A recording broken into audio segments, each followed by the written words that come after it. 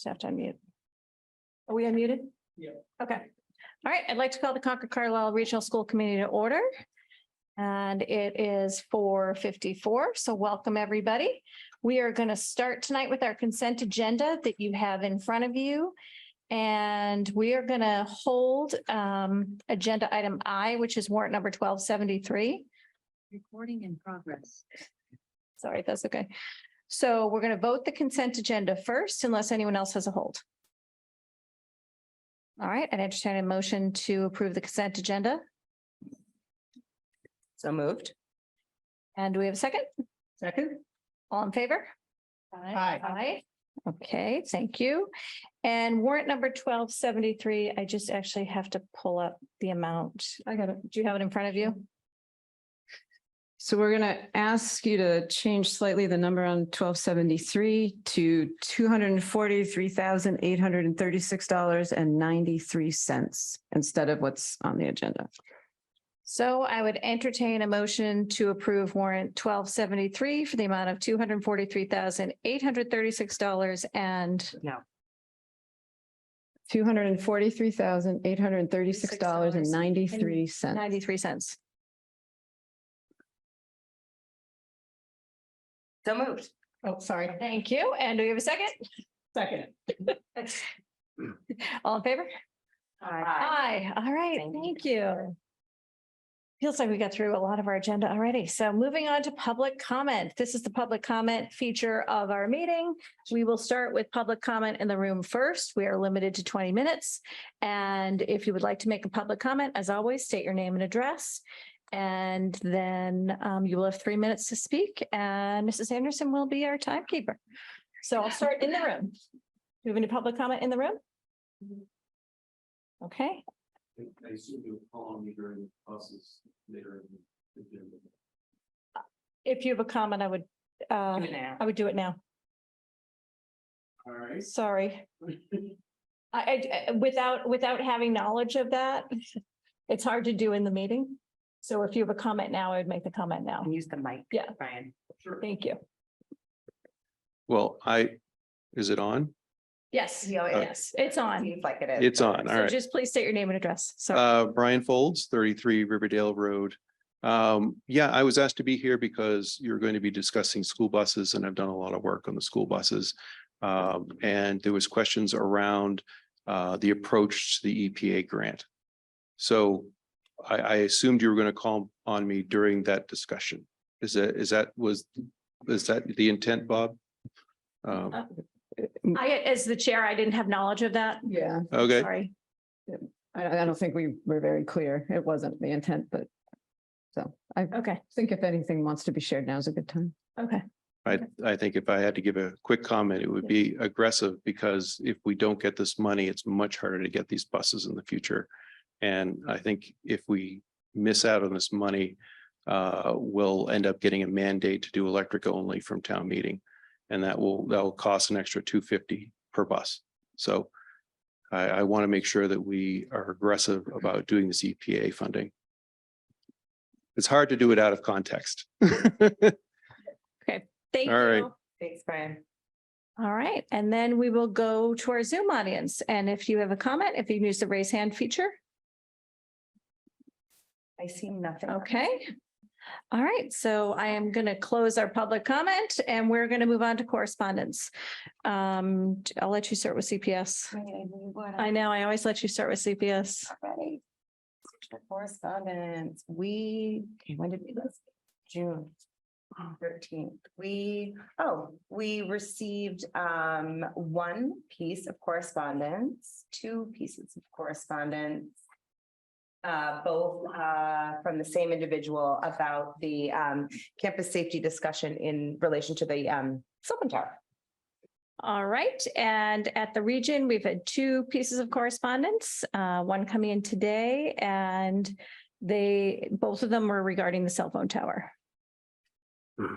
And What that's a it. segue. Yeah, so here we go, on to our campus safety discussions. Yes, We skipped some votes. Appointment to the CCAC. That's all in the Consent agenda. agenda. Agenda. Oh. sorry, that's okay. We're so efficient now with the consent agenda. I love it. Can we just acknowledge the new member of the CC? Oh, definitely.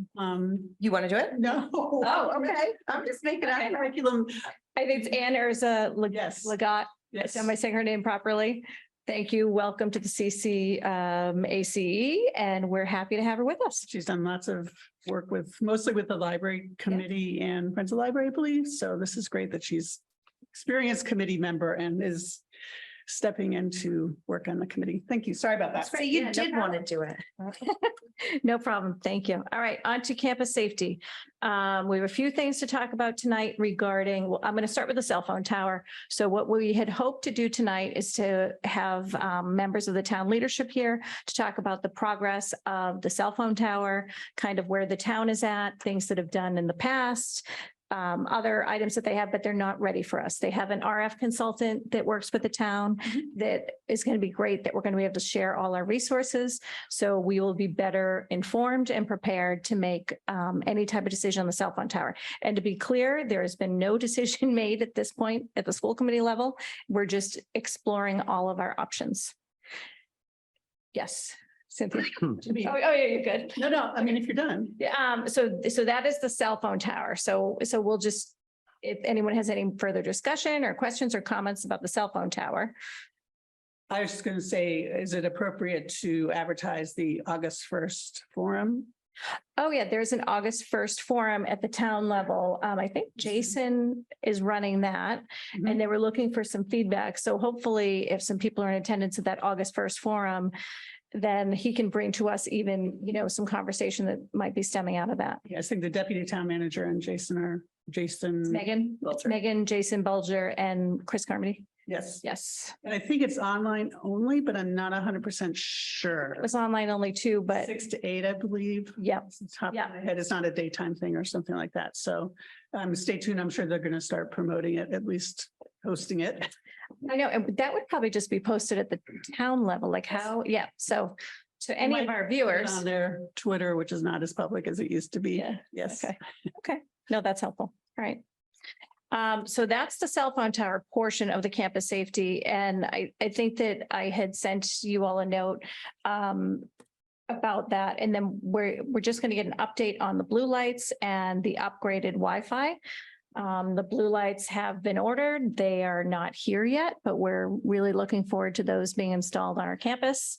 And the goal is to get those installed by the end of the summer, but of course they're not here yet. So as soon as they're ready, those will go down there, and it will have direct access to police and fire. So if there's an injury, like one that happened a couple of weeks ago at our field, they will know where to go to just push that button. So that we're looking forward to that.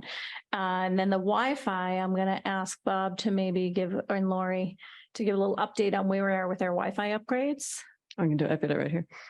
So Peter shared with us some updates earlier this week, so that we've expanded and are operational on more extensive outdoor Wi-Fi over there. So we're really excited by that. We actually found a niche in the new technologies that are out there to do that efficiently and fairly cost effectively. So we're excited to get working on that. We've added near the nurse's office, also especially outside, and one outside the main office and the cafeteria. And it was one discussion as well. There's some other discussions going on still about working towards potential phone access on the Wi-Fi. And that requires some other technology. So we're still making our way through that. So progress for sure. That's great. Yeah. And do you think all the upgrades will be ready when school starts? The goal is that. I feel like much of the theme of the update is we're a little at the mercy of the vendors and the supplies arriving. So the equipment. Okay. So we're still aiming certainly for the start of school. And the upgrades to the Wi-Fi, even if phones are on the Wi-Fi, that will have no impact to learning. Because the phones would be pointed. No, that's elsewhere. why we need this additional pieces, so that broad bandwidth isn't sufficient enough. And we can also control it enough that it's not going to impact anything else. Great. Right. Any questions or comments on that? Okay. And next up, yes, we have the shelter students transportation, the budget impact. And Alexa sent a memo to CPS, which is attached to the agenda. It includes the region and CPS, so I will turn over to Alexa and Lori Sure. to kind of. Also, I guess I'll quickly start. I think everybody has been in receipt of the memo that sort of outlines the challenge ahead and some proposed solutions. I think before I turn it over to Lori, I think our role tonight will be to sort of talk through, and this is for Karen and for Karen. I'm combining Carrie and Sharon. For Sharon and Carrie, I think, we have, or the superintendent has proposed a very, I think, cut and dry, easy solution at the region. I think CPS is significantly more complicated. So the onus of the discussion, I think, will be on CPS because lucky you all, we have a nice, easy solution to fund transporting these kids to their home districts in the regional budget. So that sort of frames where we are. And Lori, I might want to turn it over to you. So you've been in constant contact with some of our representatives. Everyone who will listen to me. Yeah, I'll start with that and then we can talk on the options a bit that we outlined. These are really the options we've outlined are the ones that we have control over. I'm continuing discussions outside of the district so that we're sure that any options are being thought through. So ongoing conversations with DESE and making sure they're hearing to the point where last week at the conference, DESE presented on homeless shelters. It was really interesting. They grabbed 5 minutes of a different topic totally when the commissioner came and made sure that the whole room of superintendents heard about the shelter process and what monies were available and they had me actually name the concern about the funding issue. So for the transportation piece, while making sure superintendents were aware of the enrollment subsidies that for kids who are, so there are 20 emergency shelters up and running and they are certainly expecting more. Representative Cataldo has been an ongoing conversation with me. Much of what is in this memo I shared, he's seen and used to build a letter that he's writing to the chair. I'm trying to think. Speaker of the House at the State House level. It sounded like he's also had some connections with the Lieutenant Governor's office, which is running point on all the shelter work. We also had some communication with the town manager here in Concord at a very high level of any ideas the town had. So I think that's a conversation to continue as well. Bottom line issue, just so we don't forget what the topic is the fronting of funds for out of district transportation to school of origin, where we cost share with the other community, and reimbursement timing. So for the funds we just spent in FY23, we will get reimbursed in June of 24. The entire 23-24 year won't come in until June of 25. So this full calendar year lag is concerning. When we looked at the numbers for this year, and you've seen these, 67, almost 8,000 at CPS and 16,000 at the region. That was just March 14th through the close of school for either us or the community they were attending. So those numbers are going to multiply significantly for a full school year. So that's the concern, is the outpouring of hundreds of thousands of dollars, especially at CPS, without reimbursements coming in for, years at a time. So we've been trying to brainstorm how we're going to manage that, since no one's offered us a solution yet. Really, the region E&D can be used for purposes like this. We can slow down and talk on that if you want to more thoroughly. Can you just talk about E&D very specifically? Like, what is E&D, and is it safe to go into it for this because the money's coming back in? Maybe just like a very high level overview of that. Yeah. So let's just say the number is 160, whatever the number, 160, we're gonna have an expenses. We would ask to use 160,000 in E&D. And then the reimbursement would come in the following year. We wouldn't budget it, and then it would just rolled to E&D. So it Okay. basically would offset to zero, Mhm. just a 1-year lag. So we're basically borrowing E&D and paying it back. Paying it back. It's reimbursement. One other point is they've kind of strongly said they're going to go to 100% on the reimbursement. I think FY 23 was mid-80s, so they progressed and they're kind of heading towards what we've been told is we're going to get 100% going forward. So, We hope. There was a little caveat on that last week with with DESI that there's a pot of money and it depends how far it has to go. So hopefully they're going to be able to address it at 100%. And E&D is really just the regional equivalent of free cash. it is, yeah. Mhm. And we're going to be close to 5% at the end of this year. Right, which is the cap. Can I ask a question? What is the schedule of payment that we give to are we paying our transportation vendors monthly, Mhm. quarterly? Monthly. Okay, Yeah, they send us a bill. so it's somewhat a cash flow issue and then it just continues to aggregate without a solution. Yes. Yes. It really is a cash flow issue.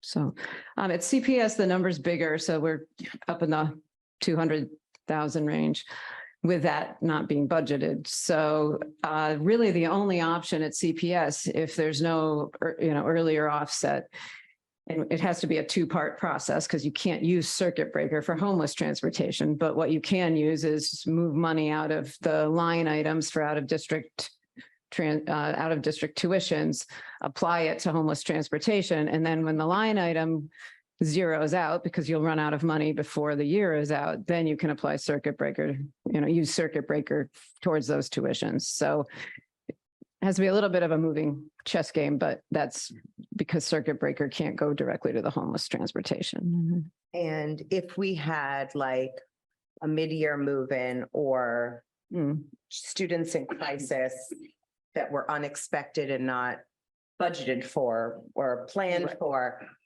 what happened? Well, so that's the concern because circuit breaker is meant to be your sped Yes. first place to go for stabilization when unexpected things happen that aren't budgeted.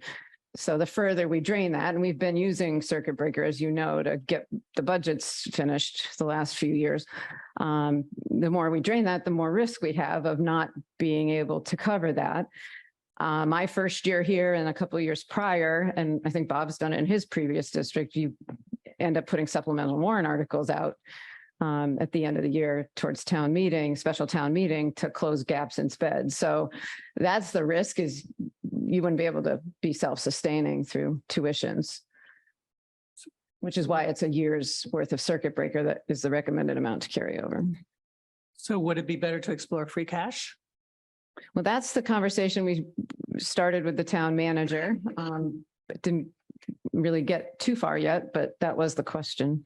Yeah, Kind of would seem to me, because it's reimbursed. right, Right. We don't have to pay as many shell games. And they, Right. Whatever Correct. Shell games. correct. But All allowable.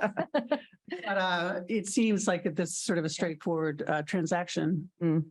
We can't always guarantee that we'll get that 100% reimbursement. Mm. But, then it becomes a vote of the FinCom. And a recommendation by you and the finance director and the town manager. We've had this for more unfortunate situations with legal fees, Mm. the town side, where they're not getting reimbursed. Yeah. So that was a much Yeah, more like, difficult Wait, conversation. when you said like there's no guarantee, like have you seen instances where the state has not fulfilled their duty? No, I'm just saying, you Oh, can never okay. say. That made me. You never nervous. say 100%. Sorry, okay. Right. I mean, Okay, got it. It looks really good. It's the law, it's a federal law. And then And they, the state is reimbursing, and a lot of other communities are depending on this reimbursement. It's just not the town of Concord region. So I think that would be, to me, a more straightforward solution if Yeah. our other people in our municipality would support it. I think they would, but and we're not looking for anything more than just having their money fronted that they're going to receive anyways. right, that's what I'm Right. saying. Right. This isn't like we're overspending. It's No, not our choice. No, Correct. it's not- It's the no. law.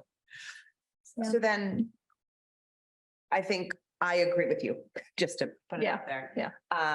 How then, what are the next steps to make that happen? I think Lori needs to have a conversation with Carrie. yeah, I can revisit. I'm not really sure who the director of finance in Concord is right now. So we did start a conversation, so I can pick that conversation back up again. Okay, and then Alright. you'll just. Make a formal as you request. Continue to have those conversations. You'll keep us updated. Mhm. I mean, the finance people know what makes the best sense. Right. That just seems to be the most simple approach, Yeah. but, and at least less stress on you guys. Yeah, I think especially where you know the money's coming back in. And I don't know the logistics of the timing on it. And we can make it clear, it's not like, it's not part of our core budget. It's a separate amount that we apply to homeless transportation. And when those costs go away, it goes way out of our base budget too. So I think I just wouldn't want FinCom to be concerned that we're trying to roll this into our budget. Well, and that's going to become a discussion if we don't kind of get a plan here, because I don't think the shelter is going to close in June. And we need a way to fund this going forward, That's expecting very it stays the same. So, the bigger districts, and I did some thinking on this while I was interacting with Representative Cataldo, and I actually got curious and pulled Boston Public Schools Yeah. homeless line. It's $50 million. So for them, they're budgeted for it. They've had chronic issues. They're much more versed in how to manage the reimbursements. For small districts where we haven't had that, there's no allocation to work from. And until the reimbursement cycle starts to flow in, you're in need. Yeah. Because also too, really, provided the numbers stay stable, it's really, we're gonna go down 400,000 because before we see a single Correct. reimbursement. Mhm. That's big bucks. Yes. Okay. And we're pretty much at capacity at the shelter right now. The shelter is at capacity. Okay. Because I was there my time is a little off, 2 weeks ago, I guess. Looks like they might have a couple rooms turning over, but I actually asked her how often she was seeing people, and she's seen 4 families leave since they opened in March, 2 of which I'm familiar with and 2 that just got placed. So Oh, wow. there's no place for them to go. Yeah. Okay. Right. Well, I'm glad that Right, I'll was easier yeah, maybe. connect with. No, And I should know this, but I don't know if anyone knows this, but what does the town carry in free cash? Do we know how much have is in to there? carry minimum, has to be above 5% and then no max. So I think they carry around 7 and I don't know the number. 7 million? No, 7%. 7% of the. Right now, they had about 8. You know, Dean? About 8 million. Okay. It's on the municipal data bank website. So Okay. say around 7, and then Carlisle's, I think, around 13, but they had a significant charge from us this year. So I'm thinking they're probably going to come down Okay, in the regional budget. okay, But we can ask the towns. okay. That's helpful. All right. All right. All right, we are going to move on to, if we have no further questions on that, no? Okay, we're going to move on to the electric bus grant, which is very exciting, I think, for all of us. It's been kind of a busy few weeks for those of us that are very involved in it. So I think how we're going to run this is Bob, Lori, Alexa, and I are going to kind of tag team and give you the kind of the story of how this came to be with us. I did send you an email. We are not writing the grant. We are part of a third-party grant writer who is writing the grant on our behalf with some other districts. So I'm going to turn it over to Bob and Lori to kind Sure. of give the story of, where it started and where we're at. Yeah, so I'll story tell for a minute, just so that all the context is clear. The federal grants, as you know, the Biden administration's put out substantial grants for electrifying bus fleets. The first round we applied was a lottery for priority is the word they're using, priority districts, which are generally urban, rural, tribal. Mhm. So we were politely declined. This is the second round of federal grants, which is not just priority or non-priority based. Everyone's entertained. We were approached by Anderson Bus, which is a vendor we are very familiar with and versed with and have worked with for a long time. They received monies in the first round with districts that they were working with and feel pretty on top of the grants. And we're very interested in submitting a second round grant, which requires a minimum of 25 buses. They had talked with a number of priority and some non-priority districts to get to the 25. They have some folks all queued up, ready to go, and they were still short of the 25. So they approached us knowing we're, a front runner in the electric bus world, having been the pilot and now up to 3 buses. So they asked what our interest was. I think partly as a non-priority district, but we get points for having been in the field and spent money on buses and going in this direction as, significantly as we have. So that's the conversation. The tricky part of all of this was that the federal grant is due August 9th. And they're trying to scramble to get it pulled together, and they need to know what the districts want to do and how many buses they're interested and able to commit to. And they are using the word commit. I guess the first round was more of a dipstick. You could put your name in and then decide if you were interested, if you got picked. The federal government is apparently being more assertive at this time, saying, if you put in and you get picked, we expect you're going to go forward. So there are a lot of moving pieces to this. I'll frontline and then I'll let others talk. Because we are a non-priority district, our reimbursement rate would be $250,000 of the $395,000 per bus, which is significant, as Brian said. It's a big gap, as also noted, versus the priority districts are 100% funded. So interesting approaches. So I think I'll stop there. Other folks have done a lot more work on the infrastructure needs and the challenges that come with that. So I'll let one of you take that. And the other districts that we would be grouped in with are in fact priority districts.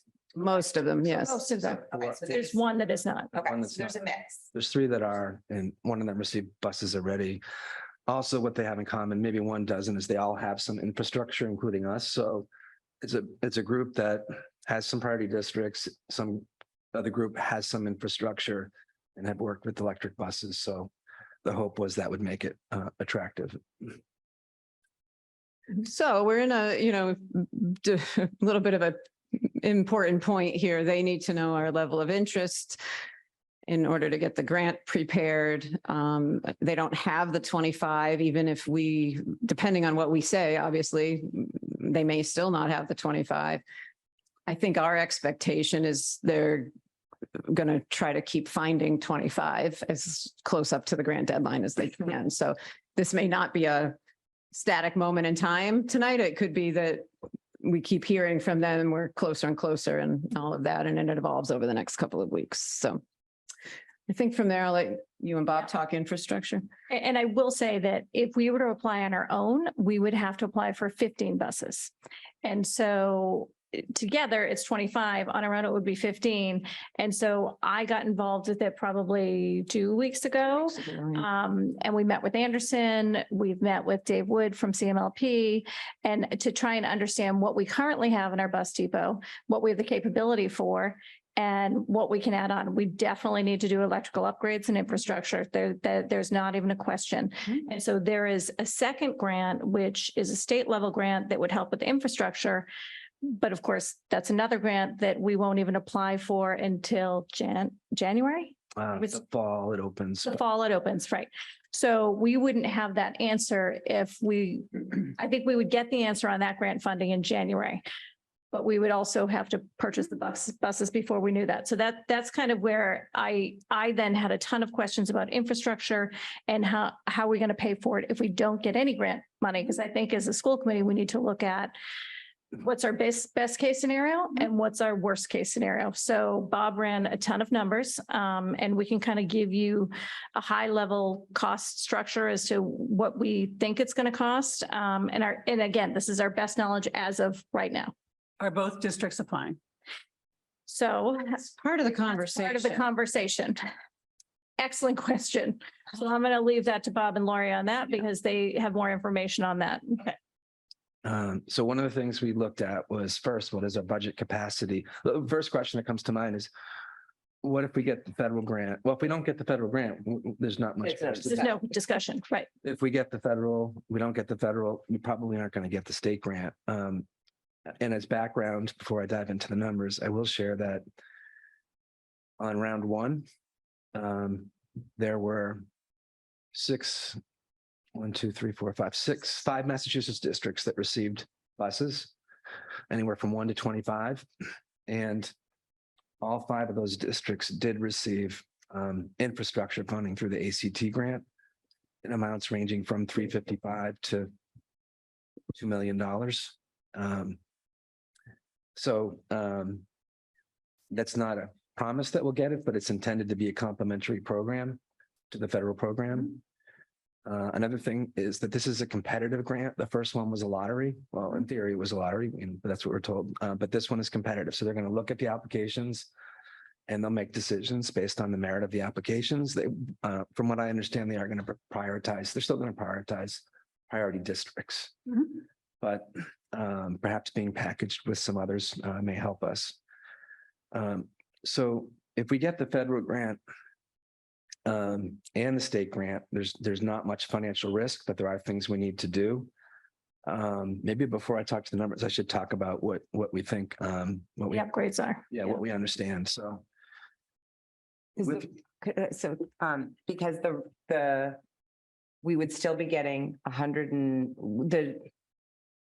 we'd still be paying 160,000 per bus for the electric bus, Yeah. but our diesel buses cost us about 140,000. Yeah. So really what we're only doing a premium of 20,000. That to me seems really good. right. That right. is It's like, that close- seems to be, close to a wash for using our existing budget capacity. Yeah, that's the intention, I believe, is that they're covering everything Yeah. short of what you would have spent on a diesel. right. Yeah. So that to me is a good thing. If you get the state grant, it can be applied to infrastructure and to the cost difference on buses. That's a positive. What we understand that we need for infrastructure is that we would be best served, or we need a kind of new electrical service to the depot to support this. Those costs could be potentially around 300,000. I think we have a capital article from a few years ago for 200,000 that was intended, I think, for this, and it's a few years later and costs are a little bit higher. I don't know, there's some question about how supply chain would work out. However, cost of 300,000 for infrastructure. And then there's chargers, and we'd have to make a decision on what type of chargers we got. There's level 3 chargers, which are faster and also can do vehicle to grid. And then there's level 2 chargers, which we currently have now and take longer to charge. And the cost difference is very significant. If we got both grants, we'd want level 3 charges across the board. I'm not sure on the state grant whether we need to say ahead of time.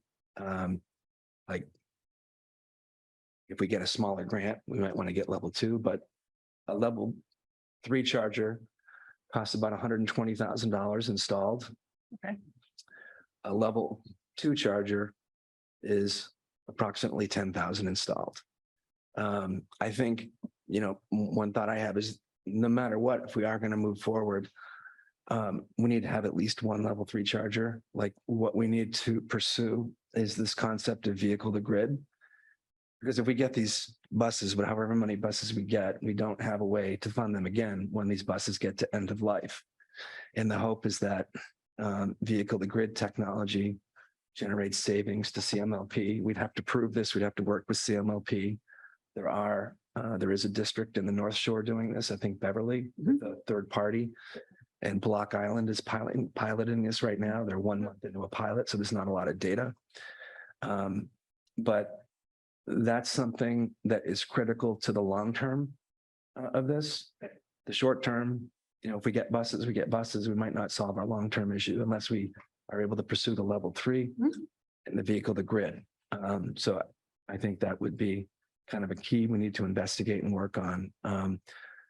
So I modeled different scenarios, but so you have an idea of what the infrastructure is: 10 for level 2, 120 for level 3.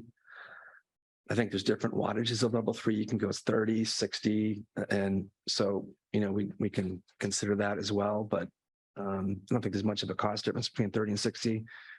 There's some logistical issues to get through. I won't go into details too, but in terms of you can charge one at a time and, working out the logistics to make sure we can charge, how many charges do we need for our buses? Which also brings the concept of design into, we would need somebody to do the electrical design at the current bus depot, which we would have to hire or outsource somebody to do that. The state has people to help you with that, but it was my understanding that we would need somebody to design that. Is that correct? I would think we would want help with this. We could Yeah. also include, we'd want to work with CMLP. We'd want to Mhm. work with, we'd want to look at the footprint of where we could fit these in the space too. It's, Yep. we don't want to consume space in the middle of the parking lot if we don't need to. So, the potential federal grant piece is 250. The state grant, the potential's up for 2.5 million. And, the one district that received a small amount that I mentioned last time did not receive the federal grant. They were the host community for this presentation of the federal grant. So I think they wanted to get some infrastructure funding first. And anyway, so that's kind of an anomaly. Most of the other districts got larger chunks of money. I think it was Quincy that got a smaller grant. So no guarantees, but the state grants did provide a healthy amount of supportive funding to the districts that received the federal grant. I will say, just in terms of performance, our transportation manager has, I don't want to get in too much into brand names and disparage companies, yeah. but I will say that our new model has performed very well. They've learned a lot. We'll leave it at that. Yeah, and it's also newer technology. So What's the new model? it's an Anderson Bluebird. So even the Bluebird, I just read, is coming out with yet another model. Yeah, Yeah. and that will It's- continue to happen. Yeah, Much, much better. I know. So So this, Technology is changing quickly. And so, with every new addition, they have it's really not improvements. going Yeah. backwards. No. this one gives us robust heating in the winter. The range of these buses on a charge is about 100 to 120. Which, so a bus can't run the elementary run and the high school run and then go do a sporting event. Like we're going to have to potentially charge during the day unless they're, if we have a bus that's just doing the elementary and then the middle of the school and they're just doing a Concord run. Otherwise, we have to factor in a way to recharge. And, we could certainly look at that. And again, that comes to the question of chargers, because if you get the level 2 charger, it's going to take 6 to 8 hours on a full charge. If you get the high speed level 3, it's not going to be as long. Right. So, the level 2 chargers are, our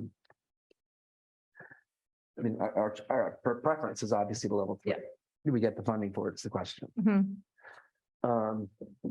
And I guess the last thing is, there's a lot more, but another key thing is there are some grant requirements. We got to try to keep the buses we have on the road. They're looking for us to take buses off the road that are running couple days a week. So, if we have a piece of junk that's not running, it's not something we can exchange. Yep.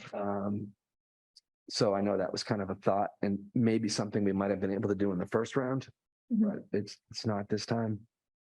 So we potentially get into 2017 model year that we would have to cycle out. And those have been run pretty well. So into the ground, I would say.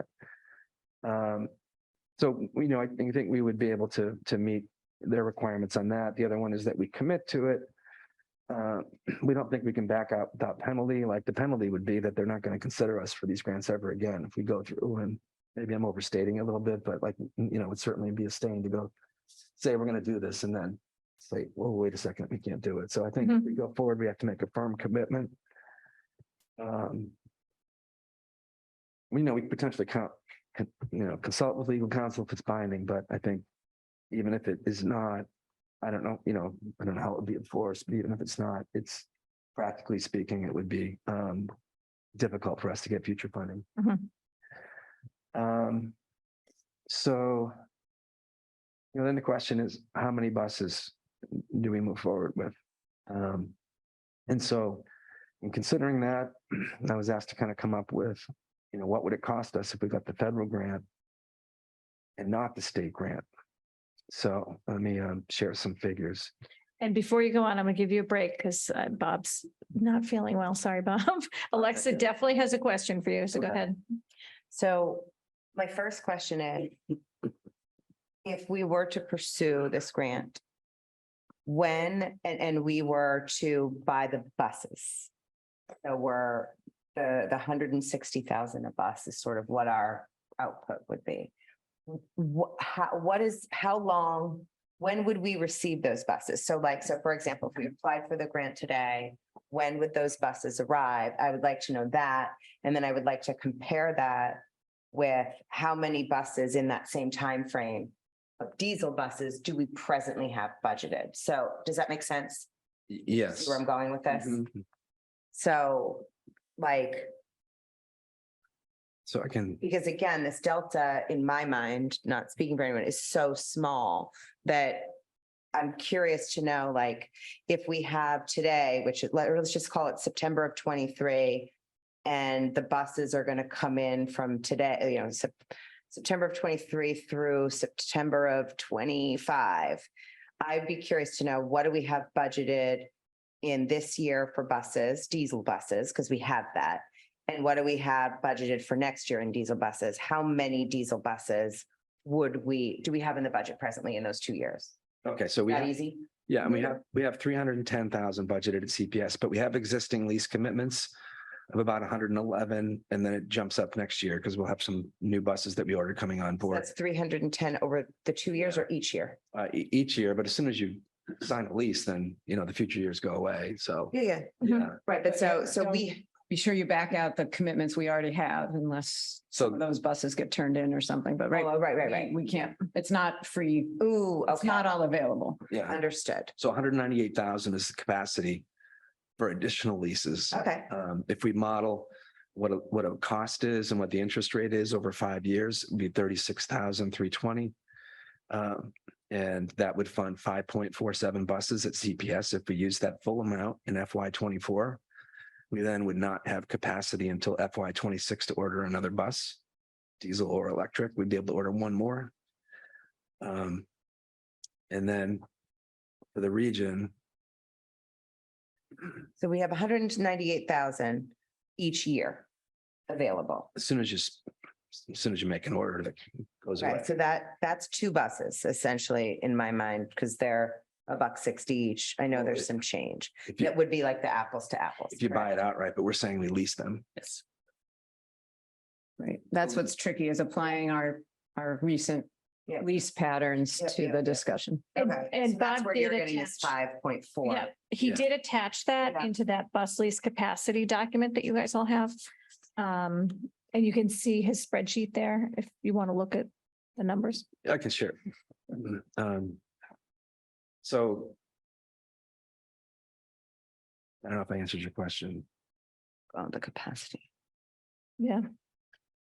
I have it open if you want to, need to look at that.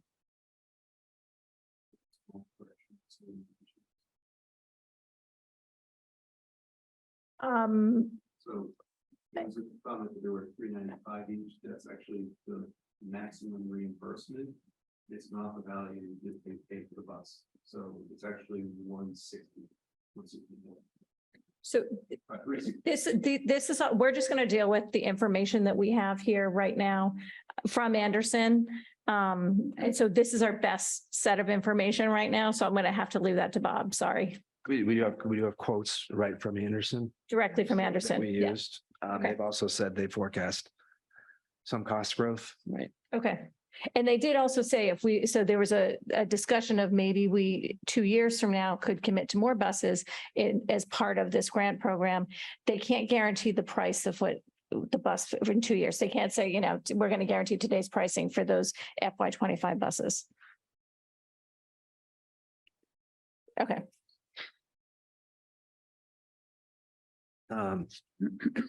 We also have the model we Well, have when you write number of buses that can be funded at 5.47, you mean with the grant money? with a lease, out of our operating budget. That's the difference. That's not the grant money.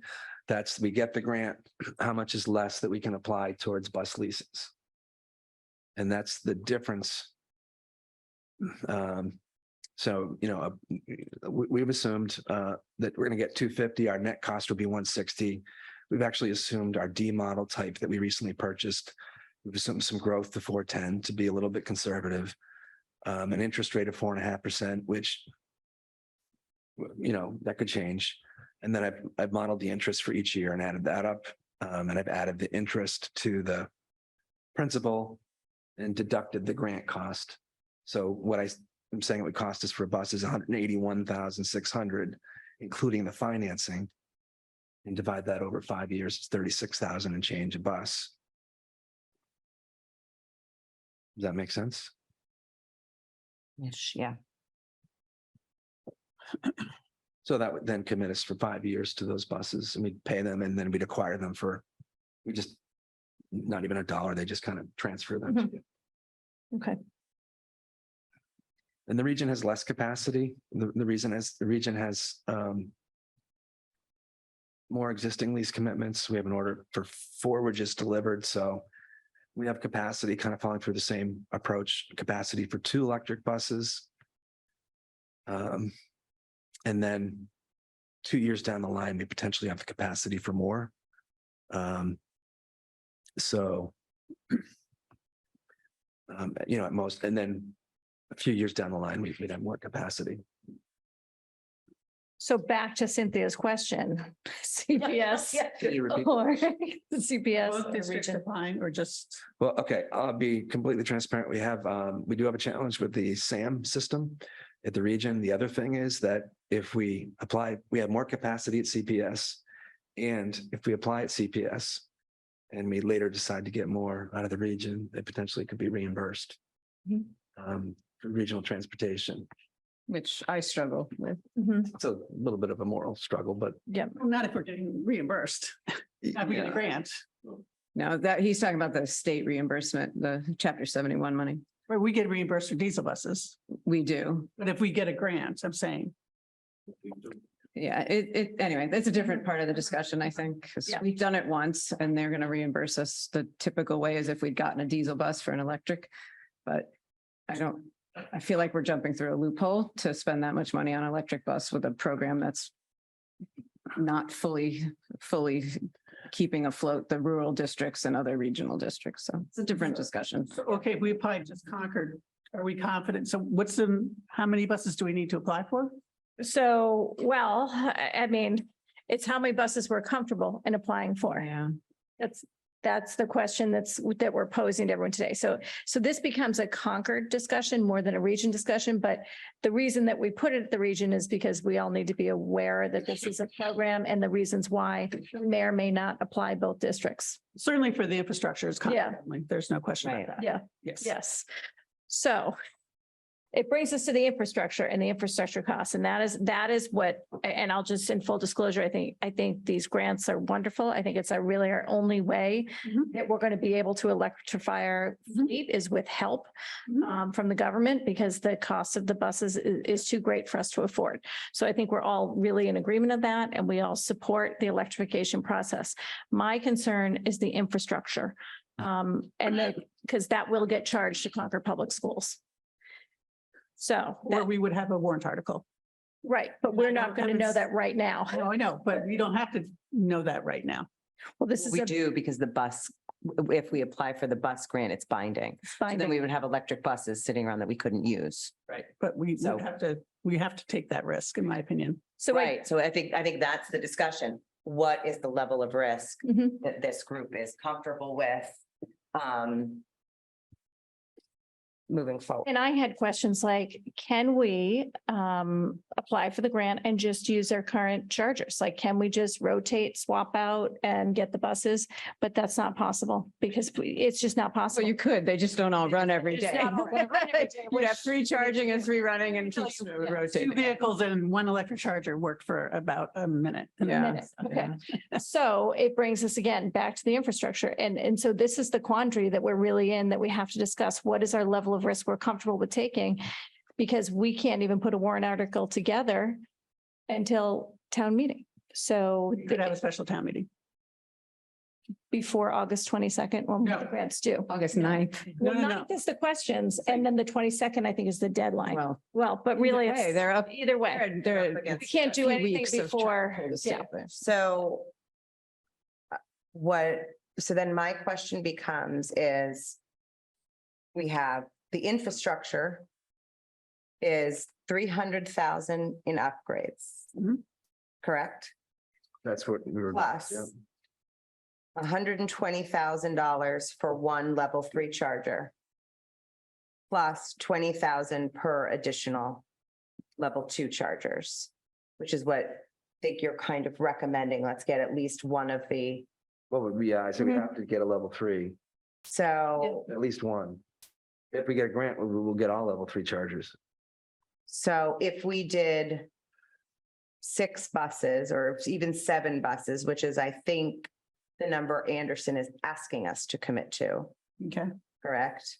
It's moved because he's got other districts that haven't fully nailed the number they're gonna put in, so But let's it's just, moved a few times. for discussion's sake, say that number is 7. Mhm. So we're at 300,000 plus 20 level 2 chargers, 6 of them, another 100, that's 120. So now we're at 420. Then we have an additional Level 3. level 3 charger at 120.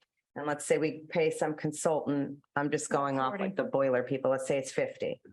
That gets us to 590. 590. Is that? Are we comfortable that that is the number? Or are there going to be other costs here? I'm only asking because I have like PTSD is a total overstatement. I see what I don't want is to what happened, have happened with the Green Communities Grant for this building, which was we applied for the grant, we got the grant, we have a party. And then we learn after the grant is awarded. Do you know about this? So we applied, the town of Concord applied for a grant to upgrade the HVAC system. Electrical. Should go to heat pumps. Yeah. In the heat pumps in preschool this building. pods. Great, we get the heat pumps, the grant is awarded, fabulous. And then what we didn't know prior to the awarding of that grant was in order to use these heat pumps, it required about almost $1 million in electrical upgrades. The heat pumps were valued at like 200,000, and then we're paying $1 million for these upgrades. So So we didn't. It's the Yes, bottom so we- line of the we didn't story. do it. So we scrapped, so we gave back the money and we didn't pursue the project. So I don't want, and in that story, we could just give back the money that had been awarded. This would be, Anderson is actually the grant recipient. So they're buying these buses. They're going to be writing that check. Then we're paying Anderson essentially. So my worry is if we weren't able to, let's say we put a warrant article out, it failed. Then we're going to have to pay Anderson. They're not going to be like, oh, yeah, we get it. Sorry, your warrant article failed. Yeah. Yeah, well, you're off the hook. They're going to come after us for this money, which I understand is like not. Where did we From get the the school system. 300,000 upgrade number from? What? Where do we get the 3? That came from Dave Wood at so Transformers, that's what I'm saying. $300,000. I do trust Yeah. Dave Wood is giving us Oh, reliable. the information. other thing that we don't have that I asked, that's the transformer, but then there's also the conduit and then it's patching of our favorite topic, the parking lot. Wherever you have to dig up to lay it, you're Mhm. going to have to repave that. So we do not have that number. That's not just the transformer, that's, Let's say it's 700. It's the other, yeah. that's intended to be most of the infrastructure. If we have to dig up the pavement, it's a different issue. We'd have to. That's additional. We want to try to organize it in a way that we're not digging up Yeah. pavement. Yeah. Okay, so let's just add 100,000 to it, just in case. to be I don't know. safe. I don't know. So then we're talking about 700,000. So We have 200 from the town. So What's- then you're gonna take away that 200. what do you mean 200 from? We have 200 200,000 already sitting from the there. warrant article a The few warrant years article. ago. Okay, so for $500,000. To Brian's credit, he was way ahead of some of this discussion. So we got $500,000 that we're gonna sort of have to commit to. My question is, would we, You're saying in case we do not get the grant? in case we don't Yes. get the state grant, which we Yes. won't know by the time we have to commit to. To the It buses. isn't like a 50-50. It looks good. I don't I don't know. Okay, We are not if we were a priority district, I'd say it looks great, I mean, and if you're a priority district, you really don't have any risk because you're getting your buses for free and you're going to get the infrastructure, okay. right? Like, but where we're not a priority district, I don't know that we can make that assumption. And I don't think anyone can actually, no one can answer that question for us. We can try to make our application as appealing as possible, but we don't have the control of the Okay, funds. So but- like, we can say we're happy to share information with other people, but ultimately, we don't know for sure. Mhm. We just know. So, but it still remains, we got $500,000 here. Yep. Can we, and I know, again, this is all out of order. Then I think about the $900,000 in capital monies that were allocated annually. Which we'll talk about later. Which we'll talk about Well, later. right, which now longer is no longer guaranteed, like, so if that were in place. And we could say, we'll spend 250 of the 900,000 this This year, year, yeah. 250 next year, I could be comfortable, but again, this is so nonlinear. I don't feel like we have that guarantee today from where I sit in the conversations that I'm hearing, so that further makes me uncomfortable. And so again, if the committee wants to, have a discussion about it tonight, says that's, we're not going to touch that. We think it's an important part of maintaining our infrastructure in our schools. Then, I would say we could re-adjourn at 10 o'clock tonight and have this discussion. In the absence of that, it's still $500,000. And I recognize, to me, $500,000 isn't the end of the world. However, we just saw in April, $500,000 is the end of the world for the Finance Committee. So I don't think we can pick and choose and say, well, $500,000 is no big deal here, but it's a big deal in a different place because Mhm. it's been established by, This is capital. I understand that, but money is still money. And I understand that it's paid through different vehicles and mechanisms, but it's still, And we're going to have to make choices if we're going to defer something and use capital on buses versus maintaining our buildings. So, well, yeah, so go on, Cynthia, sorry. so we don't have a vote, right? So how are we going to get this conversation concluded? Superintendent has a recommendation. Sure. We've done all this for a couple of weeks now and, I've been in and out a little with some family stuff, but to not pursue something here is just really a travesty. I think it's never going to get better than this. To pursue a huge amount that the risk is really big and the number feels like we're going to all be up at night. That is where my comfort got a little off track. So I landed, somewhere in the middle. And I think Bob and I have talked, 3 seems like a nice number that you're taking advantage of the grant, but the risks to, some of the numbers you just named, we can probably manage those risks over time. It's not all at once. And we know we have 200,000. We know we've got some operating budget money, the other things we've all talked about. So I feel like 3 is a healthy place to be. So that total would change things to a total Mhm. infrastructure output of 510,000 less the existing 2. That brings us to 310,000. I'm not sure I see your math. I was back at the 500. I think we're at 500. You would say- Oh, no, but then, no, but it's minus the 2. So we have 300,000 and It was, you were at 700 minus the 2, the project. no, because that was assuming we're doing 7 buses. Oh, okay. Now we're Oh, going okay, down okay, you're to taking 3 out- buses. okay, So I'm with taking you. out the chargers. Taking out 80,000. 120. Oh, well, yeah, and then I didn't add this 100. Okay, so yeah, so now you're 6. You're It's really not pissed that about, you're 410, you're 410, because I added that extra 100 in there. So we're. at But what about will put 4. us, I'm concerned, what will put us over the finish line to get the grant through? Like, It's really not clear right now. We talked to Jim earlier today. He's got another district that if they agree and commit to the numbers they've been talking about, he's at 25 if we have 3. If they come up short of that, then we're not there. So it's a moving target still, unfortunately. I mean, if like 4 does it, I hope that we would do that.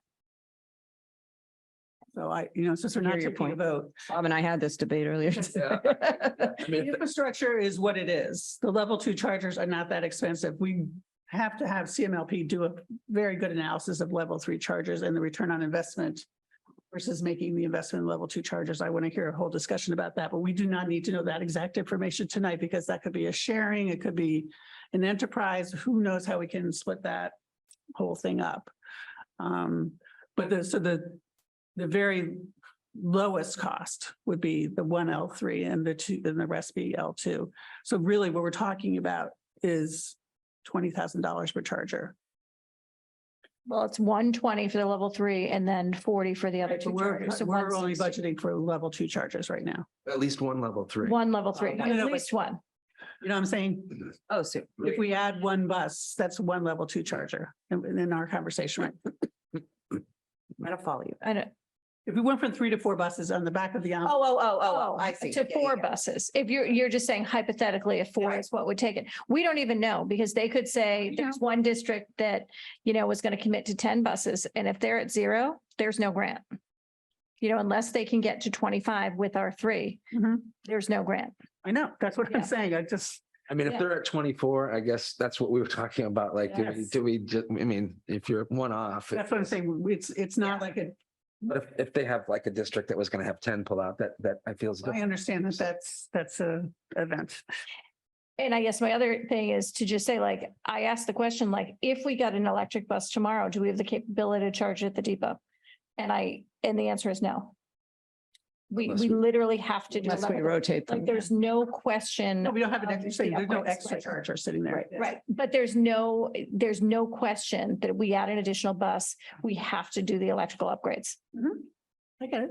One thing about the infrastructure that's a little bit different than Ripley is that we don't have to change the wiring and things like that. It's a new service that comes Yes. in that works directly with the chargers. So it's less complicated in terms of having to we don't have to refit a building.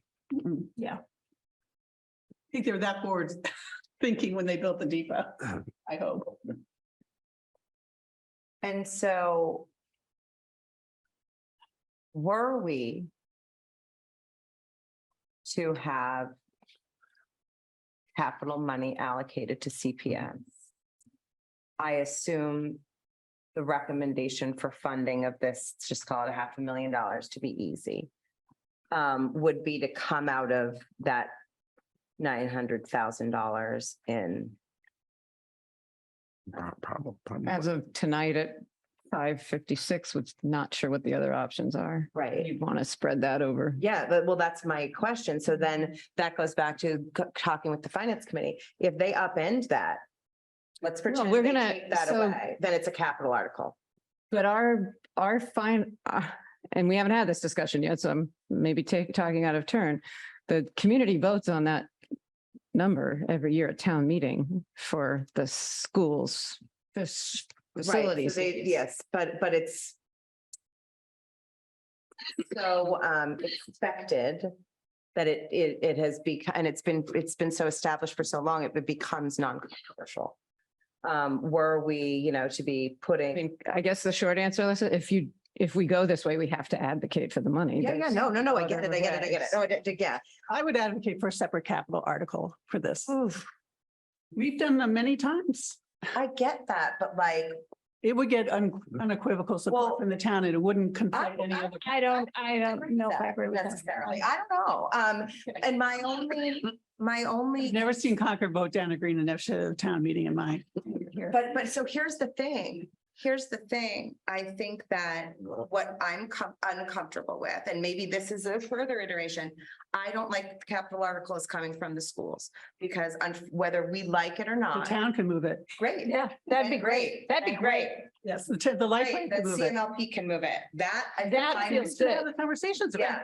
Yeah, yeah, that I feel much more comfortable with because I feel like. It's not our building at the end of the day. Right. Okay, then that's the best part of this conversation we've had, in my mind. And so we can. That is wonderful. If that were. That's what I was always thinking. Oh, okay, marvelous. Okay, that was not clear to me. To me, that it felt like the onus is on us. I just don't want to. I don't want to further perpetuate the narrative that's been established in the last however many months that the schools are overspending, the schools are doing all of this capital work to the detriment of the town. I don't want to do anything that further perpetuates that narrative. I think And this would, yeah, actually, I think it's a win-win-win for. all sure. of us. And again, so again, if we can pursue that as an option, Okay. I think that's great. And I just mention one other thing. These are supposed to be in service by January of 2026. So if we had got to get time. another capital article, well, we don't have much because we'd have to get the article approved and then CMLP would need time to order a transformer. Yep. I don't know if the charger, I'm Lead time. skeptical they're going to hold people to that, given the supply chain issues on the buses and the transformers. right? I'm skeptical. To be a capital article. We waited almost a year for the last electric bus.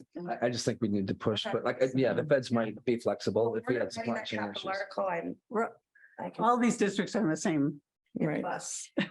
They definitely are. And then it brings me to, Anderson can't get 25 from multiple districts. And I think that all districts are running into the same Yeah. questions that we have. Yeah. And I guess there's one thing, a point of clarification. When you said something about the operating budget, I guess my feeling is that I would not want any of this to come out of the operating No, budget. The transportation line of the operating. budget. Okay, Yeah, so the buses, we the are. buses. Well, not to compete with education, I will not. Exactly, support exactly. So that would be the one thing that I think we always, as a school committee, need to keep our eyes on, is that this is totally separate from our Well, operating it's already budget. coming out, as you said, Yeah. we have these things budgeted. The premium is so little on the diesel bus, 104, and the electric was 140 versus 160. That to me is such a non-discussion, that premium is so small. It's the morally right thing to do. I think I think we're all aligned with that. If we can somehow take a capital article off of our hands. I'm getting a thumbs up over there from my friend. Is that a thumbs? Anyway, that helps me to conclude this discussion and feel really comfortable with Mhm, this. I think Personally, we get a that's- lot of community support. I really do. I understand the concern about It's our using our capital. that Yes. We should be. Yeah, and it's using- all the same capital, but it's just the optics and the perception and. It's a little different. We need to support our facilities and we need, so. Oh, sorry. I just meant like it's all coming from the same 18,000 of us here living in Concord. It's all coming from the same. But we hope at the end of the day that we will get the grant. The state And one, right? Yeah, absolutely. so it isn't a guarantee that we're to have a, fine $600,000 or Right. $500,000. Oh, yeah, 100%. Right. So. We really hope we're going to get that state grant. Yes. Yeah. There's 200,000 also in the. Not to make things really a lot more confusing, if we were to get the grant, could we do more electrical? Could we buy more chargers so that we would be ready to Upgrade. receive more? Because like the way we're doing it right now is like so piecemeal. We buy a month, we buy the charger. Like, if we were to get that grant, or could we apply for that grant in such a way that we asked for more than what we're currently set to receive? So So to that. me, there's a lot of part two discussions. Right, and right, information. definitely. So I think if we're ready to go ahead, and we're not voting, so. there's- What, Brian? Other communities have done, they've used the Act Bus program to get more chargers in their buses. So, and I will say, we had a conversation with Dave where he actually said that he's like, if you're going to lay pipe down, make sure you lay the right pipe down to support the level 3 charger. So, we would definitely do that like that. And I guess now my question on the second grant is, do we apply or does Anderson apply? Oh, I think we do. I'm pretty sure. We do, the districts do. Okay, so it's not tied to No, a certain number. I mean, It's we'd just, I yeah, have to research that, but Yeah. Okay. I'm not 100% That's certain. part two. okay. That's part 2. Okay, so I think what we're all saying is that $500,000 to the group of us here. And I think it's just, even if we're not voting on it, I think it's important to say it so that we're accountable for it. We're saying that about $500,000 we believe is acceptable risk to put on the taxpayer. And I'll start by saying, I am comfortable with that amount of money. And another thing I'll say is it's an investment for the future. Like we're not going to do another 300,000 to put in a 5th or 6th bus. like this is going to be an investment in upgrading the infrastructure for our electric buses to charge, I hope. But maybe I'll get more information on that later. This enables us to test the theory of vehicle to grid. Right. See if we have a mechanism to fund our buses in the future. Like if we do, we would just buy another charger and get rid of the level 2 and Okay, Okay, I do, because I do think we need to be responsible for it, not you two. That's why we're having this conversation, because Yeah. we weren't going to decide this by ourselves. And we're not taking a vote, which is a little bit weird, but that's okay. Well, the reason we didn't put the vote on was because, and so we can add a vote. We are well within our rights to do that with open meeting law and all of the Roberts rules and all that. Should we decide to, and I think perhaps we can easily add a vote, we can entertain a motion to vote. I think we didn't do it because we knew that the conversation might evolve to multi-districts. And also we were waiting on Anderson to determine whether or not they even had enough participation. That, as to Lori's point, it's been changing hour by hour, day by day. So it seems like today, we're in all of these, where everything is sort of aligning that we might go forward. So to your point, if it might make sense, we can certainly take a vote. I would entertain a motion to approve and authorize the administration to move forward. I'll just. I can't do that. You can. No, I would, well, I would also have to say, I really wish we were having a conversation with FinCom around this, because I do think that is an important piece of it. I just want to be respectful of the fact that we want to stay within guidelines. We realize that this is a capital article, yes, but it also involves the schools. And so I just want to be very clear that, there was tension at the CPS level in the spring that I felt uncomfortable with. And I just want to, I can definitely support this. I think electrification is the way to go. Absolutely. But I do have just a little bit of hesitation still, because there is a little bit of risk involved if we don't get that grant. And I just have to say that. So I feel like I'm going on record as saying that. Yeah. And again, if this were 7 figures of risk, I would be with you.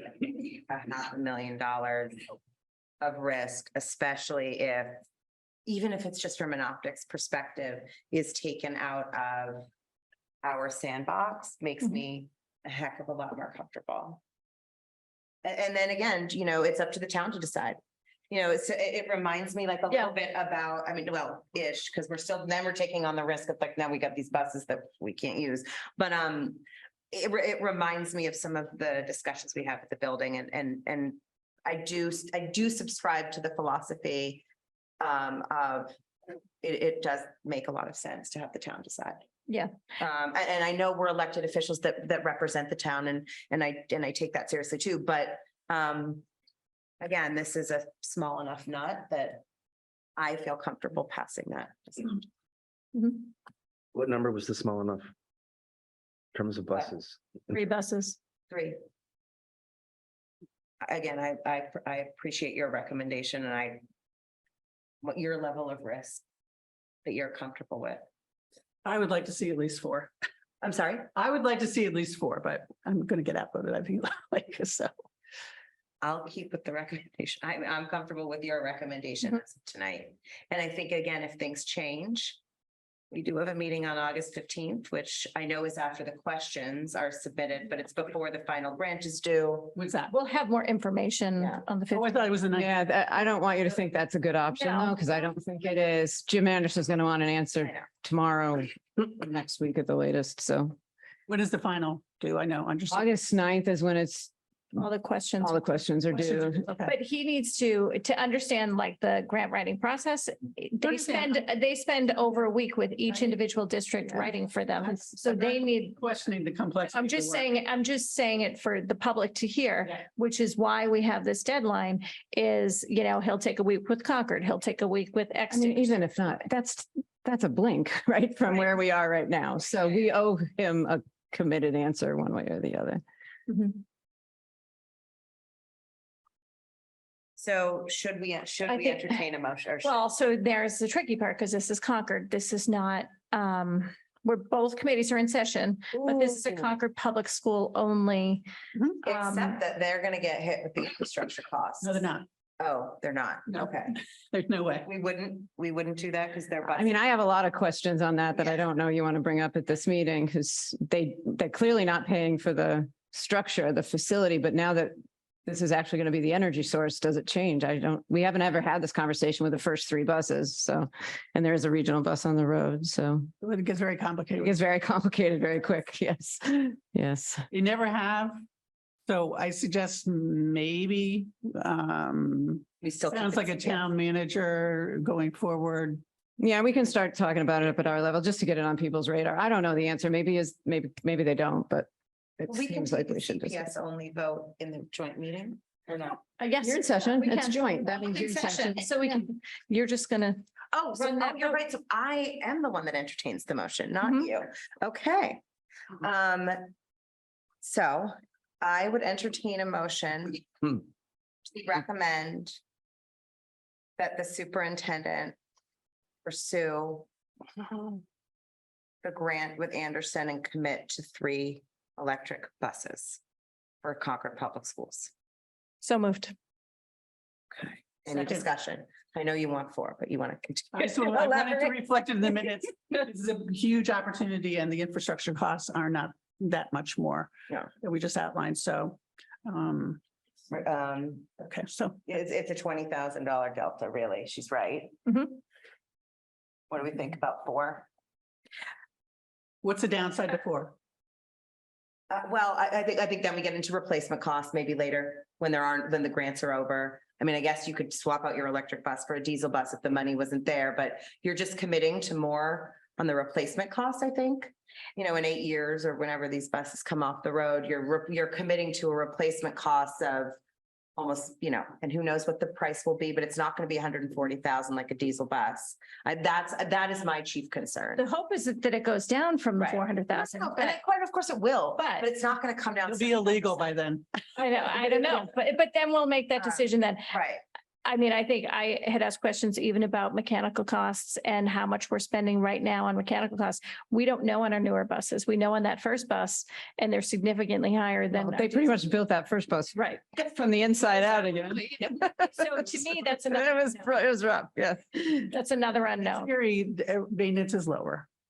And our people are top-notch electric bus, like we're Yeah, you supporting have other to- districts that's because my- And we haven't said the most important thing. They're healthy for our students and our drivers. These buses, as much as we try to pretend they're not healthy. They're diesel buses.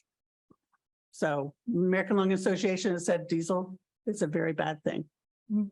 So, this is for our kids and for, our bus drivers. So I just think it's really important to think about that. Any other discussion on 3 versus 4? I'm still at 3.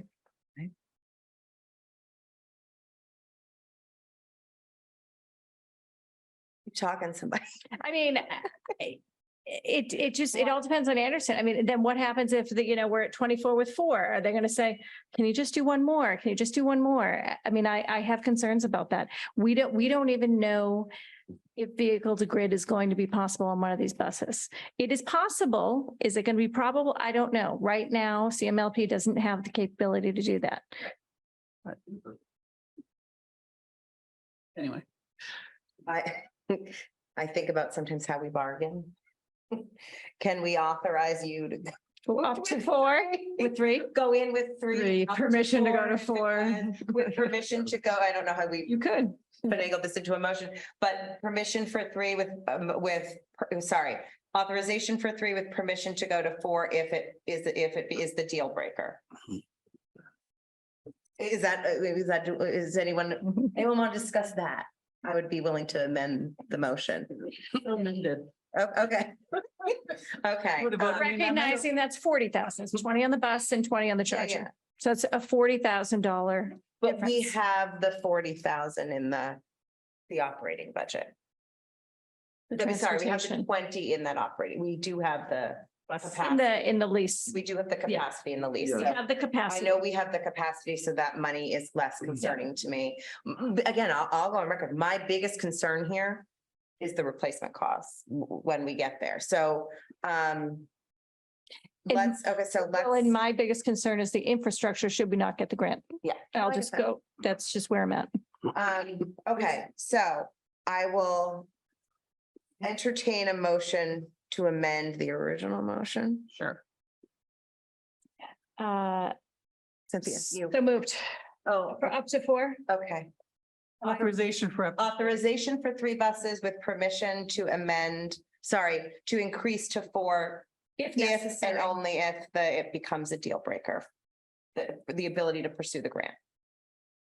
Okay, any more discussion on our amendment? I would just say, please don't show our hand, though. Let's find out what they have. Hoping Jim's not watching the meeting. Oh, well, that's it. Okay, I will take we don't have to roll call. All in favor? Aye. Aye. Aye. It's around negative. Okay, great. No, we have like we can still. We still have, okay. Thank you all. Guys, that was like And a good discussion. And thank you to Sharon and Carrie for really entertaining a CPS meeting within our regional meeting, but it will. I want to take we- this back to Jim and your town manager and say that might be coming. Yeah, Because Just a discussion of it without knowing the outcome. of course, we're going to charge for the charging of the buses the same as we charge you all for the fuel. So, right? Maybe it's that simple. yeah. So you can just inform them of kind of where we're at with our grant, and Concord is applying for, well, Concord is not applying. A third party is applying for us on behalf of Concord, not in the region. We'll be applying for the grants for the. The infrastructure grant will be. Yes. Concord will be applying. We're for getting it. We're getting it. Okay. Next. Oh, that was And I exhausting. just have to say, thank you so much to Bob and to Lori and to Anderson and to CMLP. This has been And John Arena. and an education. And it is an incredible amount of data and whatnot to synthesize. This is really complicated stuff. And, I think we're all in support of it, provided that the map is there. And the other thing I'd add, we all wished we had more time. Yes, We all Timeline wish. was not up to us. good point. And I'm actually glad that this is over the summer, because maybe we had a little bit more flexibility for A people. little to more learn about it. bandwidth. A little bit more bandwidth to learn, yeah. Learn about it. Yeah. So, and it was a quick time period to begin with. I mean, it only opened in May, so this Yeah. is not like it's been out there forever. Or late May. at that. Yes. So. Yes. Okay. So we're going to move on to our policy and budget workshops. And as you saw in the agenda overview, we are looking towards having policy and budget workshops this year in the school committee meeting. So we're hoping to have it maybe the 5 o'clock hour, so that all of our committee members can come to budget meetings, can come to policy meetings, and we need a quorum.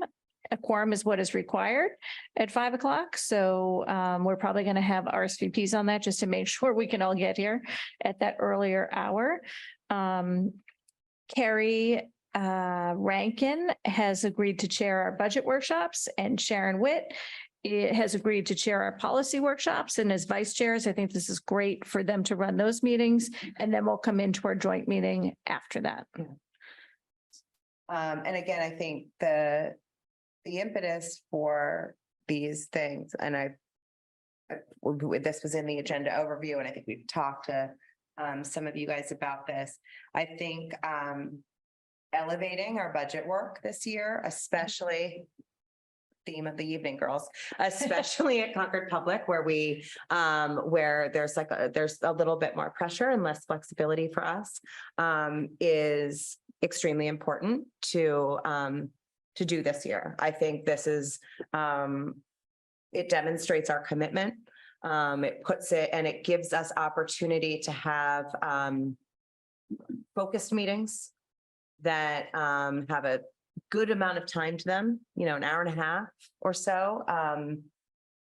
We will be able to work through things in more detail. And again, as Tracy said, I think having the vice chairs run these meetings is a good, part of what we do, or what we do here is in the vice chair role is to cultivate leadership. So. Yeah, I mean, Alex, I might even add to that, Yeah. like, it's a great opportunity for Carlisle to come over and listen more, because the pressures at the region are coming.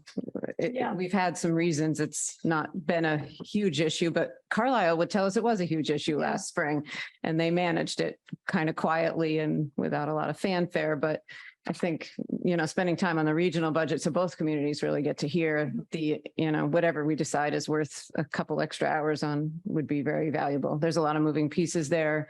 Enrollment's going to shift. Again, Carlisle's got a little blip, and then Concord's going to get a swing. So there's lots to talk on at the region. I just want to be sure Carlisle sees value, I think, in the discussions. Definitely.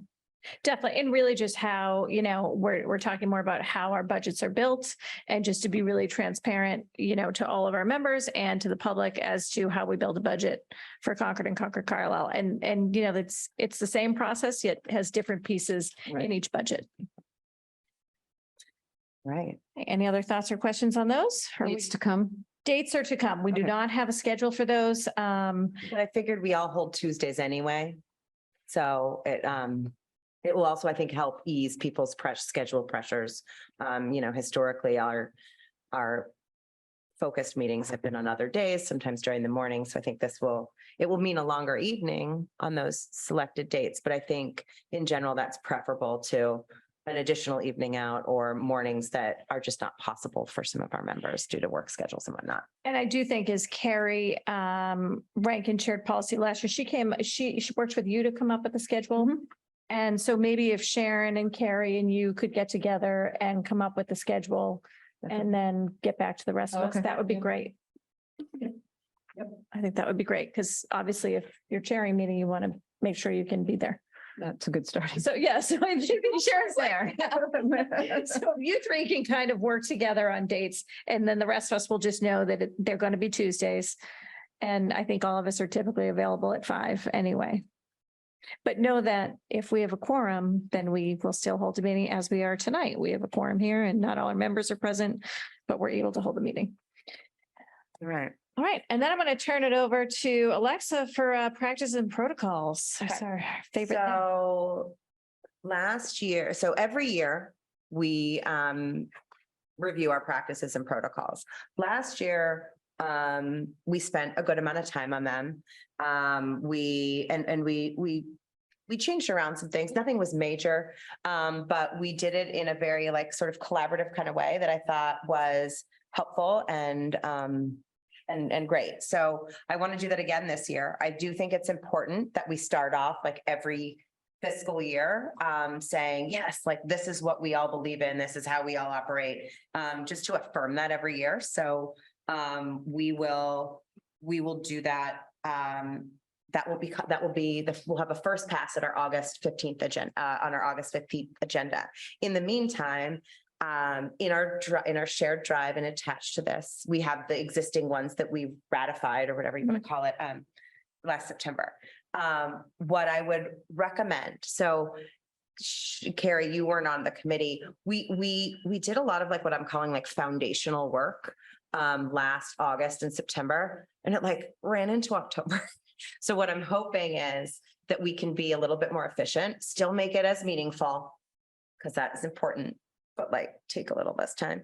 So why I put it on today's agenda is to ask everybody to look at the practices and protocols. And if you have suggestions for something we've missed, a new thing to add, or you don't think something makes sense, you come to our August 15th meeting with those recommendations in hand. And I would even further suggest, because this is sort of my baby, email them to me if you want. I can aggregate them so that if that might be help with anonymity. I don't know if that's a big deal for anybody, but if everybody wants actually to email any suggestions or edits to me, I can then aggregate them and we can talk about them together on August 15th. Any questions? Thoughts, ideas? No. And I guess, the only thing I will say, this electric bus grant brought me thinking about our practice and our protocols. We were getting you information very late. That is not our typical practice. We like to give people enough time to really get everything to be able to digest it before the meeting. So to the best extent possible, we will do that, but I recognize that some of the things were coming out late. And then I had sent you an email this afternoon.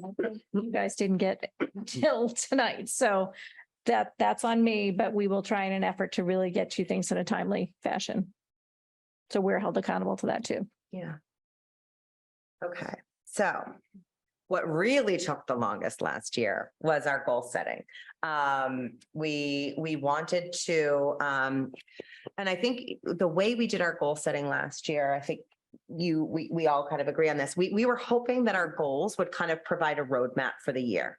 So that the administration, these guys could almost see what our priorities were. And then we worked collaboratively, school committee with the admin, to determine what were the best things for us to see on our agendas. We talked about things we prioritized, whether it was, teen mental health or, dyslexia curriculum, whatever those things were, they all showed up on our goals. And the way we sort of did them was sort of topically. We want to hear, about the things I just sort of said. What I think could be more interesting for this year would help these guys take less of a guessing game as to what we mean when we say we want to know about teen mental health. I mean, like, what is that? So what I'm hoping that we can do, and this will intersect with our goal setting, is that we can come up with much more clear articulation of what we're actually seeking information wise from our professionals. These guys are so incredible. Their wealth of knowledge is extensive. I think we owe it to them, and we owe it to our constituents. We owe it to ourselves. We owe it to everybody to be a little bit more specific about what we're looking for. So I think you guys all got in the agenda overview, believe me, like my 20-minute attempt at like a sample of a report request. I kind of threw it together, but what I'm hoping is that prior to August 15th, all 9 of us can come, and no pressure, but like with 1 to 3 report requests that we'd be looking for. In the report request, my only ask would be that each report request would be limited to 10 questions. We're not in the business of overwhelming anybody, or making presentations that are too long, or, that sometimes prompt more questions than they answer. So, ideally what we would do is we would have a topic. We would ask very specifically what we want to know about that topic in the form of questions.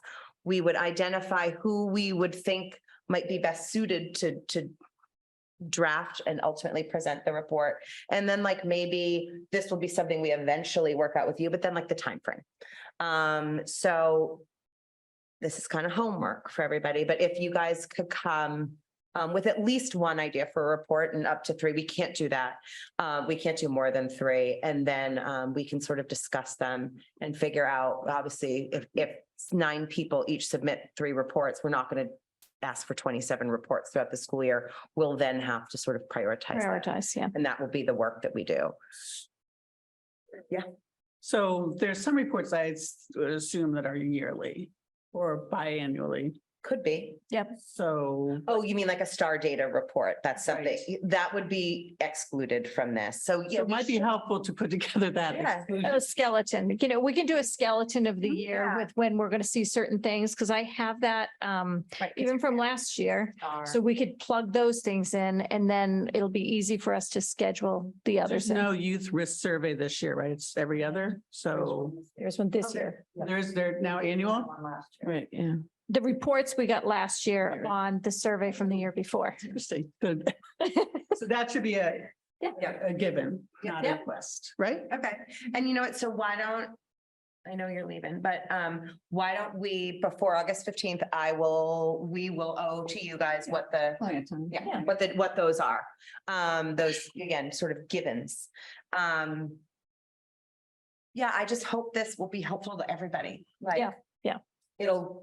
It'll take a presentation that you just don't know. So you throw everything in it. It'll be just a little bit more specific. I think it will help with our meeting efficiency. It'll help with you guys maybe curating your work. And And I Realizing should it. say, you know, as I did get from a teacher at a parent conference, like economy in writing is also okay. And so if you only have 3 questions on something, that's fine too. It's up to 10. yeah, But if you're like, okay, I really want to hear about, I don't know, you know, middle school science, and I have a few questions on that. That's a terrible example because, you know, we're a regional committee, or I really want to hear about this one thing. You might only have a few questions about, it, and that's okay. We just really want to know what you want to hear about. That's probably the most important piece. and then I think too, those reports will then help us sort of define what our goals are. We can kind of put them into buckets and say, hey, this is what we're prioritizing this year. And here are the reports that we're going to submit on behalf of those goals. And we'll sort of we'll move from there. I think really we're trying to evolve and become better. And I think we got a little bit better past year. Now we need to continue to evolve and get better again. Mhm. And I'm hoping, and this is an experiment, I admit it. Maybe it'll be awful. I think it won't be. I think it's going to maybe be helpful for everybody on both sides of the table. So, yeah. So bring those reports. Which this is not on the agenda. So the reports, we want that by August 1st. Oh, good. And then we have something else that our evaluation, our school committee evaluation. That I is submitted mine. also, I have not submitted mine yet, but it's a reminder to myself to do it. The due date is August 1st. August 1st. So that, So there's a link. He has the Yeah. 2 weeks to authorize it. So, I kind of lost sight of that this week. I'm like, oh, I got to remember that. So I figured that kind of goes along with our goal setting and just, you know, where you're kind of at. We will ask Sarah to do it Yep. for last got it. year. She's got it. Carrie Patel, you were exempt for this year, which is great. I'm sure you're doing Carlisle, so you only have to do one. And that closes out goals, right? You have anything yeah, else I on think that? that's it. Does everybody, does anyone have questions? Does it make sense to anybody? Anyone have comments, thoughts? No. Okay, great. And last, this agenda item is really, really quick, and we're going to have a little break after this for anyone that's watching. But our mental health forum, Dr. Hunter has worked with Mrs. Anderson on a date. October 3rd. And do we have a location for that? No, No. we will. Okay. At your pleasure. Right. Great. So, but it will be an in-person mental health forum. Okay, well, probably hybrid option or no hybrid option? No, No, I. would No, I think prefer in not. person I think only. The topic it's, yeah, I should, think live. I'd really like that to be live. Okay, so we'll have more details to come on that, but really, if you could hold the date of October 3rd for the mental health forum. Okay, So we don't adjourn, actually. We we're just not take a going to pause. adjourn. We're going to take a pause for our viewing audience with us. The finance committee will join us at 7. We actually moved up our meeting a half an I thought hour. this was going to be such a longer, but we're back. We would have done it. We could have done it. We could have started. Yeah, we could have We need a started break anyway. It's nice to have a break. So we will see our viewing audience at 7. And I would ask our friends at Minuteman to mute us, and thank you, everybody. We'll see you in a bit.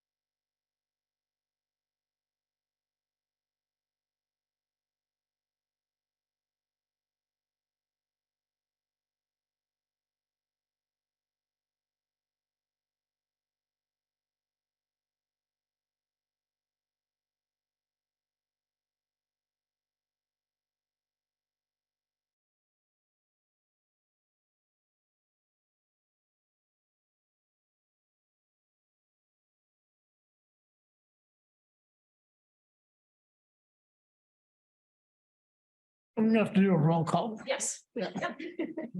Give me 1 minute. I believe we are unmuted. Yeah. Okay. Okay, this is Parashar Patel, Chairman of the Finance Committee. I'm going to call the Finance Committee to order at this joint meeting with the School Committee. I'm just going to go around the room, and I think we've got a quorum, and then I'll go to Zoom. John? Don Kupka here. The Ordner. Present. Lindsay List, present. Suresh Bhatia present. Eric Dahlberg present. Lois Wassoff, present. Chris Reynolds present. Parashar Patel present. And we have a quorum. Do we have any members of the Finance Committee on Zoom? We don't. So let's get the show started. Okay, and I will say the school committee is all present. The regional school committee is with you here tonight. And I don't believe anyone is on Zoom. Does anyone have their Zoom open? Just Okay. closed it. Sorry, I do. No, you do. Oh. Okay, we do not see. Other than people who are here in the room. Okay, so we should be all set. And this is now currently your meeting, so you can run your public comment. It's very confusing, I know. We're working together, but this is your public comment of the Finance Committee meeting. Okay, good. So do we have any public comments? We do not. I am going to take the opportunity, though, to introduce Steve Daly. Steve, can you please stand up? Steve is the interim finance director. Started last week, I think. If memory serves me correctly, he's going to be with us at least 3 years, from what I understand. So welcome, Steve. Welcome. Welcome. Okay, you ready? Okay. Yep, ready. So it looks like we're in the discussion portion of our meeting, and this is a joint meeting, so we will just keep kind of going back and forth. And first up, we have our school finance overview, which Dr. Hunter is going to present to us. She has slides to share, so I will turn it over to her. Great, thank you. So I'm actually looking forward to a great conversation tonight. I think it's a really great opportunity for us to talk offline of being in the thick of the budget process. So thank you for a nice July opportunity here. We kind of divvied up the information that we're going to share tonight. So I'm sharing really, I think, what turned into somewhat of a school law that drives budget discussion, because a lot of the mandates were under do drive cost and our asks of the community. So we're going to go through those. You'll see they're on a bunch of different topics, some student facing, some not. And then Bob has put together some capital updates and overviews, which is a work in progress. I'll foreshadow that. And then just a revisit, I think, was part of the hope, was to revisit our budget development process and just talk through how we build our budgets and how we get to what comes to you when it does. So that said, I will jump in. Aaron, if you could go to the next slide. So the biggest starting point for us as a baseline, and I think these first few slides are very much the baseline of all budget building for us. We have to look at the numbers, right? The data that drives that. So first, it's grade level, how many kids in the grade level. I'll even back up. It's how many kids in the school at each building, how many at each grade level, how many in each classroom. And so that's always on the radar. And those are numbers we have to constantly revisit, because they also don't completely stay steady. This is an important time of year where we're watching them really closely, especially incoming K and some of the places we don't have firm handles on yet. So class size is always a big driver. In the elementary schools, we're always watching the K-5 school balance. That's been an ongoing discussion to make sure that the 3 elementary schools have equitable numbers and services of each other. Those numbers are all hovering around 400 students. So that is down some from years ago. And trying to be sure that we're always balancing that out. And so parts of the ways that we balance that out, so one school doesn't get too discrepant from another, we have the Prescott at Nathan Pratt that is actually a part of the community that we use to balance out. So we may switch up where those families go, because we have a little bit more ability to do that. It's a little more transient turnover there to allow us that. We have 3 big groups of non-resident children that come to us. We have about 150-ish, that might be a little high, children of staff by teacher contract, teachers only, teacher contract, and administrators. They can enroll their children here. Obviously, we have a Metco population also of about 130. And then we're going to talk more on this, but the homeless population from the emergency shelter that opened up in March. Aaron, could you go ahead? So professional faculty, obviously staffing is a very big, important part of our budget, and you can see there the numbers. We have large percentages of the budget that come from the staffing that we need. And it seemed important to just remind you that by law, the teaching staff have certain requirements that they must meet. They must be certified in Massachusetts. They have 5 years is really the rule of thumb. They can ask for an extension, but within 10 years at maximum, they have to have a master's degree. They can't teach long-term under just a bachelor's degree. So those are interesting dating points. I think not surprising. Most of our teachers have those master's degrees. The percentages that don't are usually, early college graduates still in the process of getting it. Important, and I think to us, something that we value are experienced teachers that stay here and have longevity with us. That's a driving factor in student success generally. At CPS, 55% of the teachers are at the top step. So that's obviously a huge budget driver. We acknowledge that. But again, it's a value and important educational component that we have experienced teachers and retaining teachers. Studies show improves performance. At the high school, it's 65%. Just a reminder on how teacher contracts are set up. Steps and lanes are how teachers move over across salary schedules. So steps are the years of experience up to the top of the step, which is 16 for us. And then lanes are based on their educational credentials. So let's put that together. If they have to have a master's degree, they have to scoot over to the middle of the scale because by law, that's a requirement. So just worth noting that.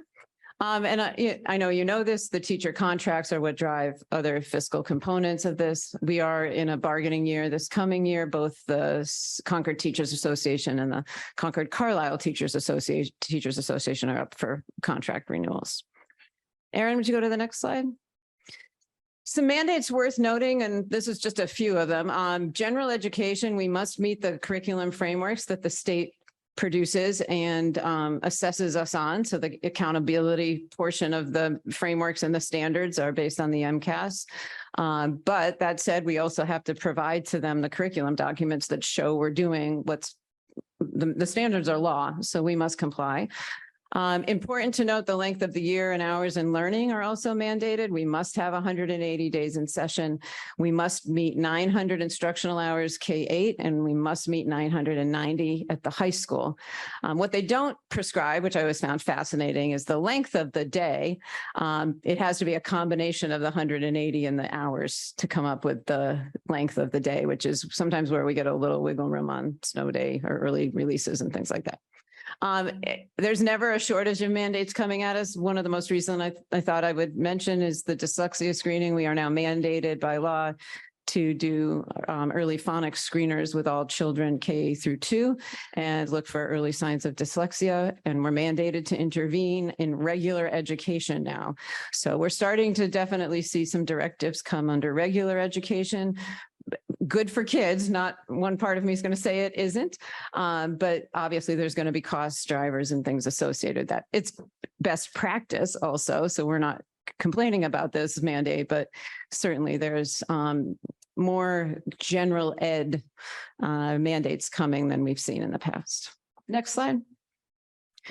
Special education, as you know, is a significant cost driver because those are the children who need more than we provide in the general setting. A reminder, the law is free and appropriate public education. So appropriate meaning they receive an individual education plan. Every child in special ed has an individual plan.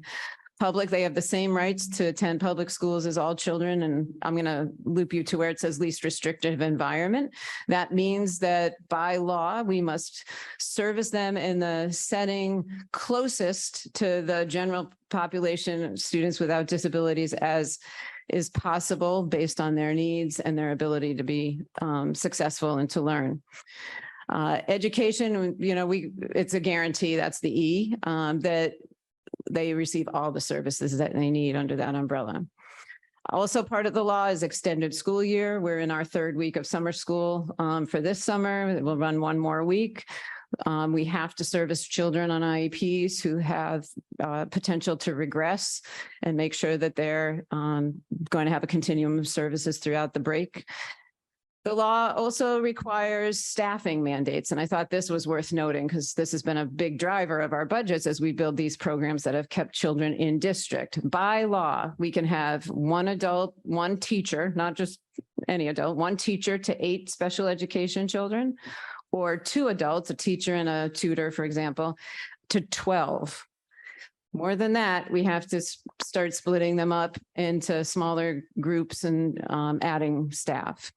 Preschool has its own cap. We run integrated preschool settings with regular education and general education combined in the same room. Those settings are capped at 15. Only 7 of those kids can have IEPs. And if we hit either of those markers, we have to add a classroom, which I'll foreshadow is just happening for us after a number of years of trying to contain it.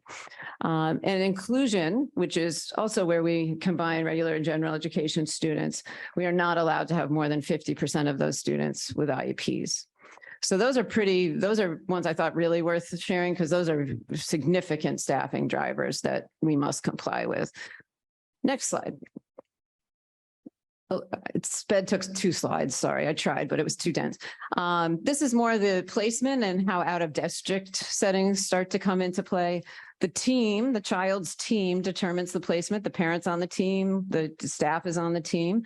That said, if parents don't agree with the placement recommended and they believe that an out of district placement is more appropriate than what we're able to offer, they have the right to unilaterally place their child in the school of their choice. That is their choice. They have to then pay the bill, and then they have legal rights and processes to come back and work through that money discussion with us all the way up to hearing at BSEA and the special education appeal.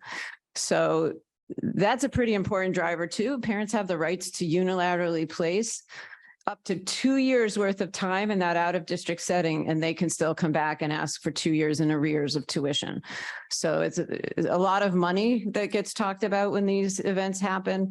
And obviously we always try to come out with best servicing the child, best supporting the family, and deciding where we're going to actually put our legal rights into place and take it to a potential legal situation. Move-in law, I think, is worth noting. Placements after April 1st from private settings are the responsibility of the previous district. That can either work to your advantage or not, right? Depending on who's moving. So and that's meant to name we're budgeting for a child that's here with us in the fall and winter. And if they move, we're carrying the budget. And so the state's saying, you're going to pay that. And then that gives the receiving district a year to budget for it. We're obviously sometimes benefiting from that and sometimes expending money on children that have moved elsewhere. I just reminded you there, the Bureau of Special Education Appeals, that's where if we can't resolve things at lower levels and there's a hierarchy of ways to try to do that, some state involved, some not, we actually end up in what is fairly close to a trial situation where both sides are presenting their information to the hearing officer and the state decides. I referenced here, and we'll get these slides to you, some of the laws driving this. If you're looking for a good July activity, you can read the actual laws themselves, but there's plenty of language there to keep you busy if you're interested. So, next slide. English language learners. And I'll say that, and we aren't a district that's had huge amounts of English language learners. And so that's why the impact of the shelter has been so significant, because all of those children are coming to us with language needs. Very, very regulated and prescriptive. Identification and placement is a process in and of itself to identify kids who have multiple language needs and English needs per se. Instruction has to be of high quality, and there's certain parameters we need to meet.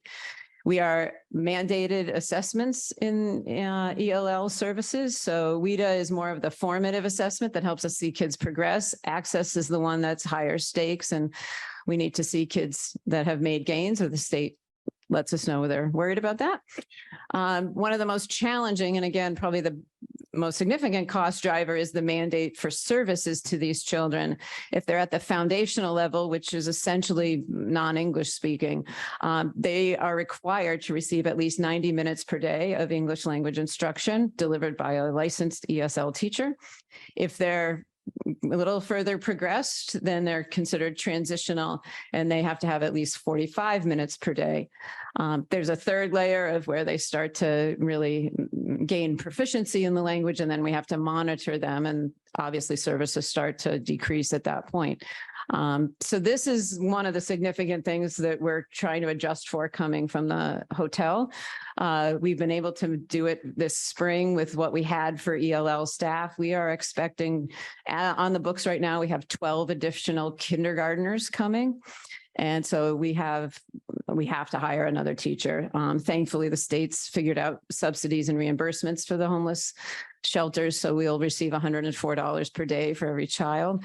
And that should come into us quarterly and help to offset the need. But there was no question we needed to add another teacher.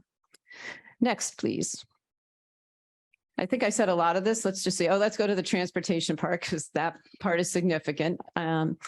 If they don't choose to enroll here in the local community, and this is the parental choice, we have no say. The parent gets to decide. If they've been in another school district, they have rights, as you've heard me talk about, to school of origin, transportation back to their previous school. We, by law, have a 50% cost share that comes with that mandate. And we do expect a significant subsidy for that, probably 100%. This is all under the McKinney-Vento federal law. One of our worries and challenges that we're sharing everywhere we possibly can is the cash flow problem, that we have already expended $80,000 to $90,000 worth of transportation costs between the two districts, most of it at CPS, about $70,000 at CPS from March till June. We are not going to get that reimbursement until June of 2024. So a year from now is when we will get that reimbursement. In the meantime, the school year 23-24, all but 2 of those children are still here. That's 19 children. We'll be at 17 or so in the fall, are all still here and going to need transportation. And we're estimating those costs to be over $200,000 at CPS and $60,000, $70,000 at the region. Unbudgeted. So that's really concerning. That subsidy for next year's cost wouldn't come into us until June of 2025. So by the time we get any reimbursement in June of 2024, we'll have expended, $300-some thousand unbudgeted. So we are talking at great lengths with all the powers that be above us.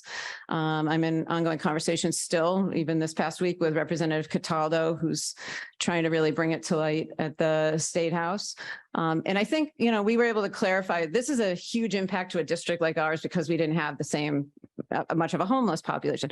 Boston Public Schools, which is where a lot of our kids that we're transporting are going back to, just out of curiosity, I pulled their homeless line item, transportation, $50 million. So they're not going to have that same cash flow problem that we're having when they're used to expending and budgeting for a certain number, and then the subsidy coming in later. They've got some rotation there. It's districts like ours where there wasn't an accounted line item for this. And now we're just trying to get the startup going, and it's all just money going out without any coming in. Carrie and I have exchanged a little bit of email if there's any options there. We've started conversations with the school committee. I'm going to foreshadow that there was a discussion in the room an hour or two ago about could free cash be an option. Since there's a money it's just a cash flow problem. There's not actual use of free cash. It would just front the money. So lots of things to talk about from our perspective. If nobody helps to solve this outside of the districts, at the high school, we're going to have to tap E&D to fix that.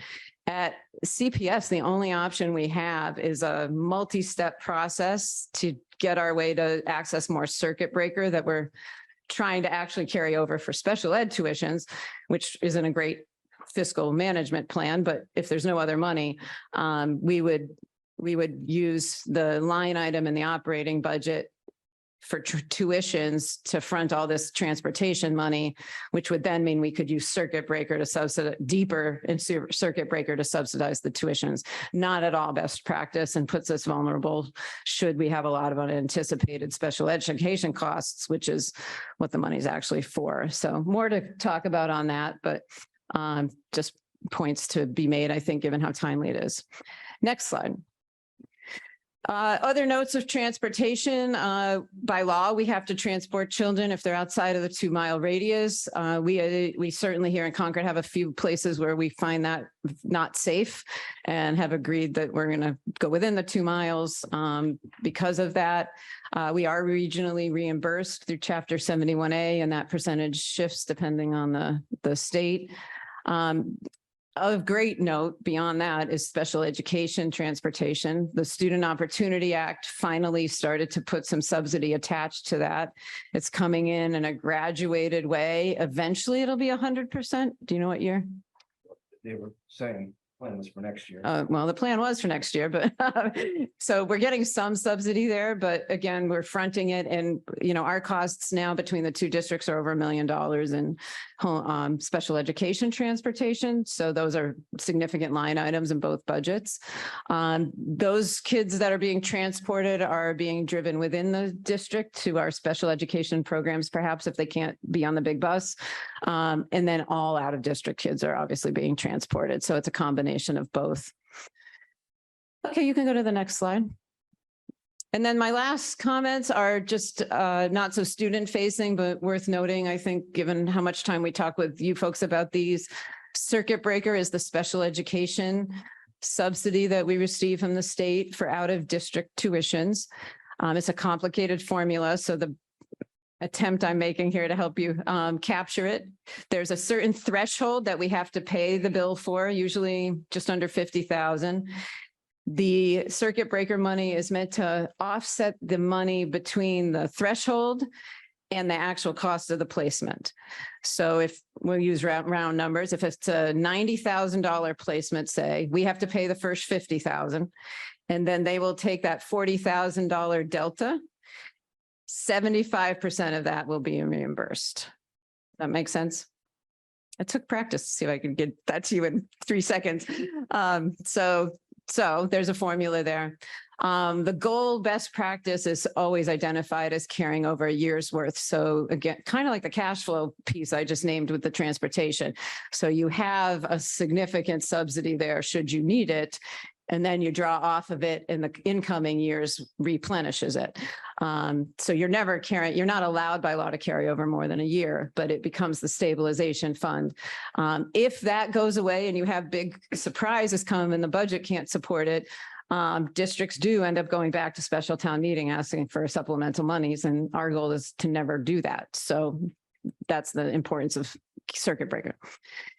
Excess and deficiency is a regional component. That's essentially the free cash that the high school regional school committee is allowed to carry, not more than 5% of the budget, which for us is about $1.5 million, somewhere in there.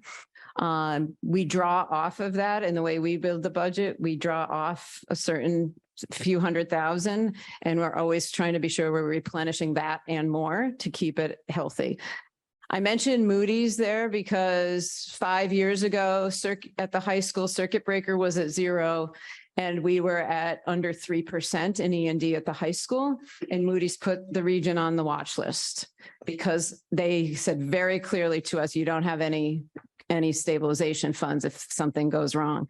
So we've worked really hard to get circuit breaker back closer to that year's worth of balance and to keep E&D somewhere 4.5%, somewhere in there, certainly over 4, so that we don't risk that Moody's rating. They took us off the watch list after that started to correct itself.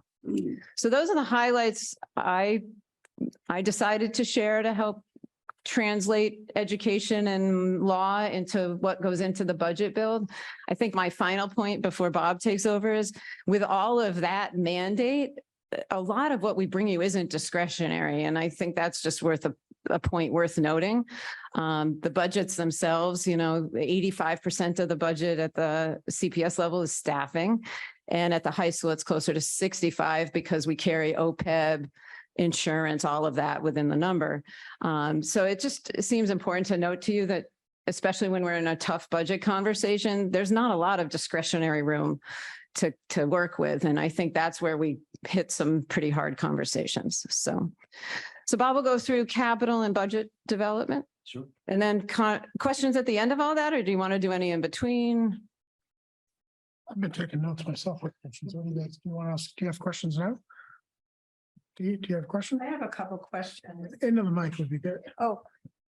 Okay. On the circuit breaker slide, I was curious about, there was a comment that the state reimburses 75% after the 49,000, whatever it is. Okay. Was there ever a discussion about the state doing the 100%? There's always a lobby effort going on for Is that. that what it is? Absolutely. Oh, all right. That's the lobbying. There always is. And in bad times at the state level, that number in 2009, for example, that number went under 50%. So it does reflect the healthiness of the state budget. I have not heard them come close to passing 100%. I don't know if you have. There's always an ongoing lobby to try to push for more. So Okay, on that one. Oh, and what percent of the special education students are managed within the district? I don't have the percent, but I can tell you it's all but 50 children. So 3,300 children and 50 of them are out of district. Of special education students? Well, that's of the general population. general Yeah, I'd have to pull the population. total special education. Oh, it's less than 1%, 10%, I'm sorry, less than 10. Is Yeah. outsourced or Yep, whatever the word yep. would be. Okay, Yeah. all right, because I know that you've been making really We have. grand advancements in Yeah. that, and I just wasn't It sure. was closer to 20%, I would say, 5 years ago. Mhm. We've dropped the out of district number in half. We tend to have about these are really rough numbers because I don't have them in front of me, 700 or so kids on IEPs, Okay. somewhere in there. All right, thank you. I have one. Yeah, Chris. Hi. You may have said this, but just to confirm, so of the students from the Best Western, in your estimate for what it will cost you next year, are you assuming that they're in school for the entire year? Yes, so we took the number, the math that from March till June and are multiplying that across the whole year. Is that a good assumption? I think it is. In the months they've been open over there, 4 families have left. And there's 90 rooms. So I think it is. Thank you. Yeah. Kathy. Yes. 2 questions. Could you remind me of the enrollment in CPS? Oh, sure. I don't have it right here, but it's about 2,100. I'll pull it while we're sitting here. Yeah, 2,100. Yeah, and the high school's going to drop a little under 1,300 this coming fall. So 2,100. And what is our teacher-student ratio? It depends on the setting. In the elementary and middle, we try to aim for 1 to 20 on average. The high school has a lot more variation because it's by section. So you might have a class of 25 in one setting and a class under 20 in another. It depends on the, enrollment and what the course is. We've been aiming for 20-ish, even a little under, because it gives us a little more ability to reach students and serve their needs, whether they're, really high performing or needing other services, that sort of thing. So 18 to 20. And how many of that 2,100 would be special needs? Let me pull up let me get those numbers while you're listening to Bob, so I don't give you wrong information while I sit here. Thank you very much. Okay, I guess we'll go. Aaron, Bob's not as bad as he sounds. the mass is exacerbated. It didn't sound like this in the morning. I'm sorry. But I'm going to take it off while I speak. So Aaron's called up the slide. And this is a slide we shared during our budget, just a high level overview of our process. You know, we look at building our budget from the ground up each year. I'll talk about that a little bit more on another slide. And that's built by the people who are responsible for different specific areas, whether it be curriculum, special ed. It's not developed centrally. And zero-based, it's, you know, again, it's built from the ground up every year. We don't, there are districts you see where it's $100 last year and you add 3% and you're done with the budgeting process. Like that's an approach in some places. And we don't believe that's a good budget process. At the same time, you know, we work with the town FinCom and meet and talk about the guidelines process. We also communicate with Carlisle. I'll fill in the gaps there a little bit more before a preliminary budget, but there's a lot that goes on internally here in the district. But ultimately we present a preliminary budget December of 2022. We share that with the school committee and with town officials multiple times. We solicit and receive feedback both from the school committee and the town. And sometimes there's revisions and sometimes there's new information. Some of the information that we would want to have when we develop the budget is not available. And we have to make estimates, whether it be utility rates that potentially could change. We had an issue last year with the supply of energy with Ukraine. And it could be the homeless shelter that came to our district. That was actually too late for our budget process, but that would be new information we might react to. And then, you know, we'll bring forward a revised budget as needed. Next slide, please, Aaron. So before we even really dive into it, these are some of the key points we look at. And so I'm kind of repeating some of the things that Lori mentioned, but enrollment levels really drive, particularly the elementary schools, incoming kindergarten especially, can vary. And special education out of districts, we do to the student. We look at every single placement we have. We also look at our in-district programs, but that's a very detailed process. We also look at the district strategic plan and how and when should we fulfill the initiatives that we have there. Not every initiative costs money, but some of them do. And then we consider the staffing with any of the above. Broader economic and supply chain considerations. You've probably seen this well on the town side with supply chain issues, prices being driven up because there's not much available. We try to monitor that. We certainly try to get ahead of it and try to find suppliers that are not as subject to that. But, you know, HVAC equipment, for example, it's hard. There's certain things that are hard to avoid there. And then there's legislative impact. There are changes that happen. I'm not the expert on this, but the dyslexia screener, is that 2 or 3 years ago that's new? Mhm. So, you know, that's something we would, you know, we have to respond to and have a program for, and that comes with some software costs. And it's not necessarily always a new mandate. The homeless shelter is new to Concord. And so that's a legislative impact that has been there and we're experiencing, at least for the first time in recent memory. Next slide, please, Aaron. Another part of the budget, and this is really something Lori and I look at more, is our funding sources and our cost offsets. We look at our grants. We have some entitlement grants that we're pretty much guaranteed to get, not quite, but pretty much guaranteed to get each year. A Metco grant. There is a grant for in-district homeless students to help cover some of the cost to support them. Circuit breaker we talked about.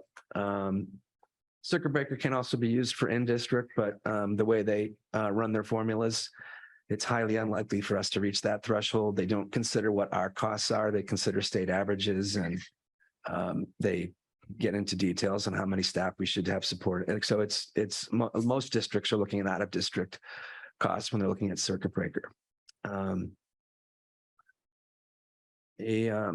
Homeless transportation, that's not news. That's a timing issue. The town will receive that money and the region will receive that money in June of 2024. In the meantime, we're paying that cost. And then Chapter 70 and Chapter 71, There's been a little bit of a bump in Chapter 71. I think we did factor some of that into our budget last year.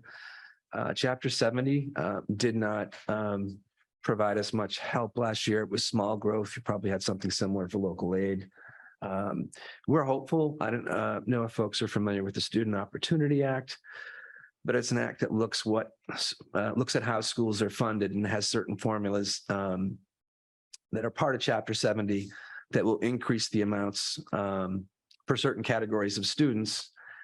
And that could lead to potentially more funding, and has for some districts. It's typically helped low income and large urban districts. So it's something we monitor, but we're not hopeful of a lot more funding there. Next slide, please. So the core, that's kind of contextual information about things we look at, particularly centrally. At the same time, we develop detailed templates that we send out to each. Well, initially it starts with the principal, but then they share it with department heads, teachers get involved, and they list every single item that they're going to purchase that year. So art supplies, IT equipment, and we start from scratch each year. There's going to be things that repeat. We could have a multi-year contract. If we have a 3-year contract for something, you're going to see that cost in there each of the 3 years. And then, kind of highlighted some of the different roles we have. The principals and department heads really work on the core of most accounts in the budget with support. Special education is really managed by the Director of Student Services. Curriculum and software is vetted through the Assistant Superintendent of Teaching and Learning in coordination with the schools. Our technology director drives our technology budget in coordination with the schools. They'll communicate needs. He focuses also on the infrastructure. He's the expert on there, but it might be specific user equipment things that are driven more by the school. And he works hard to fit that within his existing budget. Transportation and facilities rely on the department directors, and we have support from the assistant business manager just with some of the more complicated, there's some issues there in terms of financial, where he can help with some of the contracts and provide some support to them on, what did certain things cost? What are we committed to for preventative maintenance? So the assistant business manager helps with that. We centrally manage, I'm sure this is like the town, insurance, pension, OPEB, early retirement. Those are things that we know and manage ourselves, working with outside vendors or the retirement board. And then our staffing plans are really developed by the schools and the administrators. They review their needs. We see changes at the kindergarten level every year. We saw changes in the elementary to other grades. Sometimes at the high school, there's reallocation between subjects based on interest of students for certain subjects. So they develop a staffing plan. We then look at turnover and project based on the teacher's contract what the step and lane advancement is. So we take their data and then kind of finish it to dollarize it, whatever the word is. Next slide, please. It's not a real word. I know. I know. It's a gap in my education. So things that we think about, we really feel strongly that what we're doing should align with the strategic plan. So I think when I think of last year, I think of two things. I think of our special ed programs. And as we think ahead a little bit, like mental health support. There's other things in our strategic plan. Those are two examples. And those are things we would prioritize over other things. There are things that are legally mandated. We can't say, no, we're not going to do that. Homeless shelter transportation for those students to get to their home districts. I will say that students at the shelter attending our schools, we absorb within our routes. We're not spending more money for that. Do we have contractual obligations? So we do have to review our contracts.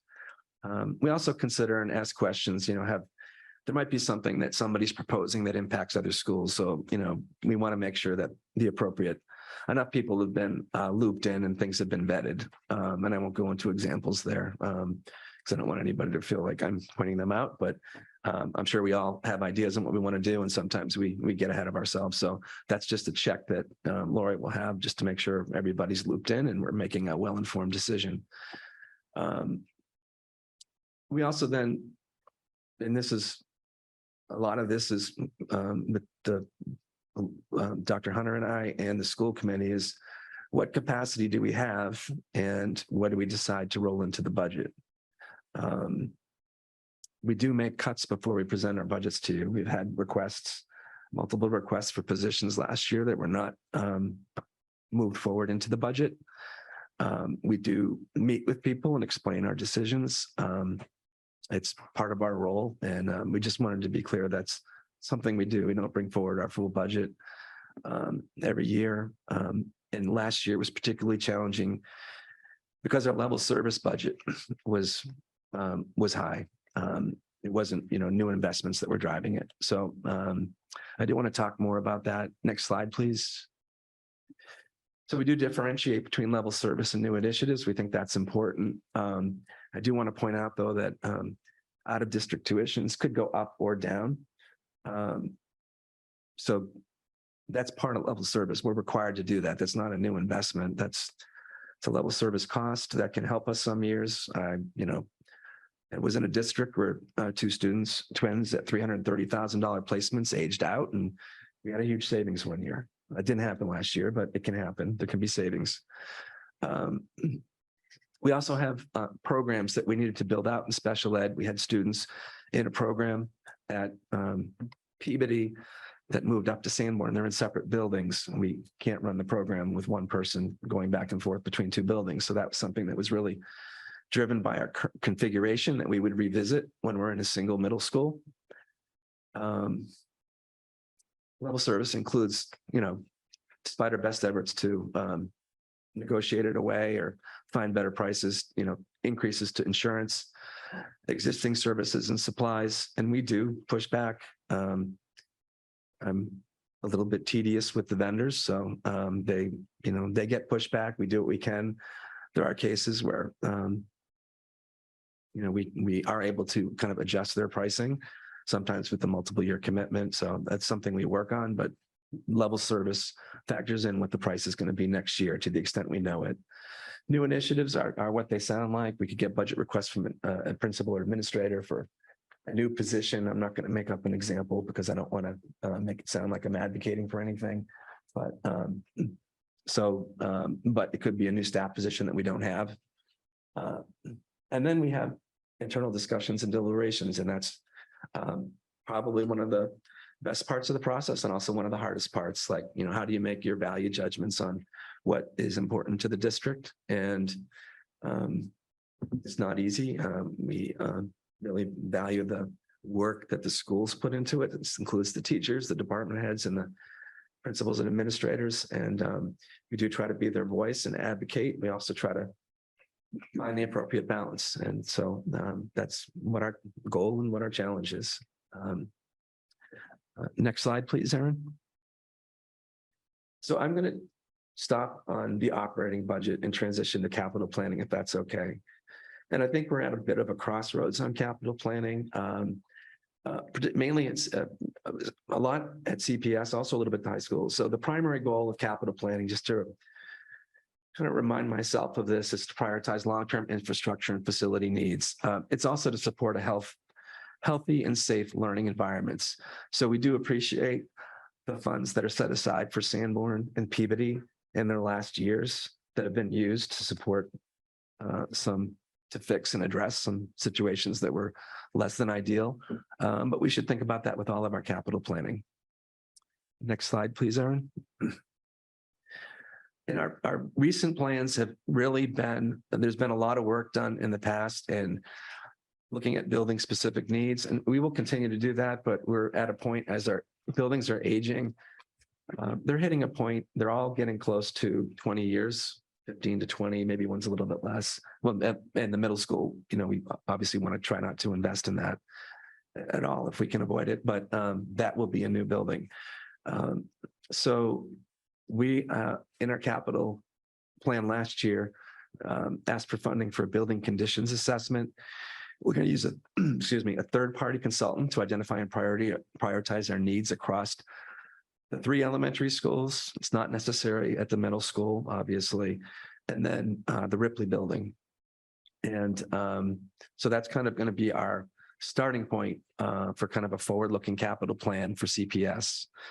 So we're really looking forward to getting some kind of comprehensive plans in place for that. And then for the high school, there's two things. There's a completion of the CCH capital campus plan, which was something cited by the Capital Planning Task Force a few years ago. I don't know the exact year. And something more current we're looking at, like the building is close to 10 years old. We don't want to need to put a lot of capital into it. However, we do want to complete the campus plan. We're also struggling with whether we can afford some of the HVAC repairs that we have with our operating budget, which we did last year. We had, and you might have seen a crane at the high school. We had a 35, we had to replace our largest HVAC motor. We're also looking at issues with the controllers, which we're getting challenges with them potentially not being supported and being obsolete. And can we retrofit other types of controllers? So that's work that Russ is working closely on with outside vendors. We don't have a great idea of the cost yet. Obviously, if we can fit it within our operating budget, we will. But that would be one specific capital thing if we've become aware of this last year. So that needs assessment's kind of a springboard for the next slide, please, Aaron. And we do need to involve our internal stakeholders. I think our draft capital plan from the consultants will be a starting point. We will need to prioritize and vet items. I don't know what it's going to look like, what the dollars will be, and we'll want to see that and see what our options are to slot things in. Some of them are going to be clear-cut systems that don't work. Others could be a health safety issue. Others could be discretionary that we say, we don't have to do this. This is really a decision we can slot in when we want to. Or it could be something that we get a lot of support for that kind of pushes it up. So then we review and revise our plan annually. So we're seeing this as kind of a fresh start to our capital planning process because we really want to get new and updated information on what our needs are, particularly at CPS as those buildings get a little bit older, but also we probably do a similar assessment at the high school in a couple of years, a few years. I'm not sure. We'll ask for guidance on the right time to do that. So that's kind of our capital planning process. I think that's it, Aaron, if there's no more slides. Yep. So we'll stop there and see if there's any questions about either the presentations. Thanks, Rob. I've got some others. I'm sure others do too. If I can just kick it off, maybe go back to the first slide. We go back to the first slide. I had a question on that. And Bob slides. Yeah, Aaron. Yeah, so maybe while it's kind of, I think one of the things you said is you consider the strategic plan as you're developing the budget. Or is the strategic plan, I thought you guys were updating it for CPS. Is that correct? Yeah, we finished that process. We finished that process last spring, so we've got an updated 23 to 28 plan. It's not public. It's making its way to the webpage. We're in a webpage transition, so I haven't been loading up the webpage lately, but Okay. it's Can we get a- available. Can we get a copy of that? Sure, it's attached to school committee agendas and things from this. Yeah, but I mean, if there's one plan that we. Tracy will send it to you while we're sitting here. Okay. And I'll send these slides too while we're sitting Yeah. here too.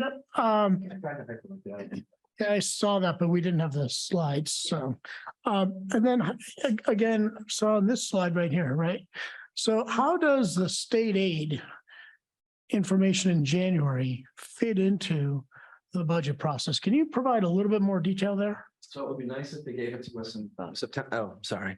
It would be nice if they gave it to us in September. Sure. That's what we would want. Yep. We make an assumption. Well, you also make an assumption in the town of Concord budget, the chapter 70 revenues in the town. We make an assumption based on the regional revenue. Yep. And there are ways to project that are I've tried and they're not as clear as I would hope, but So what we do is we typically would be a little bit conservative. We do, and we'll look at whether there's a way to model it, like based on our number of students, it's complicated, but I will just say this. You get more money for a low income student. And it's, I'm not worried about the yeah, so we, formula. I'm so we just kind of estimate. curious how it fits into the review and revise, because it looks as if in December, the preliminary budget is set, right? Right. And you're having you get feedback loop, you're reviewing and revising, and then in January, you get the state aid. So if they told number. me, So how does that work? if they told me in January that we were getting 300,000 more than we thought we were getting, Yep. we would revise our regional budget. So why would, so you would revise it by adding in 300,000? Yeah. So why would you revise the budget if it starts off at zero base and that's what the preliminary budget is based? This is what you think you need. Just because you get extra money, why would you just then increase the budget first? No, What do you- No, that's, you're gonna we cut. the talk through the assessment. regional part. Yeah. Yeah, the region. I'm talking about the CPS part right now. Well, so CPS, we don't have any input into Carrie carries that line in her town manager's budget for the CPS state aid. So we don't revise the CPS budget based on That's that fixed. generally. Okay, and then. now High we can- school, now Bob we is can- saying we would increase the revenue that we're gonna get and Yep. decrease the Decrease ask, Assessment, okay. But not the expenses. but not the budget. Okay, thank you. That's what I was trying Yeah. to get clarified. And I guess, Carrie, how do we account for higher than expected state aid number coming in January? I'm just kind of curious where that goes. Usually I'll just open it. Doesn't go low. That's a thing. Thank you. So typically the finance committee, February or March, we take one last look at all of the fixed costs and all of the revenue, and we would make an adjustment if necessary at that time or if allowable. Well, what do you make an adjustment to? So So in Bob's example, 300,000 more in Yeah. state aid comes in for chapter 70, right? What happens at your end then? So if more came in state aid or local receipts or anything, then we would be talking about reducing the property tax. Okay, amount. so it flows straight into the property tax. Yeah. Okay, thank you. And then I know you said it and I'm gonna ask you to pick your favorite child. Can you give me, if you go back to the slide, which I thought was interesting about level service versus new investments. Mhm. What's an example, or you make up a hypothetical example or two, what would be considered a new investment? Because I still don't grasp in the 5 years, 4 years I've been on the finance committee, I find it hard to make that distinction. I'm not quite sure I understand the distinction from the school's perspectives. Yeah. I'm trying to pick. I mean, the examples that were in my early tenure, in the same vicinity, the STEAM lab comes online over here at Ripley. To open that STEAM lab, we needed a capital investment, so that was one piece of the discussion. And then to actually staff the STEAM lab, so there's a teacher there that when the kids come to visit, that's the FTE associated with it. My first year, we had started elementary Spanish. That was a significant cost for the school committee to have to consider and staff a Spanish teacher at every elementary school. So, there's a huge driver that came with that initiative. Rivers and Revolutions, when it started years ago at the high school with the FTEs required to run that integrated program. So those are the examples. I think one thing, it's not as obvious probably because the strategic objectives we've been working on don't have these big staffing costs to them generally, short of, and I don't know if I put it in the strategic initiative category, the in-house special education programs, which I do have the numbers I'll rattle off to you in a minute. So we're reallocating sometimes there's no staffing at all attached. It's a professional development activity that we need to run. Sometimes it's just a restructure of how we're working things at schools. A lot of the DEIB work, we have one full-time FTE that got added as a director of DEIB. The rest is all the training. So it sounds like there has not been new investment. Is that what I'm hearing? In the last 3 to 4 years? Well, I think it depends how you're talking about investment. I'm not. I'm curious from your perspective on that slide. I was trying to understand what in your mind is a new investment. Examples try to maybe give that you have some occurred over the last couple examples. of years. The other ones were good, the ones you gave, but those sounded earlier, right? In the Those last were 4 to earlier 5 and much years. more distinct and Right. specific. Yep. A lot of the strategic goals we're working on now are instructional. We need to do professional development. It's about how we're servicing children. It's about training teachers. It's not a distinct program that you can put in a box and then say, this is the program we want, and this is the staff we need and the materials we need. Most of our strategic work right now is broader based than that and requires that we're working at a scope and scale of training and, building people up who are already here to do things the way they can do them, with best practices that have evolved. Again, special education, those intensive programs are the best example in my tenure. To build those programs for kids to stay in district, we identified that as an initiative. We brought the needs to the school committee multiple years in a row and have built that whole continuum. So that's a good place for me to give you the numbers, right? We have less than 2% of the kids out of district. It's about 50 of 3,220. 605 kids are on IEPs plus the preschool, so probably 640. You want those slower? 640 students on IEPs, pre-K through age 22. I'm going to put, approximate because I pulled these off. So those are both schools. That's all schools, 605. So what's the total enrollment of both schools? All schools, preschool through age 22, approximately 3,200. Thank you. And of those 600 some students on IEPs, an overall general population of 3,250 children are out of district. It's great. It was twice that many. So we were closer to 5% out of district when I arrived, and now we're under 2%. So I had one other question on this capital plan, but maybe if folks have questions on the operating side, we'll go through that first and then go to the capital. I have a couple, thank you.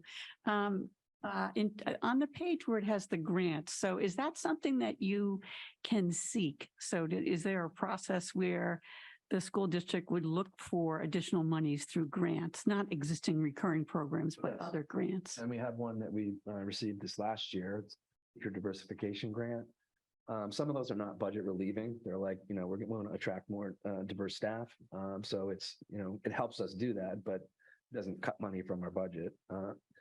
But that would be one example. There's other grants that come out that are competitive that we're not guaranteed to get. But you have a process to identify and seek those out. Yeah. Yes. Yep. There's a few different people involved and Okay, good. How about looking for efficiencies? So is there a part of your budget process as you zero base that's part of the dialogue? Can you speak to that? sure. I think when we look at our, it probably comes in most in our classroom sizes and our enrollments in subjects at the high school by section. And so it's kind of built as what do we need to run the different sections we want? And they might even consider, do we want to offer this section or not? I'm just going to make up an example. I don't know if it's a real one, but do we want to have 4 sections of Chinese or 3 Mandarin? So that's evaluated. And we adjust based on, they will get some information on, they're not going to know for sure. Some of that's kind of refined over the summer. So what we find is they particularly at the high school, they develop their best vision of what they think, but then some students, they might see some more of them interested in certain subjects, and we look to shift and reallocate. We did last year cut a kindergarten teacher because actually, I think we reallocated them to first grade. We looked at kind of what the class sizes are and said, well, let's reallocate that. We've also been looking at our tutors a lot. And that's been kind of an ongoing process. It's also a challenge. We have more, a lot of students who need services, but we look at, as they move buildings, do we look at shifting the support? I'll try to grab the less instructional side. We're always looking at organizational structures, whether it be here at the central office and consolidating or overlapping or multi-facing. For example, my office is now the registrar.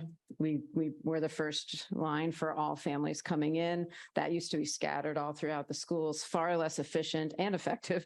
We're always looking at cost savings with building maintenance and facilities. We were outsourcing all sorts of services to the buildings when I got here.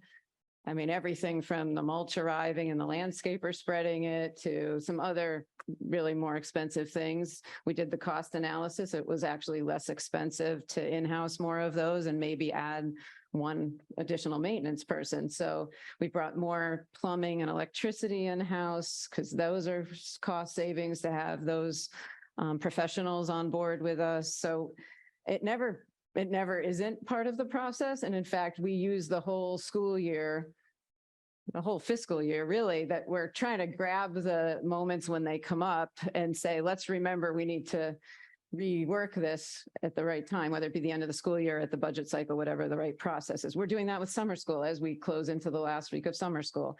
There's some things we thought worked really well, and there's some things we thought, one, maybe weren't as effective as they could have been, or two, were expensive, or both. And we're reworking a whole new summer school plan for next summer. We're doing it now because it's fresh in our minds. So we try to be in a continual review process, though, that we don't just keep doing the same thing because we've always done it that way. Okay, good. One last question. We used to get a budget book, so we used it when we were off helping us develop the FinCom report. We used it to look at details, and that we didn't do it this year. Is that was that a particular just one-off, or are we going to stop? Are we going to go a different way in the future? Could you just speak to that for us, because we use that. Yeah, we've been in ongoing discussions with the chairs and committee, mostly chairs, I guess, but about how to communicate. So go ahead. So we did not have a budget book this year, but what we're looking for next year is we're going to have budget specific meetings of the school committee, and we're going to start to develop our process. So it's going to be very transparent when we're developing the budget.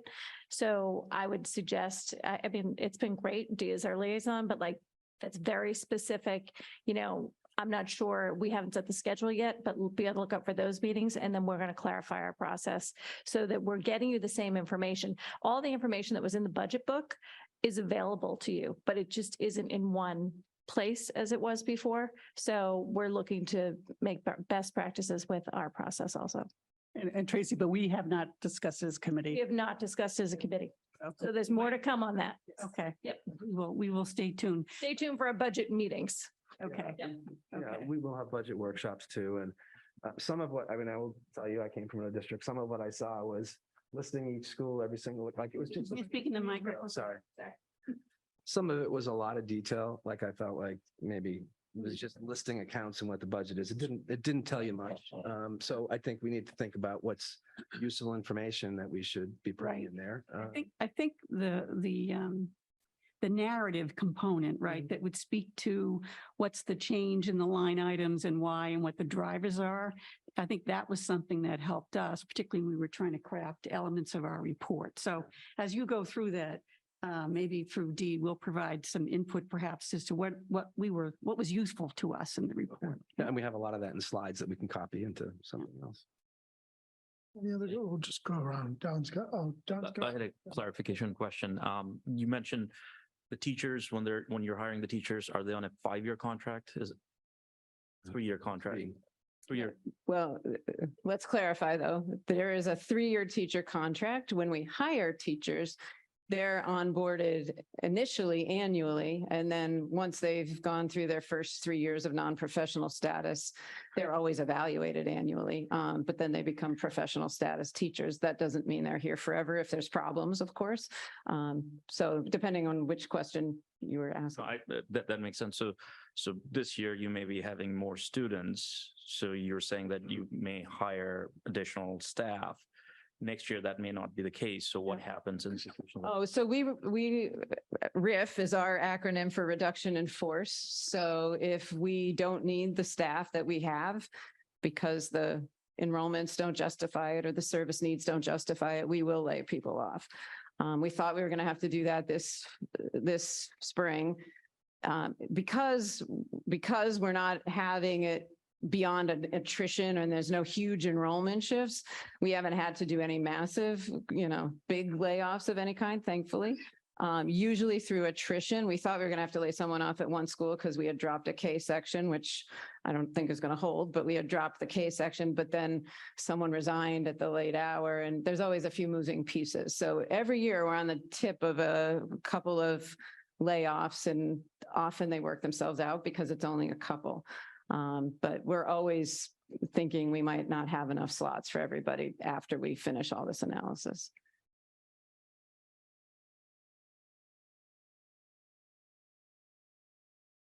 I have some questions about the building conditions assessment. What's the timeline for that? We need to go out and do an RFQ. Our focus has been on the access road and other projects going on right now, capital that's kind of in process. So we'll be working on that this summer. We have a template I can borrow from. We need to spend a little bit more time thinking about what I want the deliverable to be. I mean, I think what we need from them is fairly well-defined. It's more about how do we want them to present the information.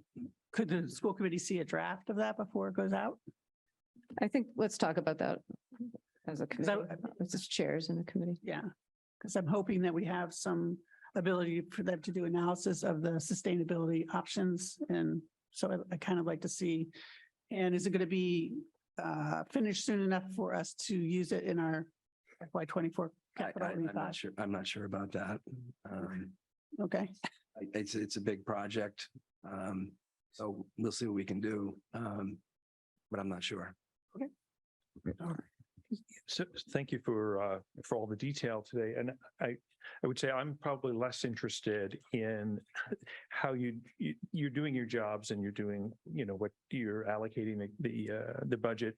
And my takeaway from what I've heard is that it's largely driven by mandates and contracts and you're following the plan. So my question is, what I didn't hear anything mention of is the guideline. And that's where we come together. So my question hypothetically is, would you do anything differently if the town had a permanent windfall and could sustainably afford to spend 10% more on the schools? Or conversely, if there was some big setback and the town could afford to spend 10% less? Because it doesn't seem to be a component of the process. Oh, it's never not in our minds. I can assure you of that. This is the conversation we don't share in public, is the hard conversations of people coming through my office and how many things don't make it to the budget that the school committee sees even, and how many things sit on that list and come back year after year, or we schedule out how we're going to make it happen, and the things that we don't do. So your guideline is never not in our mindset. We are always trying to bring you that perfect mix of, if we can get to guideline or under, I hope you'll remember we're doing that. Under guideline says something, hopefully. And just in certain times and places, last spring and, the CPS budget being one, the needs and the guideline just didn't match. And we couldn't get there without some, really dramatic things that were going to directly impact the student program. And that's our job, I think, to say, this is where we have to say that's what would happen if the cut were to come, and, let the school committee and the community at large potentially weigh in. So it's never not there. I mean, some of us have been in other districts. I lived a district that went through a massive set of cuts at the 2009 brink. We all built cliffs because it was the only money we had, and then the federal money dried up. And I had class sizes of 32. I laid off 25 people in an elementary school. Devastating. So, we're never not cognizantly aware and trying to stretch to the guideline. If I can meet your guideline every time and still serve the kids, I would absolutely do that. It's just how we all are hoping to have things pan out. On the plus side, I'm also not the administration bringing you repeated asks for supplementals, or we get worried that we're going to run out of money. That was happening a lot before I got here, that every spring there was a supplemental article sitting there waiting to go if we needed it. And we're managing tight enough now. We know we have what we need and we're making it work. So, and if we don't, we find it and reallocate and give up something. rather than ask for it. We also did outline how we would get to guideline. So we did look at it and say, well, how would we get there? So that was something we presented. We were mindful of it. It wasn't easy at all, but I think that was feedback the year before, like from FinCom, which was, well, what are we gonna give us choices? And so those choices were on the table this year. You know, it's difficult. That was a level service budget this year. We're hopeful that, you know, I'm not going to predict anything right now in a public session, but No, you're not. no, I know. Yeah. So we did, I think, look at the guideline and say, how would we get there? Any other questions on the operating, and then we'll go to the capital? Okay. State mandated inclusions, like your example, the dyslexia screening this year. What does that cost you? Kristen's here to answer. $30,000. $30,000. Okay, so that is, That's just the cost of it. okay. Did you know this before you were forming the budget, or is this something that now is included and then you're going to have to find $30,000 some other place or drop 30,000 some other? How does it work? Yeah. When do these come along? Here, give her. Oh, sorry. So the Department of Elementary and Secondary Education runs big committees, usually 2 or 3 years before they make those kinds of pronouncements. So there's, you know, Lead flags. time. Yeah. There's flags that it's coming. So, you know, a really good example is in social studies, there is a big push over the last 3 to 4 years in civics education. So it looks like we're going to have, for example, right now we have MCAT that measures in mathematics, English language arts, and science. And it looks like there's going to be a component that's going to be in civics right now. So 8th and 10th graders right now do civics projects, but we're going to go beyond that. So we know about that. Okay. You know, I've known about that one for probably 5 years. So you have to. So you're in the planning mode. Okay. All right. Yeah. So you're looking. Yeah, that said, it was just last week, Kristen and I were with the elementary principals with the budget in front of us and the things we needed to get Right. done. And some of it was budgeted and some of it were like, you know what, we got to do another step of this. And we found the things we were going to give up to be able to do what we had to do. Yep. So Okay. So that's very iterative. It's a worst case scenario, but it certainly has happened. I don't know if you remember the death of Phoebe Prince.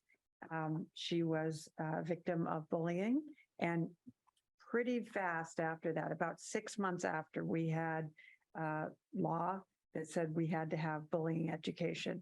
How do you, how does a student defend oneself or stand up for others in the face of bullying? And we pretty much had to get a curriculum in place, all the teachers trained within about 6 months. And that law is still in place today. So there's some of those trade-offs that have to be made throughout the year. Another question, I think this one is more for Bob.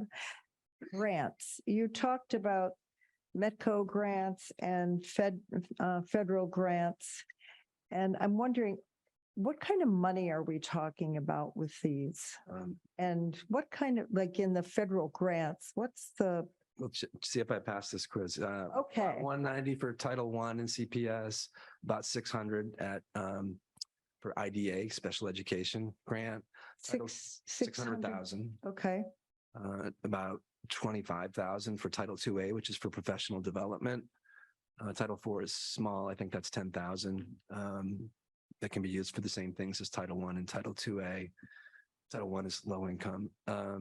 Metco, round number 6 to 7. It varies depending on the number of students. It's number of student dependent. And they, you know, they talk to the state and seek more funding sometimes. Those are the big ones. Circuit breaker's not a grant really. I don't know if Are there grants that you could apply for if you had a grant writer? Do you have a grant writer? Or, No, we all write grants. okay. In fact, I just had this conversation with the DEIB director last week because he's become really a proficient grant writer because there's the state is putting out many more opportunities. And he talked about how good he has gotten at it. So we're always watching, and then Okay. whoever's department the grant topic falls in, gives it a try, and we all chip in.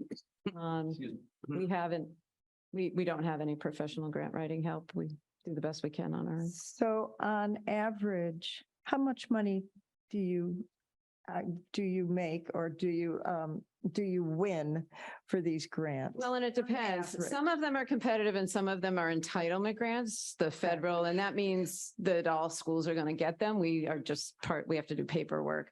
On the competitive ones, it's far less because there aren't as many opportunities and we qualify for a lot less because of the demographic. So it depends on what's out there. The state will put things up on particular topics they're focused on. And sometimes you'll see, Kristen talked about the flags, the competitive grants are the flag that there's a mandate coming and they're trying to pilot some stuff. So we've done some under student mental health. We're doing some DEIB ones. None of those competitive ones are huge numbers. They're usually in the tens of thousands. So the big money is the entitlement grants that come with the formulas out of the law. Mhm. The last, We should make a plug for CEF, gives us a lot of. Yes, yes. The Concord Education Fund is incredibly generous. okay, Yeah. okay. The last question I had is on, you had a slide that said, your insurance, pension, OPEB. Now, is that something that you could manage with the town? I mean, in the Pension. CPS? Pension is given to us by the pension board. They tell us what our pension cost is.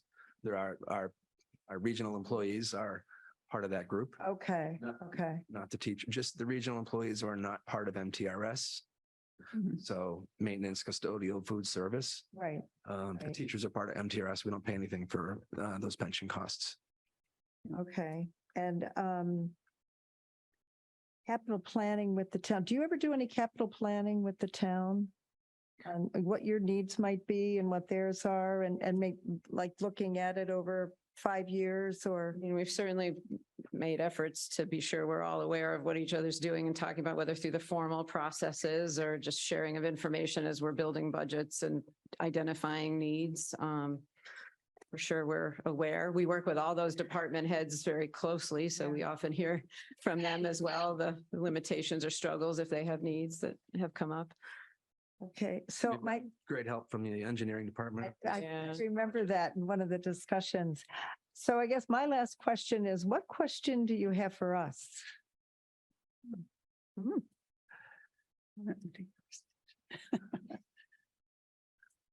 Well, Let me see your should we see your presentation. presentation? Yeah, why don't you see your presentation? So before we go, Way. before we go there, just other folks have questions? Ask one. Yeah, go ahead. I was trying to find this before the meeting. I know I've seen it before. Enrollment trends.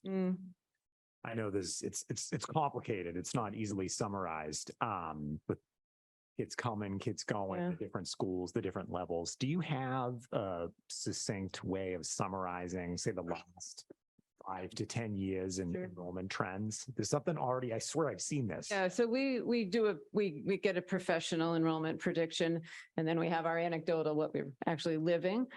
There is a slight decline, no question, coming in the CPS buildings. One we greatly anticipated and we're waiting for to some extent because it gave us some relief in places that we needed it. And especially as they age into the high school, which has been overcrowded for its entire that new building started overcrowded. What I'm curious to see now, like the K numbers, the biggest challenge for us is predicting those because all we have is the annual census, which is, the number of kids born at a certain time, and they may or may not still be in, who's reflective of all the 5-year-olds in town. We had dropped kindergarten down to 3 sections from 4 at both Thoreau and Alcott. And as of July this month, I can't hold that. I've got to put the 4th section back because the kids are coming back. So that's the number that I'm still not sure how to predict, but overall, the numbers are down a bit. I'd say we're down about 100-ish or a little more kids overall in my tenure, and I'm starting year 7. So it's a slow, other districts had massive exodus in COVID and they didn't get the numbers back. We did not have any exodus really in COVID, and we're staying really stable. The decline is pretty much one that we predicted, the small decline. Can I just say something about, I think people are going to be very interested in that because of the potential 40B. Sure. Coming online. I did a quick back of the envelope for 10 years. I think we're down like 250. That might be right. So would be good, kind of good to know how much we were over capacity. Sure. I I met with Elizabeth Hughes on that conversation, and I offered to put some sort of document together with some of those historical trends and patterns and where we are right now, to help inform the conversation about the MBTA and otherwise. Yeah. I mean, what's our real capacity or elementaries, for example? Yeah. I mean, our elementaries have had as many as 100 more kids in them, which hopefully we don't go back to that because that wasn't good. But there is some room there, although space, because of how we're using space, we've not got as many fluid options as maybe we had in the past with programs and things that have fleshed out. Yeah. Okay. Just to answer your question directly, I can't find your email address, but within the district webpage and finance and administration, there's a budget folder. Within FY24, there's projections for each of the 2 districts. It's forward looking and backward looking. Okay. Call me, if you can't find it. I can't find your email right now, so. So if there aren't any more questions, I just have one last one on the capital. So I understand there's no timeline for when the assessment will be done. Is that right? Not yet. Not yet. So I guess my question is, when will you have a sense of when the timeline will be done? Or when will you have a good sense of what the timeline is? I'm curious about that. We close the books, hire an assistant business manager. Is that a September, or August, November? We'll start working on it before then. Like, I just feel like in July, we're not going to get to it. I can. Oh, no, I understand that. So I guess so let me ask the question. When you develop the 25 budget, will that be developed with the assessment completed or not? And if not, what's the process you've been using to figure out the CPS capital plan? We work with that facilities manager and our building principals, and look at kind of what our needs are. Some of them are things that are needing replacement that are clear cut, or walkways in poor condition. And he'll show me, here's a picture. You use the current process. Yeah. Is what I'm hearing. It's a little bit more observation based, which, we find. Oh, that's fine. I'm just wondering, okay, thank you. Okay. I think we're on to our guideline process, right? And so you guys have questions. Lindsay's going to present. Lindsay, do you want? Yeah, there we go. So Lindsay, Erin is at home and she can run your side. So just say next slide and by magic, it will just happen. All right, I'm gonna put this back. We'll look up there. All right, so I'm going to spend a few minutes tonight just giving an overview of guidelines, because maybe there are those listening who this is the first time they're hearing about the guidelines process. So I'll give an overview of guidelines, what our approach is with our general high-level approach to establishing guidelines, what we did last year, what our methodology was last year, and then a timeline for figuring all of this out for this year. So it's just a quick overview. So we'll start with just definitions. So what are guidelines? So they are the Finance Committee's recommended increase over the prior year for spending that is subject to guidelines. So the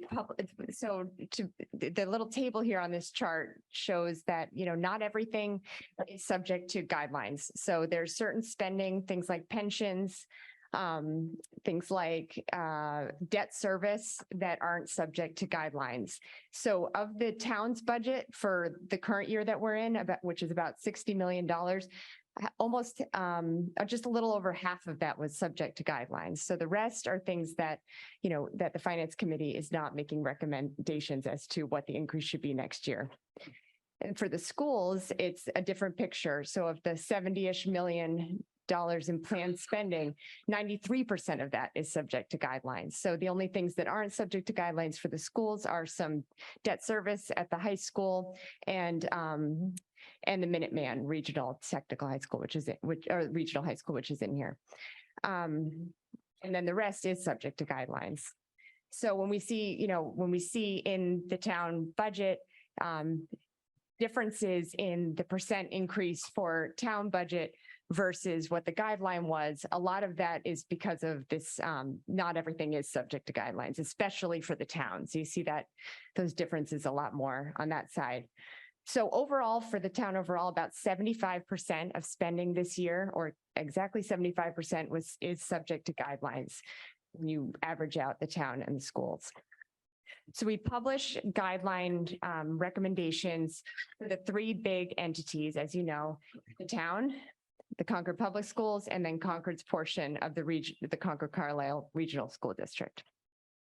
We do this every year, and so that's kind of the overview.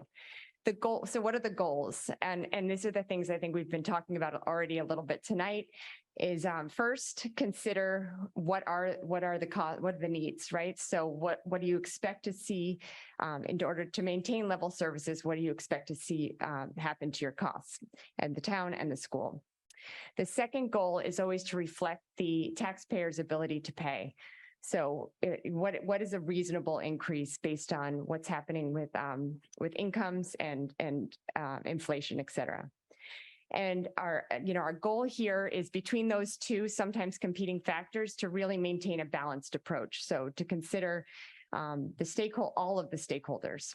And then along the way, like we're starting to do tonight, identify any potential cost saving measures, efficiencies, things you should be looking at, and also thinking about the long term. So not sacrificing, or not putting off spending that needs to happen, right, at some point. So that's kind of the overview. And then let me talk about our approach for actually establishing the guidelines, unless there's any questions on this. This is pretty basic. Most people in this room, I think, are very familiar with all of this. All right, so if we talk about the approach, so next slide. So this year, as in prior years, we're going to be taking a three-pronged approach. And I'm the vice guidelines chair this year, and Lois is the guidelines chair, but we work in close collaboration with lots of folks on the committee, especially those with a lot of experience doing this previously. But we're going to be taking a three-pronged approach. So top down is really developing that range of what is sustainable tax growth. So this is seeing what can the town afford, right? So there's obviously levy limits, and we want to have a guideline methodology that stays within the levy limit and also reflects those goals you saw on the previous slide, that accounts for cost growth and accounts for ability to pay. So we do this top-down approach. So we'll talk about that more on the next slide. Then it's the bottom-up approach. So that's what we started doing here tonight, talking to the major parts, or all the parts of the town that have that are affected by guidelines, obtaining their budget increase requests, understanding their long-term projections, so that we can understand what's coming for the next years and be prepared for that. And so the bottom up, is really what we're starting here to do tonight. And then the last piece of this is really engaging with the community. So, you've heard about the communication task force that our team, or the finance committee put in place this year. It's really doing as much as we can. So we're making a more concerted effort here to make sure the public is educated about the guideline process and is able to provide input wherever they want to. So as all along the way, we're going to be as open and transparent with our process as possible. All right, so let me talk a little bit about the methodology that was used last year. On the next slide, we'll do that. We're in the very beginning process of figuring out the methodology for this year, but there's a chance, there's like there's a good chance that we're going to be using a similar methodology this year as we did last year. So some towns, will say, or in the past in Concord, they've established a sustainable growth rate, like just one number that is kind of the target for guidelines.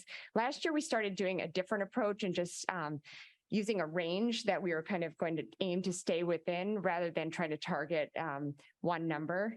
And we found that gave us a little more flexibility and was a little more realistic. And we also started looking at projections rather than historicals, because the federal government, the Congressional Budget Office puts forth projections every year as to what they expect to happen. They have a lot of people putting together these projections. These are like kind of our best guess at what is going to be happening with future costs. So what we did last year, which we are considering doing this year, is we looked at two metrics to develop this kind of top-down, what is a sustainable growth rate. We looked at what could happen with costs. So to develop the costs, this is the blue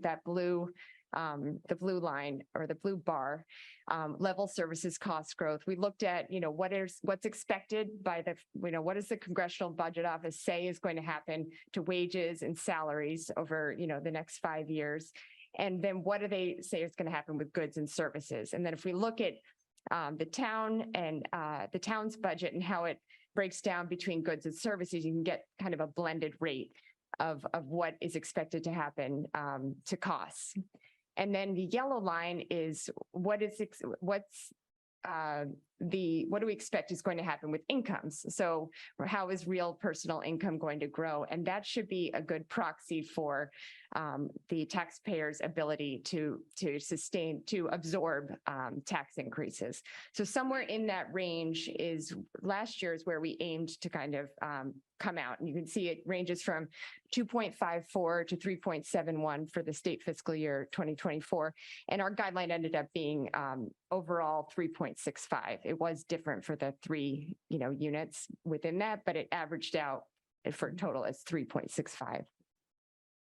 So that was last year's approach, and we will keep you in the loop as we figure out this year's approach in the coming months. All right, next slide. So what is coming? So our own Finance Committee's guidelines timeline for the next few months, it starts today. So we're providing a high-level overview of our approach. And then the next couple of months are really where we do most of the work. So we'll be obtaining the needs assessment from the schools, from the town. We'll be holding an open meeting next month where we will be presenting the methodology that we want to go with. And that's an open meeting. And we'll be having the committee approve that methodology. And we'll have the draft metrics available at that time, kind of the high level metrics. And then we'll start that kind of top down, bottom up assessment that we're talking about so that we can eventually come to those, those three numbers, the guideline for the town, guideline for the public schools and for the regional district. And all along the way, we're going to be, updating the community. By October, we will present the preliminary guidelines. I think it's late October. And then the very end of November, the Monday after Thanksgiving, I think we determine the final guidelines. And then after that, I know there's a lot of, I know that your budget finalization comes after that for the schools, but this is our timeline, and we're looking forward to working with you to hopefully align as well as possible this year. Questions?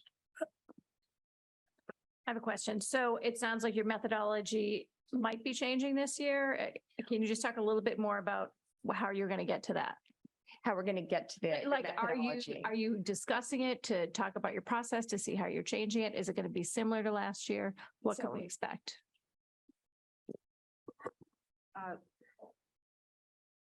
We'll be discussing that further at a meeting next month.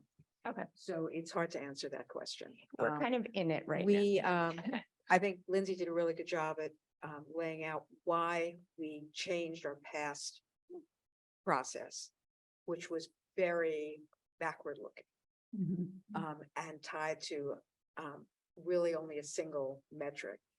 Last year, what we tried to do was figure out a way to make the guidelines a little more forward-looking and a little more realistic. So that's why what we did was set them up as sort of guardrails rather than as a single number for our internal process. I don't know what we're going to do this year. We'll discuss it. The underlying concepts, the concepts that underlie the changes we made last year make a lot of sense to me. So those underlying concepts will guide us in what we do this year. And again, the process will be transparent. You know, the meetings will be open to the public. So Our meeting is scheduled at the end of August. Last August. it's August 24th. 24th. So at that meeting, one of the main agenda items will be their recommendations. Need a microphone. No, you have a question. Do you guys have any questions? So I don't remember exactly what, when you, in like two previous slides, when you had, sort of the methodology for how you guys come up with, those two, factors, what a level service budget looks like. And then I forget what was the name of the yellow bar, but, Ability to pay. yeah, ability to pay. Thanks. Is how did you guys come up with the process by which to create those numbers? We don't create the numbers. Well, The numbers are generated by the Congressional Budget But you have Office. to calculate them a little bit because they're presented on an annual basis. We translate them to a state fiscal year. Yeah. Because they're on a monthly basis going out. So there's like that kind of adjustment. But then it's you do have to weight them based on what are the actual costs in the town. So how much of the costs are in wages versus goods and services, because those two things have different inflation rates. Yep. Right. So, and then when you do that blend, you get a blended average. Yeah, when you do sure. it, right? So, yeah. But I guess I guess my question is more, how do you select the metrics that you are using to create that number? And secondarily, is it different than what you had done in prior years, one? And two, is this generally a best practice for how finance committees operate in the state? Like, is everybody doing this, or is this unique to Concord? So let me. I know it's three questions. I'll get to the last one first. I'll answer the first one. So last year, as Lindsay said, we changed the approach. And I think there's something to keep in mind is there's actually two numbers that we talk about through the budget process, even historically in the past. One was the SGR, the sustainable growth rate. And what used to happen in the past is around this time, Finance Committee, and by the way, that was only starting around 2018. So it's not a new thing. It was around for 4 or 5 years until we changed it. Finance Committee would take a look at the last 12 months of inflation.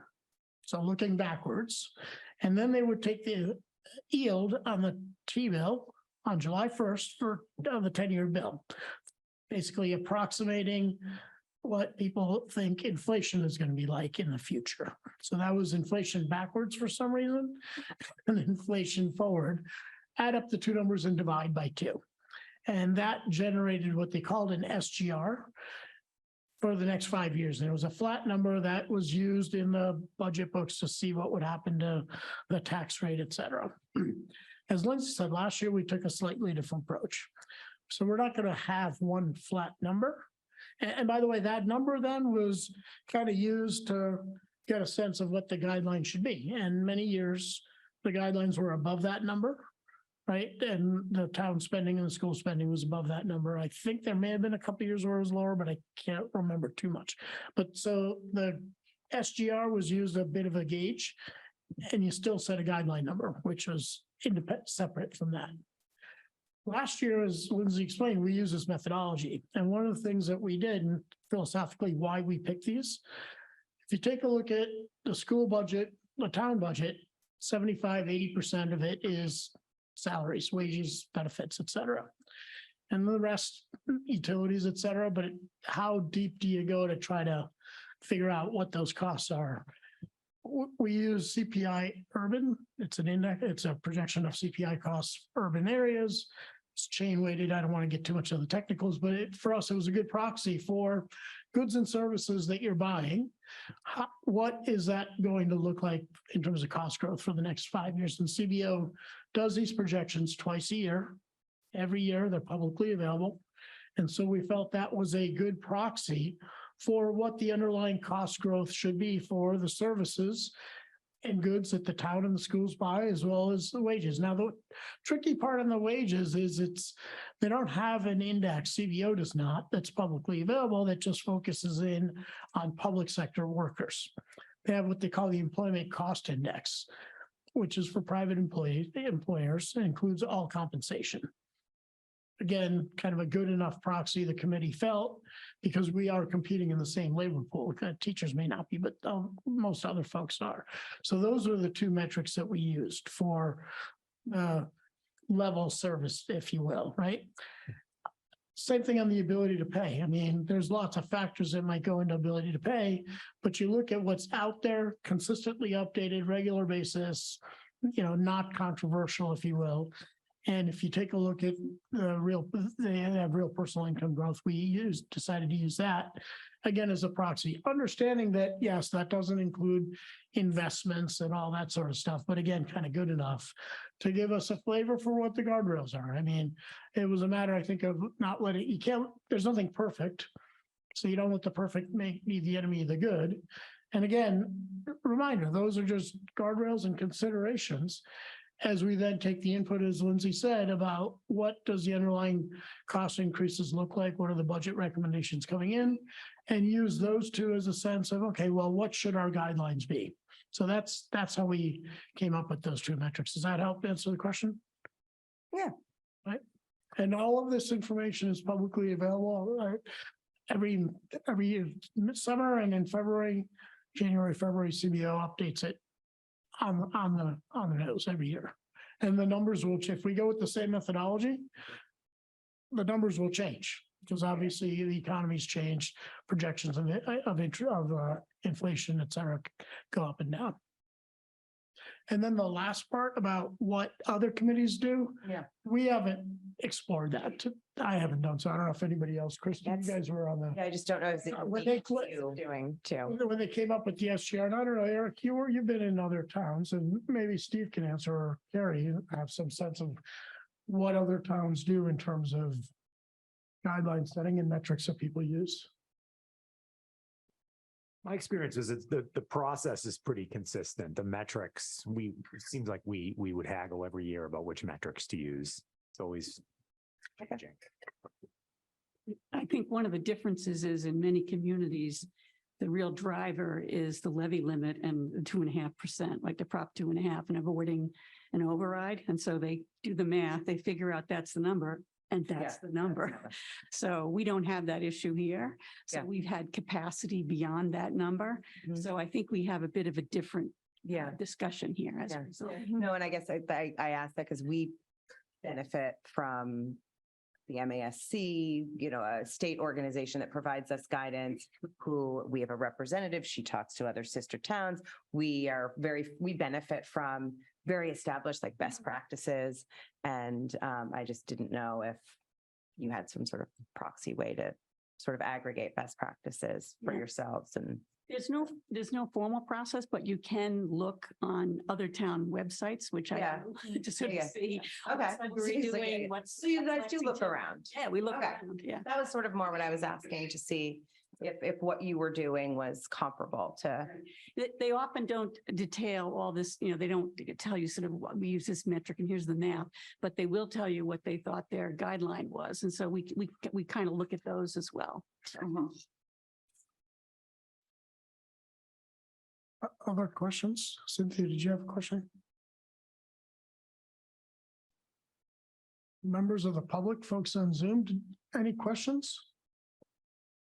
You're generous, Parashar. I know. It's the people have a right to ask questions. I guess not. Otherwise, we may adjourn. Last call. Oh, I Don? do want to bring up one thing quickly, and it is that we had a little party to welcome a new resident to our neighborhood. They have 2 students in the middle school, and they're new to Massachusetts as well. And somebody asked them, how did you choose Concord? He said, well, high school is really important to us. So we called principals of Lincoln, Sudbury, Lexington, and CCHS, and requested a meeting and a tour of the school. CCHS was the only school that called us back. Wow. The principal welcomed us, gave us their time and attention, answered questions. It was a slam dunk. We moved to Nice. Concord. Great. It's a really good story. There you go. Yeah, interesting. It's wild. It's the free stuff that matters. I will pass that along. Thank you. Oh, so Mark Howell, member of the select board, and first I want to thank all of you for taking the time to do this. Over 20 years, I've been following the town closely and served on the finance committee, and I'm not sure that I ever saw these 2 particular groups sit down together, at least, let alone in July, to start getting on the same page. And so I really want to commend you all for taking the time. I think it's very important these days.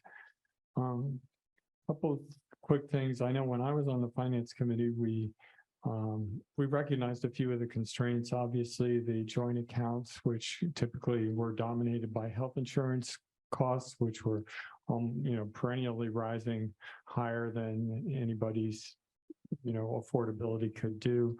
We're cutting into the funding, typically wiping out whatever we might expect in new growth, which was the one positive that came out of it. And then we were at a time where we were running, not too different from today, looking at being close to that Prop 2.5 levy guideline. So we always sort of did that math and as I think Lois was referring to, and tried to see where that would land us and see whether that was going to be enough resources to be allocated across the 3 budgeting entities that we would recognize, meaning the town, CPS, and the region.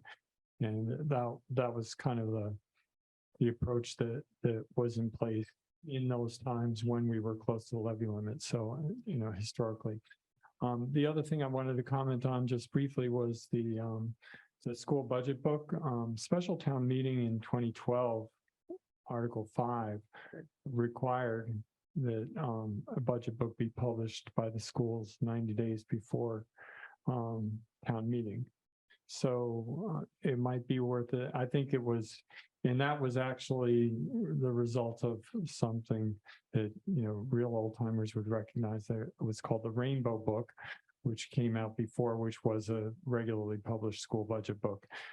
So every time that has gone away, there's been a request from the community for it to bring it back. So I would, suggest that, obviously there was probably some resource constraints that caused it not to be done. And I'm sure that's fine, but I would definitely urge bringing it back. Thanks again. Appreciate it. I'm sorry, Mark, there was a vote taken to publish. So what happens if? Are there any consequences to not doing it? I'm actually stunned. Like a lot of town meeting actions, Can we just? the town meeting requested that the school department and then went into great detail about exactly what was going to be published in this school budget book. So I don't think there's anybody that's gonna, show up with handcuffs if it doesn't happen. But no citizen's arrest is no possible. citizen arrest is possible. Tonight, not for me. You have other things to do. But I do think that, as most of us, I think, are, have been involved in the process long enough here in town to recognize that when town meeting asks for something, we really try to deliver it. And, speaking for myself, I think it's a good idea to treat that as strong guidance. Yeah, thanks, Mark. Lastly, on the capital process side, I think that what served us well is having a good radar screen around capital projects. And, I think primarily here, we're talking about facilities and, not necessarily the programmatic capital projects, but the large items. We know that there are, there are some real constraints there, especially in an interest rate rising environment. So and I'd encourage you to engage with that capital plan strongly. Thanks. Yep. Thanks, Mark. Lois, you gonna say something? Yeah, I just wanted to. I don't think it's working. Well, no, it is actually working for the audience at home. It just doesn't project in the room. Yeah, this one we can hear you. No, I just want to echo Mark's comments about the budget book.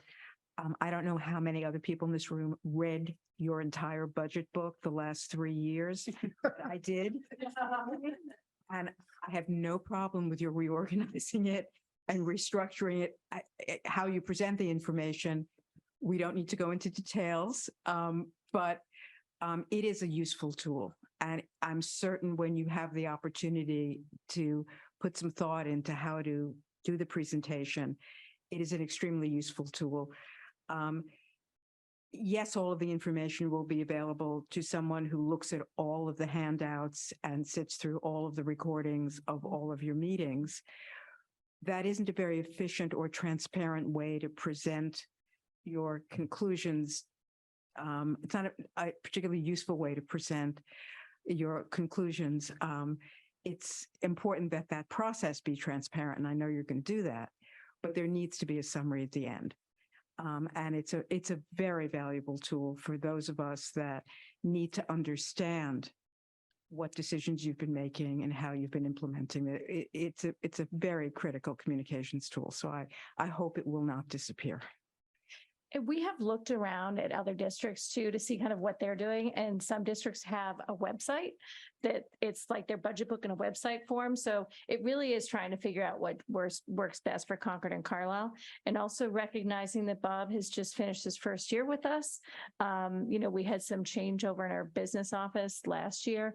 So, something will come back, but we have to figure out the best format for it. And I think we've had mixed reviews. I mean, some people are like, I want that budget book and they want to read it cover to cover. Some people are like, I only want to see parts of the budget book. So it'd be helpful to us if we knew what parts that you find effective and useful, because as you know, it's quite lengthy and it's a long process for our business office to go through. And there are certainly parts that are more helpful than others.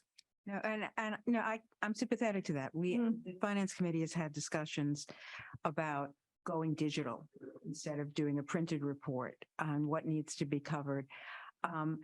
We may evolve, the Finance Committee may evolve over the next couple of years into digital communication. We're not going to do that for this coming year because we're getting feedback that there are enough people who care about having the printed documents. So that I think we'll stick with that for this year. And the content, as I said, I actually read it. It could be shorter, it could be organized differently, it could be summarized differently. There's a lot you could do. But a document, however it's presented digitally or in print, that summarizes your process and shows the conclusion is really an important tool for the people in the town who are, who want to understand what decisions you're making and what your needs are. Just one last thought on that topic, which is the town moderator provided a survey for anybody coming out of town meeting with her survey questions and all that. And it just struck me, that might be something you might be interested in doing, would be to send out a survey, whether it's just to families or all, everyone in town, with whatever questions you have for them. Okay. Thank you. All right, so I did have one question, which I apologize. Can you 5 minutes describe what are the rules around transferring money between accounts, either at the end of the fiscal year or during the course of the fiscal year? You hear about these revolvers and this and that, and some of them you can transfer, others you can't. What are the rules around that? Between line items, we have In the mic, with the school committee's approval, we could transfer. Well, we can transfer between. There's DESI categories: administration, teaching and learning, other school services, which is transportation, food service, maintenance and operations, fixed charges, which is benefit and pension. So we can transfer within a category without any approval from the school committee. We go across categories, we get approval from the school committee. It's typically after the fact. Most districts do that. I know one district that doesn't, and they have 6-hour school committee meetings. And then transferring between funds, the rule is we have to adhere to the terms of the fund. So if we're going to use a circuit breaker fund, it has to be for special education. If we, have an opportunity to carry over a little bit more, that's something we would try to do. Or to other example, we would want to use up all of our grant funds. Like sometimes it's off a little bit. So we'd sometimes have adjustments for that. It's easier to use those up fully in a year than carry them over. And we have the authority to do that. That's taking money out of the general fund and charging it to a grant for a permitted purpose. So we do have authority to charge grants and revolving funds to the extent that it's allowed for the use of those. If we had something huge come up, we would, we do report to the school committee on what our projections are, what we might do. An example is this year we had approval to fund the CCA's access road through a transfer from technology budget. So that's an example of where you have to go to the school committee. it was 400,000. So yeah, No, I understand. Yeah. I'm not criticizing, I'm just, yeah, so that's an example where it's two different uses. Is that why you had to go to the school committee? yeah. We took it from technology, used it for facilities But purposes. if you got several accounts within technology, then you don't need to go. That's right. Okay. Yeah, well, if we had something large happening, we would be transparent and share it with the school committee. We Yeah. technically don't need to within a category, but Okay. you don't want to just move away from what your plan was. And so, we talked about this briefly, but at the end of the year, excess money from the regional school district stays there in the E&D with the cap being 5%. And above the cap, it gets back to the towns We have to reduce our assessment the the following year. We could cut a check, we could reduce Okay, the yeah. assessment. It's easier just to reduce the assessment. Sure. And then for CPS, the check goes back to the town, and is that right? Any balance goes back. Yeah, we don't have to cut anything. It's just on the town's books.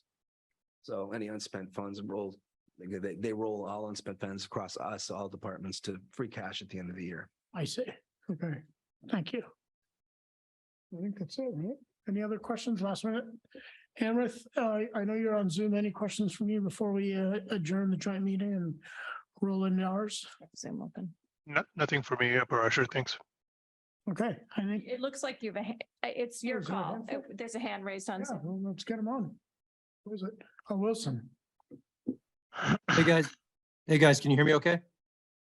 Yeah. Yes, we're able to hear you. Okay, thank you. So really interesting meeting and certainly applaud the Wilson, we need FinCom's. your name, rank, and serial number. Oh, I'm sorry, Wilson Kerr, 20 Damon Street in West Concord. Sorry.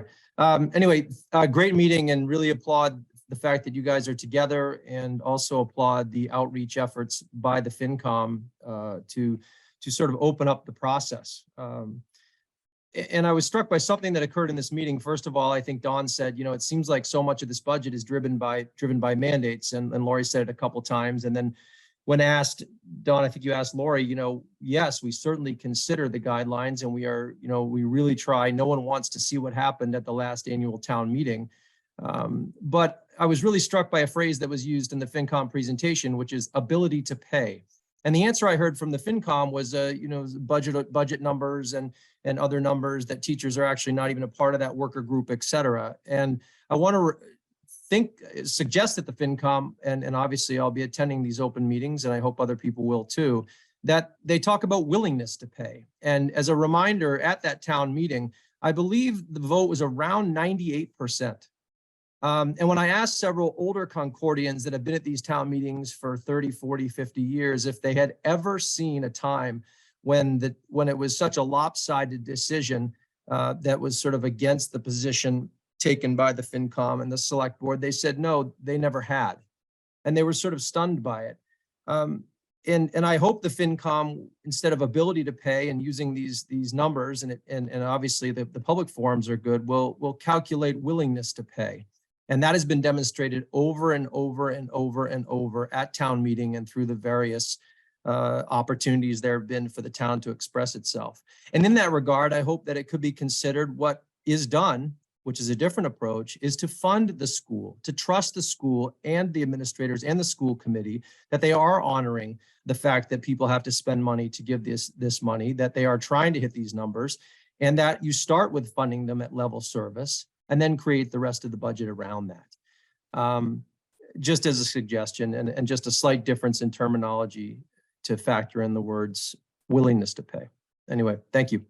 Well, Wilson, I appreciate that. And our meetings are open. We're more than open to suggestions. So if you have an objective public measure of willingness to pay, I think we'd be more than happy to consider it. Thank you. Any other public comments? All right, I think the meeting is adjourned. So we'll. You guys have to adjourn too? Oh, well, your meeting. We need to adjourn. So I'm going to adjourn the Concord Carlisle Regional School Committee. And I'll adjourn the Concord Public. All right. Can Leave your table. we make a FinCom member host so Aaron can go to bed? Sure. Yeah, I'll be the host. Yeah. Thank you for the presentation, Lindsay. We want to take a 5-minute break. A meeting. Yeah, take a 5-minute break. I got stretch. So, Parashar, did you say that the FinCom is adjourned as well? No, I didn't. I made a mistake. Okay, thank you. Could you imagine?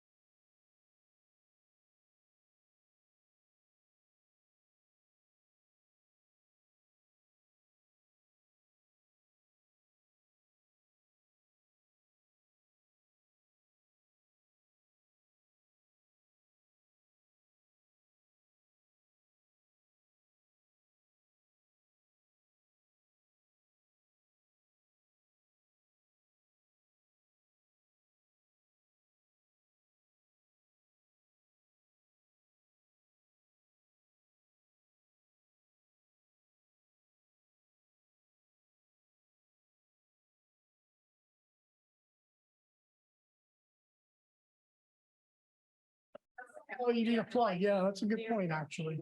Yeah, they're like, yeah. Okay, let's get started, guys. I remember my wife last year was like. Let's get started.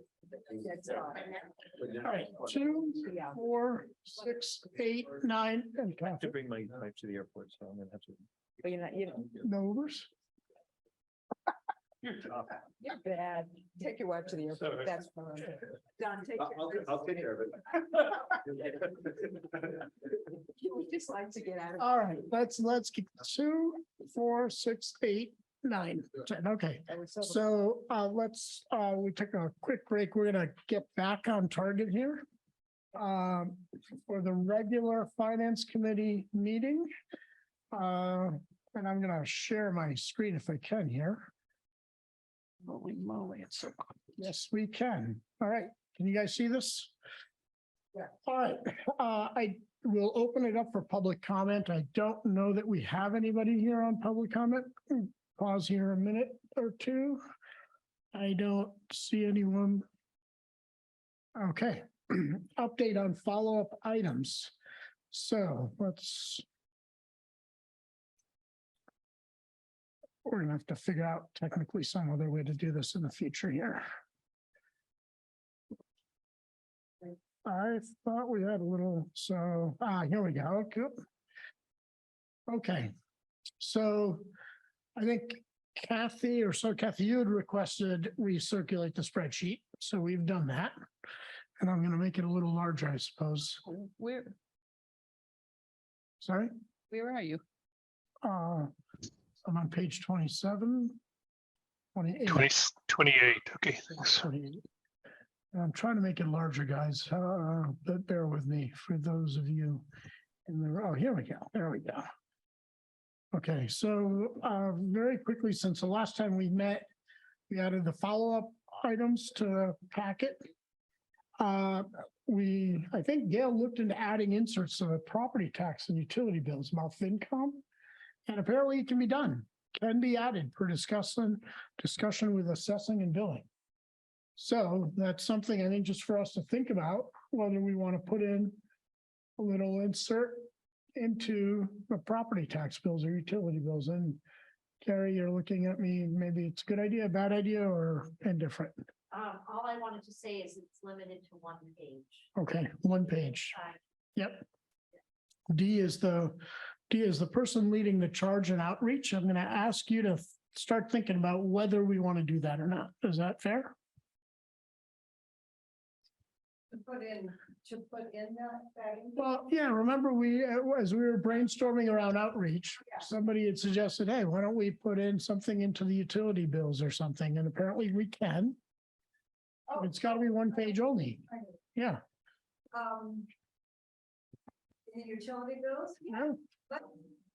Let's Just consider that. Yeah. And somebody's. Let's consider it. Let's see, can we get a cost for it too? Yeah. Is it, will there be? It's zero? Yeah. Like printing cost? Zero cost, utility bill. For printing and everything, it's still, I mean, it's very minimal. Okay, thank you. Good. Good, yeah, Something to think about. makes it better. So we can do that every month.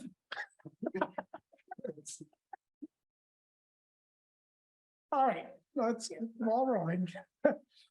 Continue to maintain these, oh, go ahead, sorry. Actually, some of the towns, they do the utility bill, they send it out, and then they say email to all the utility people who, and everybody's on the utility bill, send an email out with the attachment, like from senior housing or senior, center, that kind of they just throw a flyer in through email. So it's like, don't even have to, print it out, just send it out to everyone. I'm along that line because I never get a bill. I get an email saying go, You must have if you're signed up for paperless. Yeah. I get it. what I do? hard copy. Okay. I get a hard copy. Okay, all right. Okay, but something to consider. We don't have to debate how or what now. So we're going to discuss the definition of the observer liaison committee members. I sent it out to people and it's on the agenda today. Okay, so at least sending out the definition, draft definition is complete. We're in the process of additional input on goals and objectives. We're going to talk about that today as well. we should talk a little bit about Linda Miller. I think it's worth bringing her in. There were a lot of folks at the June 28th forum. I went there personally. A lot of people on Zoom, and activity is going to begin soon. So I think one of the things we ought to consider is, do we bring her in before we get into the thick of the budget in September, October, maybe bring her in for the August meeting to give us an overview of the MBTA Communities Act. The, I think they just did, I'm sorry. no, they are about, Into the microphones.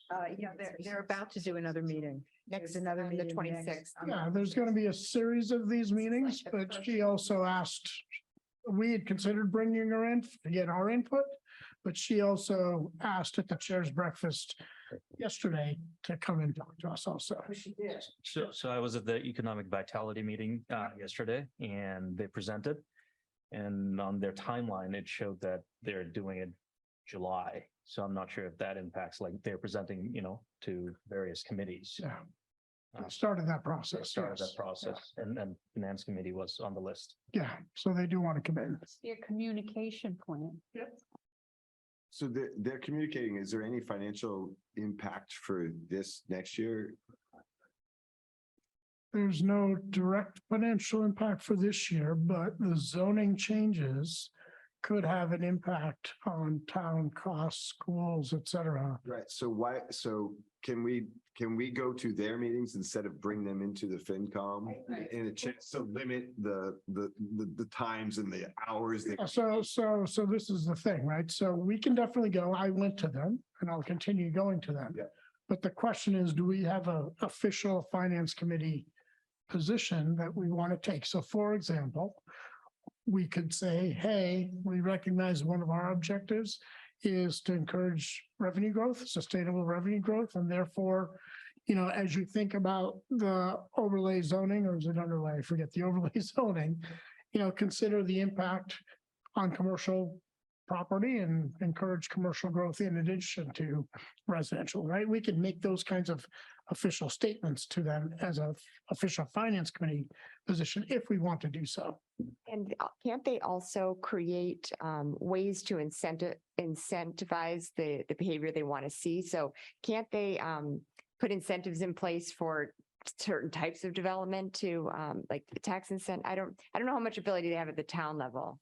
No, I think this is just zoning, but I know again, it's those are. zoning, but I'm saying once development can start, can't they put in place different incentives to get the kind of development they want based on that zoning or not? So, and in that case, shouldn't maybe they would want to collaborate with FinCom to kind of talk through. Well, we're this. talking two separate bodies. Oh, I know. So, right, so you're right. So planning can't. Planning can't, okay. But the town could certainly presumably offer it, and this is where we could offer that advice. So that's why I think it might be worth having her come in for half or so. Wait a second. Let me just. I know. I was talking to Dee. You want me to wait for you? You want to go first? Go right ahead. So for her to just come in for a half hour, 45 minutes, just explain what's going on.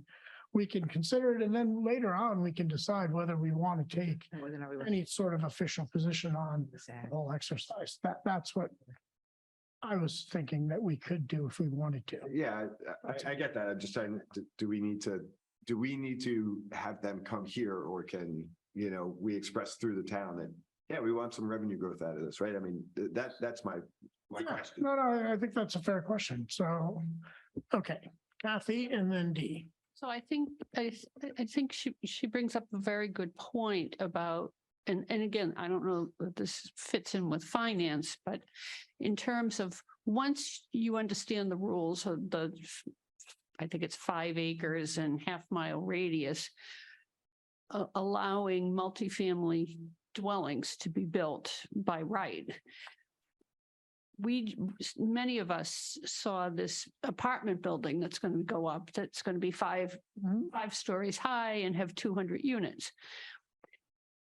Do we want just anybody to be able to build a building that big anywhere within that 5 acres. So I agree with you that there should be some way to regulate what type of Can we go buildings. back to task items? We're starting to get into discussion of like, who can be. Yeah, I don't want to get into Yeah. that. Substance. Is this a process question or a substance? This is a substance. So on the Remark. MBTA coding, I'm talking about, on the MBTA community. This is- side? I want to make a comment about the MBTA process. Okay. Okay. Very quickly, because. Okay.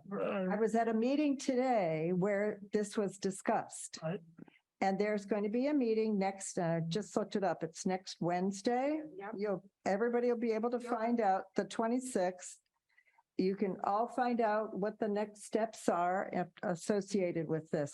Because at the meeting, we had an hour-long meeting today, probably about 15 people, and we got into the same thing about the nuts and bolts rather than at the high level. So I would suggest that if you want to go to that meeting next week and say the finance committee wants such and such, or, your comment that you want to make, that's fine. But I don't think that we need to talk anymore about this because this really isn't, it's not related to us right now at this point in time. Sure. Zoning is not usually within our remit. And I agree that this is potentially a huge change for Concord. So I can understand why we're all interested in it, and downstream, years from now, if in fact there is development in response to the zoning changes, it's going to have financial impacts on the town. But I'm not sure that Finance Committee is the right place to be looking at this. We haven't done it with other zoning proposals that have come up since I've been on the committee. I don't know what happened before. So I'm very interested in this process, and I'm planning on attending all of these meetings, but I'm not sure it's the best use of the committee's time. So I'm kind of with Greg on this. Okay, so we will not invite her for now. If we change our minds later, we can change if we want to take a position, I think we should invite her at least to hear about it. And period, but otherwise we're just going to go with no position. And contradicting what I just said, if there's any chance at all we're going to take a position, we should think about doing it sooner rather than later, because this is fast tracked. I know, that's why. This is going to be there. Fly by us. It's going to be on the warrant. Too late. No, I know that. This is going to be a town meeting. I understand that. So- That's why I'm bringing it up now. Yeah, no, you're right. It's almost like forever hold our peace if we let this opportunity go. That's why. So, okay. And then we are in process on the last piece around capital plan. I was going to take some of the work that was done that Gail presented, simplify it a little bit, and develop a couple of slides, and we'll talk a little bit about that in the outreach plan as well in a minute or two. Okay. Quick update from the chair's breakfast happened yesterday. The only major update, well, two major updates, I think. One is the comments on the Baker Avenue project, 340B project, they're due in early August. And I added that as an agenda item because we should talk about whether we want to take a position. And then the second one is the 2229 Main Street Task Force. That's going to have, again, this is one of those things that's not going to have a financial impact next year. But the recommendations that they make, which they're making through the course of this year and are expected to complete October 2025, will have an impact on the town financially, revenue, costs, et cetera. So I think it's in our interest to actually have a closer relationship with them, whether it's a liaison or not, we can figure that out. I'm going to get some information from the chair of the task force, Paul. And after I get that, I'll share it with the committee and then we can decide maybe the best course of action. Okay. Other than that, there wasn't anything major at the chair's breakfast that impacted the finance committee. Let's just quickly go around the update from other committees. I'm going to reverse 5 and 6 here. Kathy, any updates from housing? The various housing committees continue to plan and work towards the next roundtable. So I think that that will be a great place for all of these forces to come together. Particularly the trust is following the potential legislation that would allow for the taxation, the excise tax and the permit tax that will fund the trust. So I think that's really a focus. But anything new? I don't really, nothing new to report it. Okay. Also, you talked about economic vitality. Anything else to report? No, I think one of the things that was, I guess, a bit surprising when they were talking about the retailers, especially around West Concord area, that they're struggling. So one of the things they talked about was the MBTA, having more density, and having mixed use. I think they were talking about ground floor retail and some multifamily. Hopefully that will generate more revenue.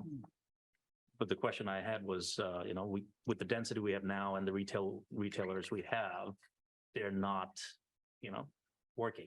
So maybe it's not just density, maybe it's also what kind of retail we have. Are these mostly, cater to tourism or residents? Yep. Okay. Schools, anything other than what we heard today?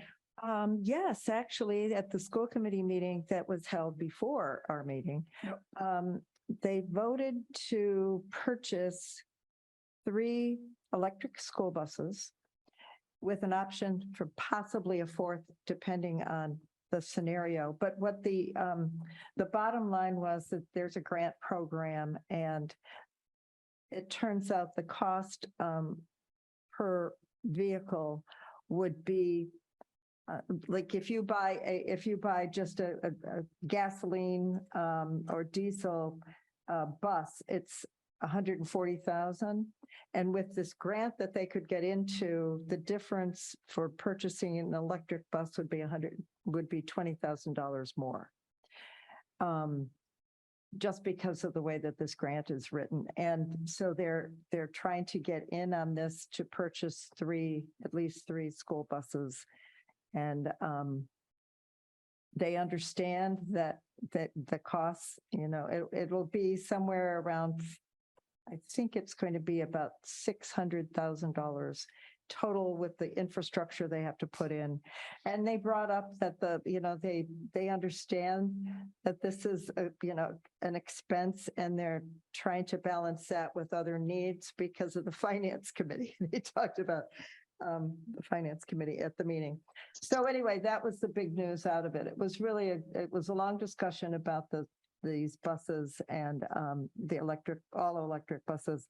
And that was the outcome. That was the big thing. And this was for this year?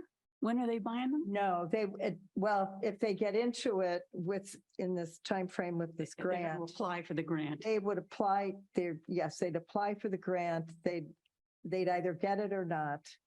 But the delivery is about FY26. Oh, okay. So what the board voted was to apply. Yes. I get it. Okay, that's.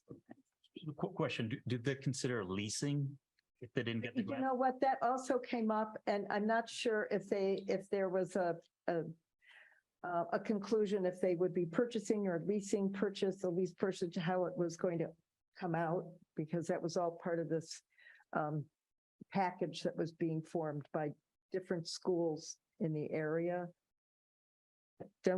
No more detail, but it's. Yeah, it was. So Ozzy, this is what's happening. So there's a federal grant program. Individual communities can apply. Long story, communities in need, rural, Native Americans, disadvantaged population, et cetera. We don't qualify for any of those. There's a private company that is putting together a consortium of such communities. They asked Concord if we want in on this. Right. So that's what it is basically. So it's actually a purchase. They need 7 to get above the threshold that the private group needs to access the money. We only want to do 3. if they say 3 works, if the private group says 3 works, we'd be in. If not, I think we're gonna get kicked out. That's what Alexa told me earlier today. Oh, So that's kind of what. Okay, well, that's what they're We looking talked at. about the capital piece. And so that's a separate discussion, because. Right. Yeah. It is a separate It's a discussion. cost It's a that we're gonna separate cost associated with that. But it's a fellow named Anderson. And he owns the buses, or somehow he has access to these, but he needs, in order to make this work, he needs to be able to purchase 25 of these buses. And that's why there are various communities involved. Suresh, Chris, anything on school building? Any? Yes, so nothing much has changed. The contractor is on board, the work has started.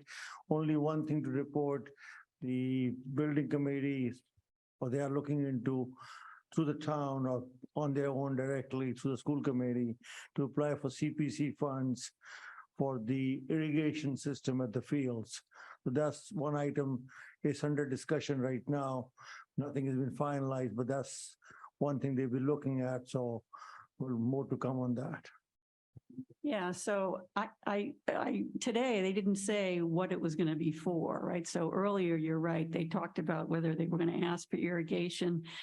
My question, and this is a question for the committee, so I was a proponent of them going to CPC, but that was before the budget was cut, right? So the deal was, my thought was, you would go to CPC and use that to offset what we were asking for from the taxpayer on the building itself.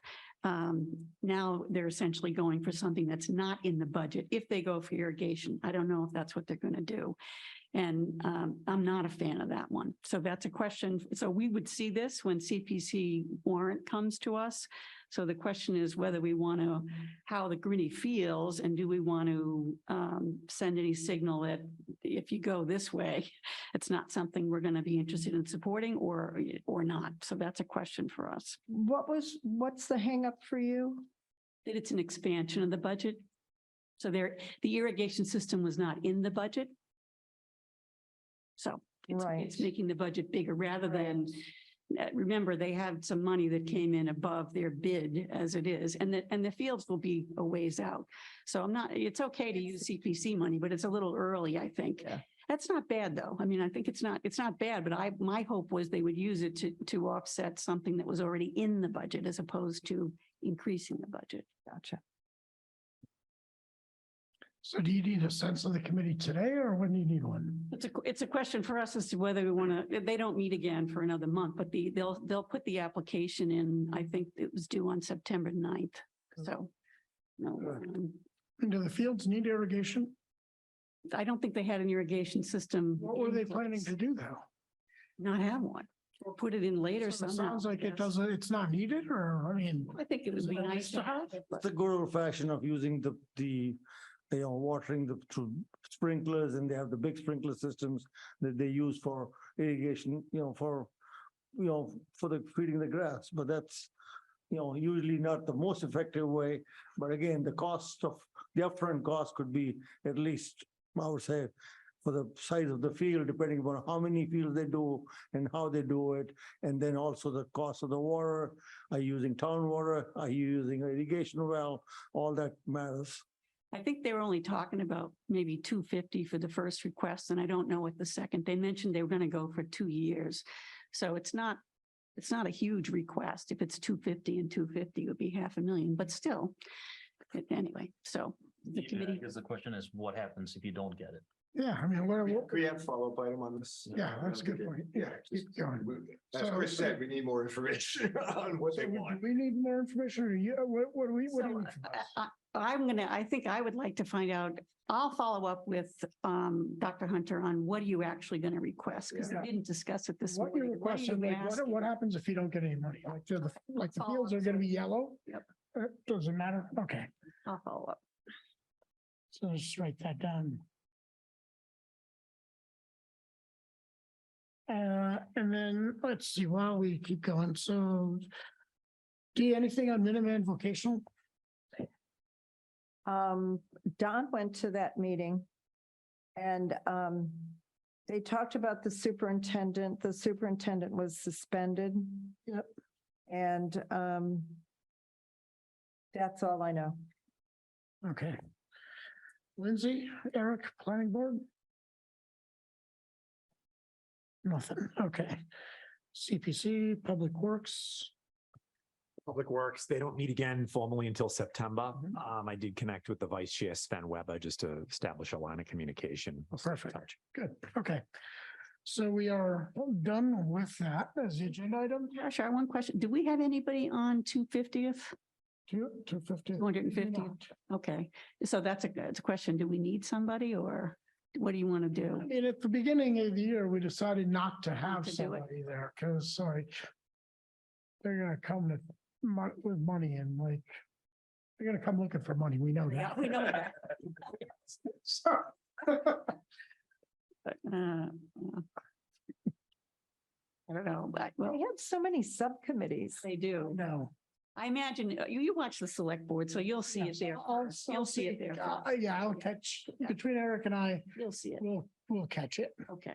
All right, so let's go to the liaison role, right? So we talked about maybe clarifying the roles, given who we are. What I sent around was the mission statement and committee operations that's on the website currently.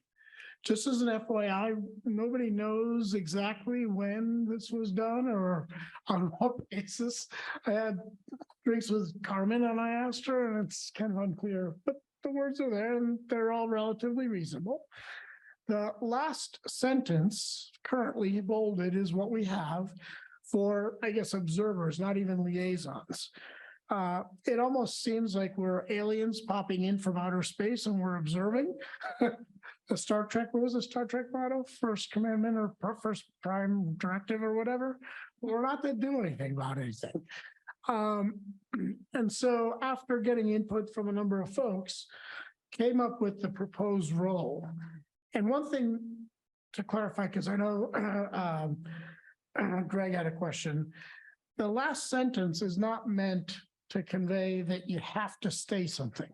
The whole point is if you're a liaison and you're on the committee, you should definitely feel free to speak up if the finance committee has a position. But if the finance committee doesn't have a position, you can stay silent and not say anything and simply say that. Or if you choose to do so, as any other member of the public might, name, rank, and serial number.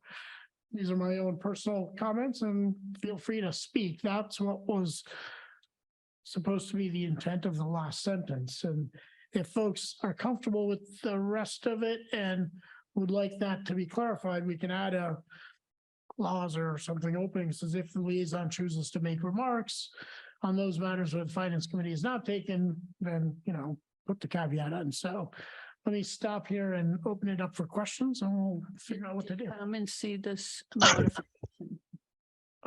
Carmen didn't see it. No, Does she need to? I don't think so. I mean, we could run it by her. I don't think she has any issues with it. Any thoughts, comments, concerns?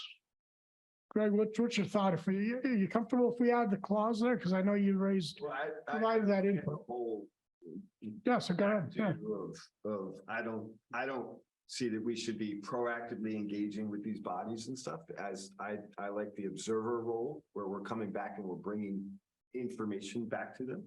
And I think this comes out when I, asked you stuff like there's information in this committee that has made decisions, and you know what? It doesn't always stick in my head. So I'm afraid people are going to go to these other committees and say, hey, this is the FinCom's committee, when it may have changed that week, or you know what I mean? They don't exactly have the up-to-date information for it, right? I think the whole role was to be an observer and bring it back to this committee, right? Not push our committee. That's like the select board coming in here and pushing sort of into our meeting, right? I don't think that's the intent of what we want to do, right? We don't want to sort of proactively start like, hey, nudging, FinCom is kind of saying you shouldn't use these funds for this because, or FinCom says we should gain revenue, right?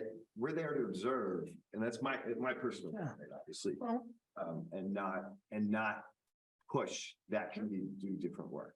And I guess the context of this, if I recall, was the outreach plan and how do we better educate folks about what we do, et cetera. And I think several folks mentioned, we've got a number of observers sitting in on these different committees and use those as opportunities to educate folks. So you're not just necessarily educating the committee, but whoever else is in attendance at those types of meetings.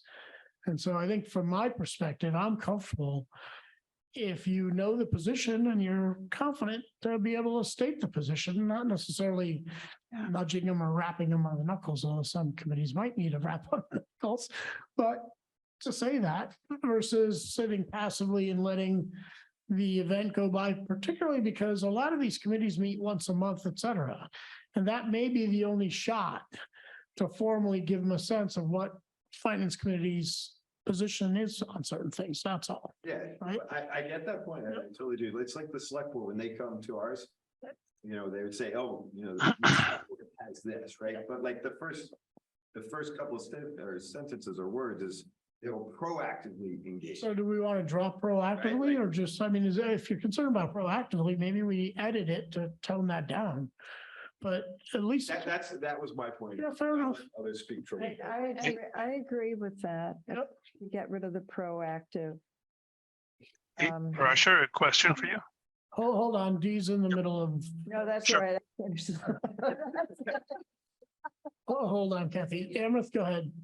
Is it the intention that the liaison or the observer is going to be a person who comes back to the FinCom and says it is worthwhile having a joint meeting with the other committee to go into something substantive? Or is the idea that the person who is the liaison is going to be representing the finance committee at the meeting of another committee? Because those are two rather different things. And I just want to get a clarification. We Yeah, I mean, look, you know. go listen and come back. And if you think there's something important, we'll have a joint meeting. If there's something simple, state it and report back. I mean, I think, look, I think it's gray and it depends on the circumstance, right? If it's kind of clear cut, finance committee's guidelines say X. I don't know that you need to come back, but there are going to be times the same person, same committees can say, hey, you know what? This is something that we should have a joint meeting, or you send your chair, somebody come back to finance committee. So it can be a combination of things. Hold on, I think. Chris. I was going to say, I agree with Greg in terms of being an observer as opposed to proactive. My sense is that any committee, and I've observed many now, they have a job to do. They want to get in, they want to go through their agenda. And I think to inject ourselves into their conversation, it just doesn't feel appropriate to me.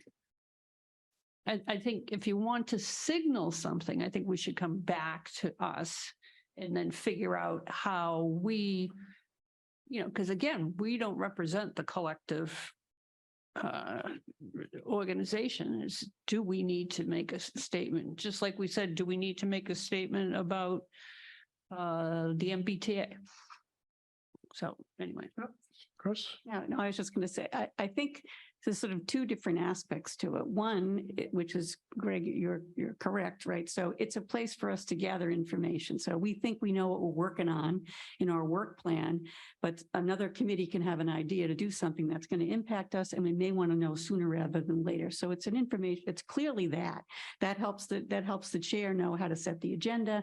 You then may have a conversation and say, yeah, we need to get somebody on that right away. So that's important. The other thing that we're supposed to do, or I think we talked about changing, was you want to have a relationship with that chair so that you know what they're doing, right? So you don't just find out in a meeting, they're going to ask for $1 million of free cash, right? That you have a information line there. So you know, hey, something's going on, and you can come back to this committee and say, hey, just like I was doing this morning, just like I did earlier, hey, what do we think about this, them using the money for something beyond the budget? So it's really intelligence gathering, but there is, I think, this dialogue that goes on potentially with the chair. Absolutely, yeah, absolutely. It's just the proactive, you know, proactively and sort of those. Fair enough. Eric? I can agree with that on striking proactive. I do think, I mean, two complaints I hear frequently about town government, not even necessarily specifically in Concord. One is there's way too many committees. And the other is they don't talk to each other. They're all siloed. So this is a way to officially take the position. We're going to try to cut through that at a minimum by going to these meetings. But and I think this is going to happen organically anyway. If I walk into a public works commission meeting and say, I'm your finance committee liaison, they're probably going to engage with me anyway. Yeah. Right. I'm not just going to sit there in silence and then leave. Right. So I think it's going to happen anyway. It's good to just document it. That wasn't my experience, like being with the retirement committee or being with the assessors committee. Like I said, they have a job to do. They have an agenda. I just didn't see that they were going to be looking for interaction. It depends, right? So last year I did the light board, right? And the light board needed to come to a public hearing because they needed to talk about the middle school solar array, right? Okay. So No, I'm just saying, Yeah. but that was a lot of money. And I reached out to the chair and I said, this is what you're going to have to tell us these 5 things. He wants that, right? He wants to know what we're interested in. Right. So that's where I think it depends on the issue in the committee. You're right. It's going to depend. Those ones may not have a question for finance committee, but others who know they're going to come before us, they have questions. They do want to talk to the liaison. So why don't they send them to us? Like, why don't they send them to the chair if they do have questions? I mean, it's Because awesome that they do have Because questions. they think you're it. When you go to the meeting, they know you're the guy bringing back the information. Not that you're going to make the decision, Right. but they expect you to bring it back. I had none of, Yeah. so it's interesting. It is interesting. But I reached out to him, right? And I said, hey, this is, you're going to come to a hearing. What do you think we're going to talk about? Right. You want to know? Yeah, I do want to know. Okay, well, let me tell you. Right. So it's up to us too, right? To think about where we want to interact. So what about this? What if we strike proactively, right? And to engage, et cetera, and then before it says on those matters, if the liaison chooses to make comments, right? On those matters where the finance committee is not taking a formal position, you can still speak your mind. That whole thing, that's public comment, right? I agree. I completely agree, right? But so I'm okay striking the whole thing if others are also. It was recommended that we put that in there to remind ourselves. Did somebody else recommend that? Yeah, so I'm fine, because I agree. We do that all the time, but it was there just to reinforce. That's all. So with those 2 changes, would we be comfortable adding that to? So can I see nodding of heads? Do I need to take a formal vote or can we say by consensus? Nodding of head. Okay. Amrith, is your head nodding? I can't see you on Zoom. It's our clerk. Is this better? That was for number 1. I'm going to have to do that for a while in that case. Okay, so who is, D's our clerk. So D, unanimous. You're right, D. Okay. Okay. Let's see, discussion of school-related items. So the first one, the CCRHS paving project, their letter to us was in our packet. Long story short, was it $400,000 they used? You heard today, transferred from technology over to paving. They got it done. It was an FYI for us, right? Any comments, concerns, questions? So they don't Get have, into the microphone. Yeah. sure, they don't have a limit, right? It can be $1 million. They can switch Oh. from one account to another. It sounds like it. Yes, they can. That's- They can. That's crazy to They me. can. They can. They have that. They don't have $1 million in one They have to account. The school committee, they have to talk to the school committee. Yeah. They never have, they never have to come to us. They come to us. Yeah. Yeah. The Lindsay? town does not have that same. This should be authority. something we So when think the town about has as- to move between budget line items. They do. They have, I'll get it wrong, Carrie. Do you have to go to the select board for that? At the end of the year, the finance committee. It's, yeah, finance committee and select board, right? For select for items that are like that. Yeah. Lindsay?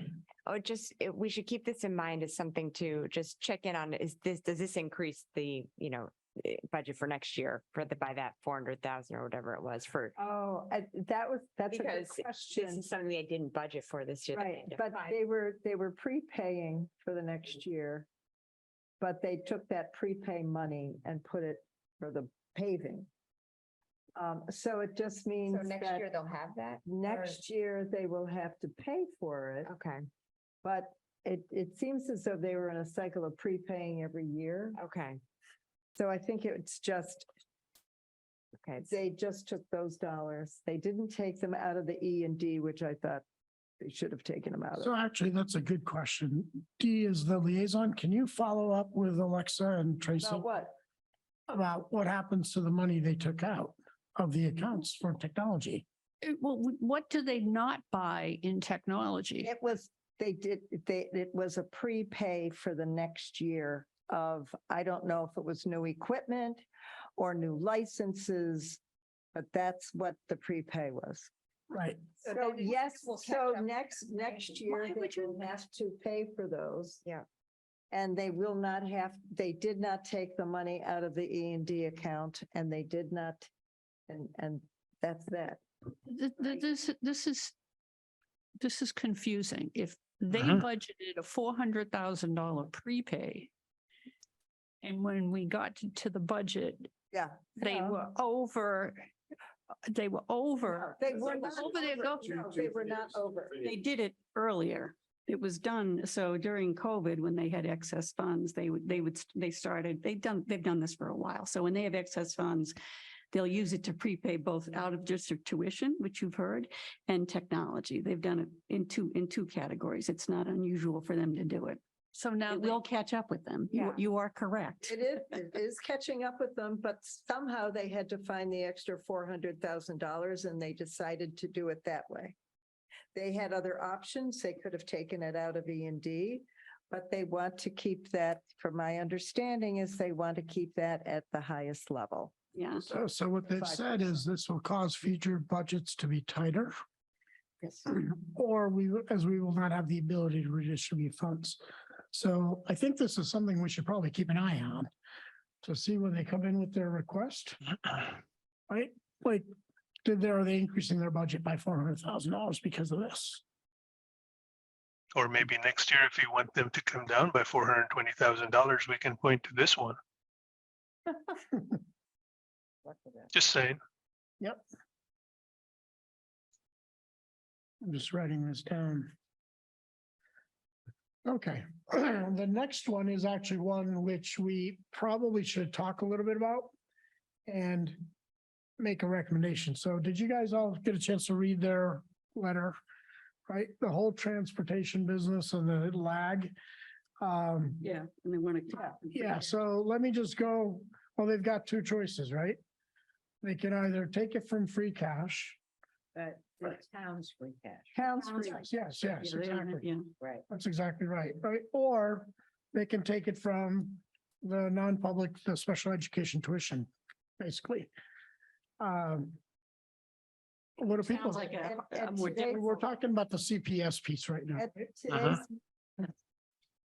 My understanding is that they are going with the free cash option, but that's what they're going to. Do they make a decision or because this is implying that they're asking for our input?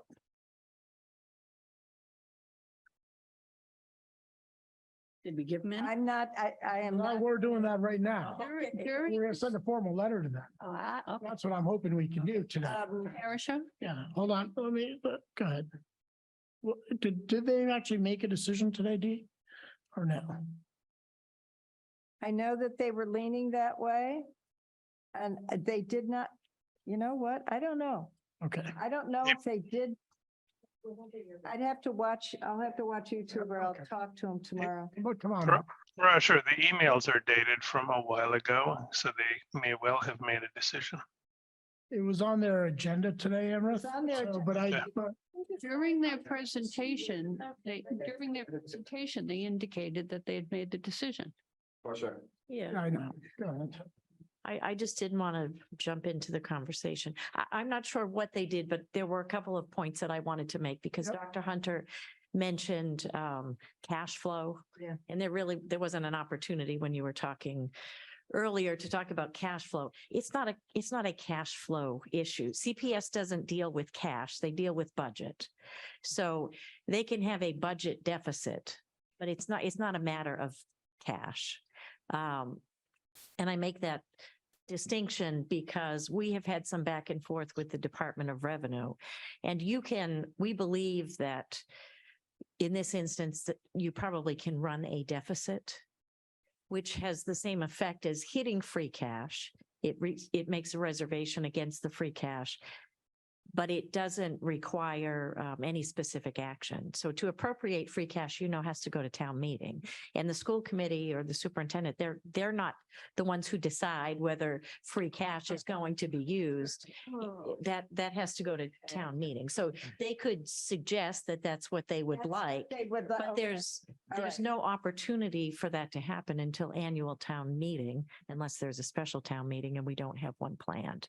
So there may be an opportunity to run a deficit, particularly given that the state is going to reimburse. And then there's no formal action that needs to be taken. So let me ask you a question. What happens if we go with option one, where they transfer the money from DESI function 9300? And then later they need money. What happens then?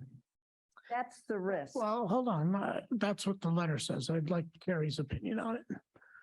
Then I think they would be looking for that appropriation, because when that comes to the state, when it comes to the town, I suppose it's coming to the town as it's some form of state aid, but it's still, well, unless the state designates that it can be spent without appropriation, it's going to need a town meeting appropriation. And because this is a new thing, we don't necessarily know that it's coming to us without appropriation. All other state aid comes to us requiring an appropriation. So we would have to know that first. So if it comes the way that all other state aid comes, it requires a town meeting appropriation. And I would assume they would be looking for that appropriation then to backfill whatever, wherever they took that money from.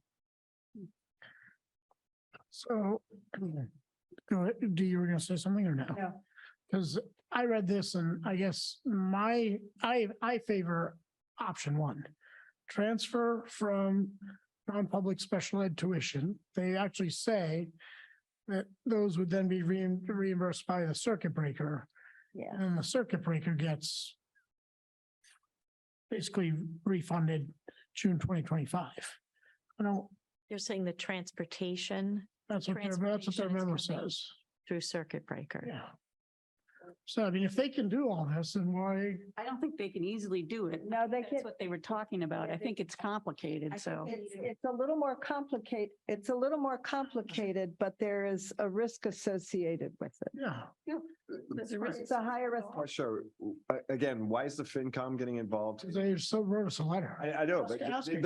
this isn't our area to know where it comes out. It actually is. No, because it's going to come back.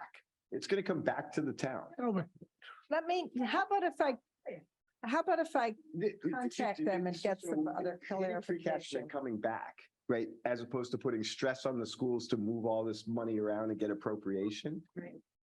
I don't understand what the stress is. I have a different question for Carrie. One of the things we identified as a risk factor last year was that free cash was not as robust as it had been, and we were operating very close to our required limits. Numbers below which, if we drop below which, we begin to have an impact on our credit rating. What's our free cash situation now? How would this impact us? Because if there's an alternative that doesn't create a risk for the whole town, that silos the risk in the schools, we should know about that. Yeah, so this is not, using free cash for this purpose is not going to be viewed negatively. The funds, if we have a letter in the file that say the state is reimbursing this expense, it's just a timing issue. That's not going to be a problem. And it may be, and I've seen this happen in another sort of similar situation where the state had a reimbursement that crossed a year that they didn't even impact free cash, it was noted, but there was no reservation on free cash because it was just a timing issue. So I don't see this as an issue that the rating agency is going to say all of a sudden you're below your 5% target. But again, this isn't, if it's free cash, it's going to town meeting. And, we're talking about May of. Are you just suggesting we let them run a deficit? Is that basically what you're suggesting? Well, that's what they would do. And then we would need to hear from the Department of Revenue whether or not they would allow that deficit. And if we would have to know that in time for town meeting. I guess, but this sounds like this is going to be an annual problem. This is not a one-time problem. Right. I mean, at least as long as Best Western is up and running with that program, this is going to happen every year. If the state isn't going to reimburse in the same fiscal year, it's a recurring problem. It's a recurring problem. Other towns are probably dealing with the same, right? And do we know how they're dealing with it? We don't. And we reached out to our field rep at DOR, and the response I got made me think it was not on their radar yet, but I assume they'll be hearing about this because there are 12 or so communities with these new shelters. So sure, you going to say something? I think one thing we have to be careful is if you move the fund within the school, because sometimes the funds that come from the state, it's like they're paying towards something particular. So if you cannot move the money back. So let's say they take out of the E&D, they cannot move the money back in there. And that's a risk that whereas a town budget, that free cash, that's the minimum that we have, is again, because you already, it's like a promissory note from the state. So you can use the promissory note to, kind of balance that with the school. You may not be able to do that. Okay, so they've asked us. So one option is to say, hey, just run a deficit and we'll be okay. And run a deficit to the extent it's allowed. To the extent allowed. Revenue.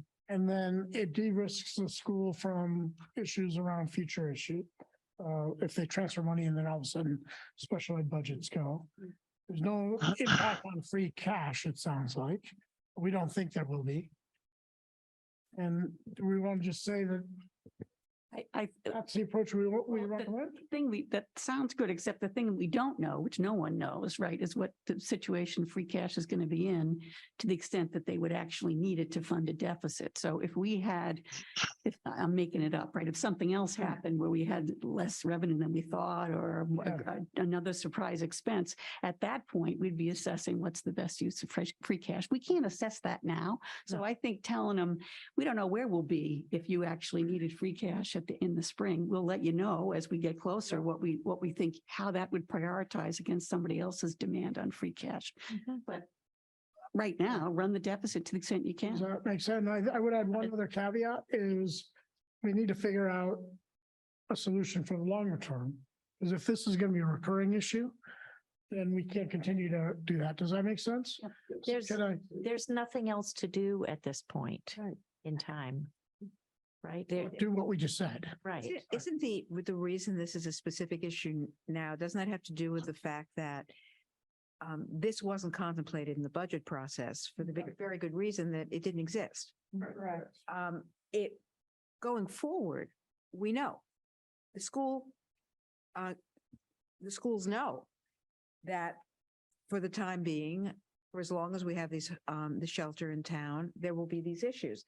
So it may not be a recurring issue because it may be something they can address in budgeting. Going forward, it's an issue this year because we were blindsided by it. Have a lot in line. No, well, that's the same thing as circuit breaker. We have the exact same thing with circuit breaker, right? For SPED, we're funded a year after. So they make an estimate. Right. Right. I'll make an estimate. I'll make an estimate. So this is. You craft a Your issue. three-sentence letter from the finance committee to the school committee. Sorry, Steve. Three-sentence letter We could do that. that basically says, run the deficit. Yep. 3 or 4 sentence letter from the finance committee that says, run the deficit to the extent required. And we'll let, to the extent allowed. We'll revisit it. That's their decision. They're asking us for input. So I think we should provide them, look, we normally complain, people don't come to us.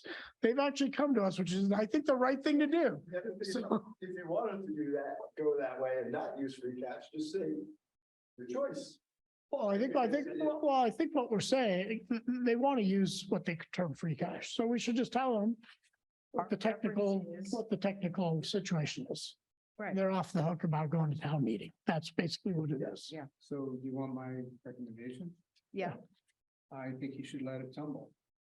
Let it let it hit the free cash and then make it up in the following year and it'll just keep rolling over. I'd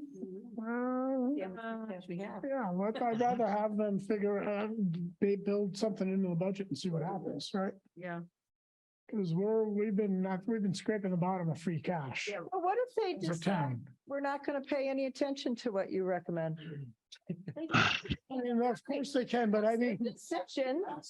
they came to us. You guys, I don't see what his concern is. They came to us. No, and it's a reasonable Question. So request. like, yeah. I think they're looking for, is there anything that you would tell us we cannot do, right? It wasn't to tell us what to do, but is there something you know that would say, don't do that? All right, so we're telling them what to do. They don't have to go to town meeting and they can move on. Right? So the rules that we just heard. Exactly. That's what, all right. So we'll just craft a 3 or 4 sentence letter to that. Not use free cash, hey, good. Right, Right. right. They clearly don't want to do that. Because that's not their preferred option. So, okay, I think we've got a sense of the committee. From the finance committee, we'll send that letter out. Now, go back and forth. This is definitely not a preference. I know I'm trying to end this sooner rather than later. I know. Maybe we defer some of this very quickly. Sorry? Yes. So let me just go through this very quickly. So, deliverables, Baker Street, I'm going to defer the deliverables for a minute. Baker Street is very clean and simple. So they are requesting comments, the select board is requesting comments from all boards and committees by the end of July. So early August, they can package all those questions back to the Massachusetts Housing Authority or whatever it is. I'll make a motion. Sorry? I'll make a motion. Go ahead. You've got a motion prepared? Thank you. Yes, a motion to approve the Baker Street housing proposal. Okay, I'm not sure we're not approving it. What did That's they not ask the us? question. No, they asked us for questions. They asked us for Oh, they just questions, wanted to- information. Any questions? Go forward. You know? No. So my proposal was to ask them for the estimates around costs on town services and schools for similar projects like that. If you have any information like that, please share it with us. Also, any impact on public works, CPW, I mean. So that's what I meant by town services. Public safety, DPW, all of that stuff, right? All that, Right. yeah, is what we need, they should be providing information about that. Yes. And Eric? You want it for both water and wastewater treatment. Costs and to the extent they have it, revenue. Capacity. So the revenue, I think, is the Board of Assessors, right? I mean, do we want it from the builder? I'd be interested in hearing Hearing what they think? they think Okay, that's fine. revenue would be. Okay. Revenue projections. And they're impacted what they think the property tax will be the change in that. That's fine. Suresh, anything else? Agree with Eric, the revenue, and I think also from the Board of Assessors, probably what is the, Well, this is only to the mass correct. for the applicant, not the board. No, but the fact that there will be some real estate taxes coming in and also the transfer fees, all that, that's kind of the revenue to the town. Yep. Okay, so I'll keep it broad and let's see what we get back. Is that fair? Yeah. Okay, so good. So I'll put together a brief email and send it off to Henry. Updated calendar. So this is going to go by really quickly. There's been a change in a calendar, one up and one down.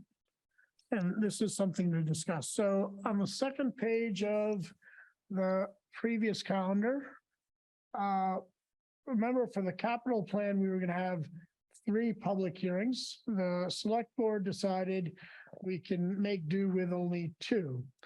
So I'm going to circulate the new version around. I thought it's going to be circulated. So where it says September XX in the current version, that's deleted. So there's no meeting on the capital plan for that. We have finalized, or the select board has finalized the date for the capital planning forum number 2, which is really our meeting, and that's November 16th. So that's a joint meeting where the schools, the town will present tier 1, tier 2, and potential tier 3 capital plan projects. We're not anticipating any tier 3 in the next 3 to 5 years, but I'm sure we'll want to hear about what's going to happen after the 5 years. So that's November 16th.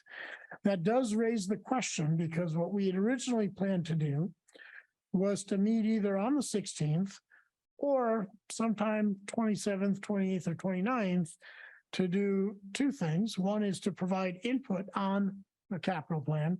And then secondly, to set the final guidelines, which we have to do before November 29th, or on or before November 29th. So let me ask this group here. Clearly, the capital planning forum 16th is probably going to take some time. Unless we want to repeat this, I'm proposing that we meet either on the 27th, 28th, or 29th, give that input and also set the final guidelines at meeting. I definitely endorse breaking up the 2. I definitely endorse breaking up the 2 meetings. I don't, yeah, okay. Yeah, not doing it, trying to do it the same night. So on the 27th, 28th, or 29th, do both the capital plan input and the final guidelines, basically is what you're saying, Lois. Yeah. Okay. Anybody else have any thoughts, comments, questions? How long was our final guidelines? Is that a long meeting? Last year? Is it a long? I don't think last year was too long. I can't remember. That's why I think we can combine that with the capital plan input. Yeah. They'll be fairly quick.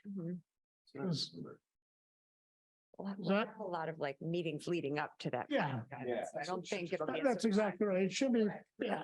Hopefully. So Monday, Tuesday, Wednesday, what do people prefer? Tuesday. Tuesday's fine. Tuesday it is. So November 28th will be the meeting. We will drop our regular meeting on the 16th. And that is that. Amrith, did you hear all that? We'll send out a revised calendar anyway, but hopefully you got those dates down. Somebody updates our calendars, right? Yeah, I'm gonna talk to Steve about that. The last item we really have to discuss is the fiscal year 25 information request. So for some set of circumstances, they were not circulated with the packet. We do have to talk about it today because they have to go out before August 1st. And while I find these, Lois, I'm stalling. Can you start talking about that? Yeah. While I pull up the letters, and you've got them in your emails, but I'll pull them up here. Yeah, they just came through in your emails, and I'm sorry, they were supposed to go out with the packet and didn't.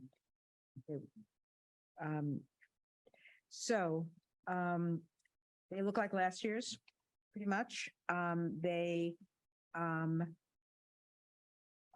sort of give us the time that we need to make final decisions about what kind of metrics we're going to be using. So we're not committing, but we do discuss in the letter to the town and the schools what metrics we used last year, but we're going to be revisiting them.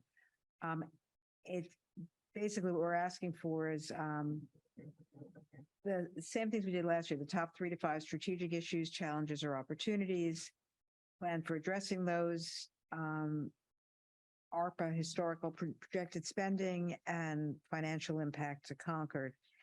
And we make some specific, we give them the dates of the meetings that we're going to be talking expecting presentations, which is September 21st, I've got it up, by the way. 26th. What? I've got them up. Oh, great, Okay. good, thank you.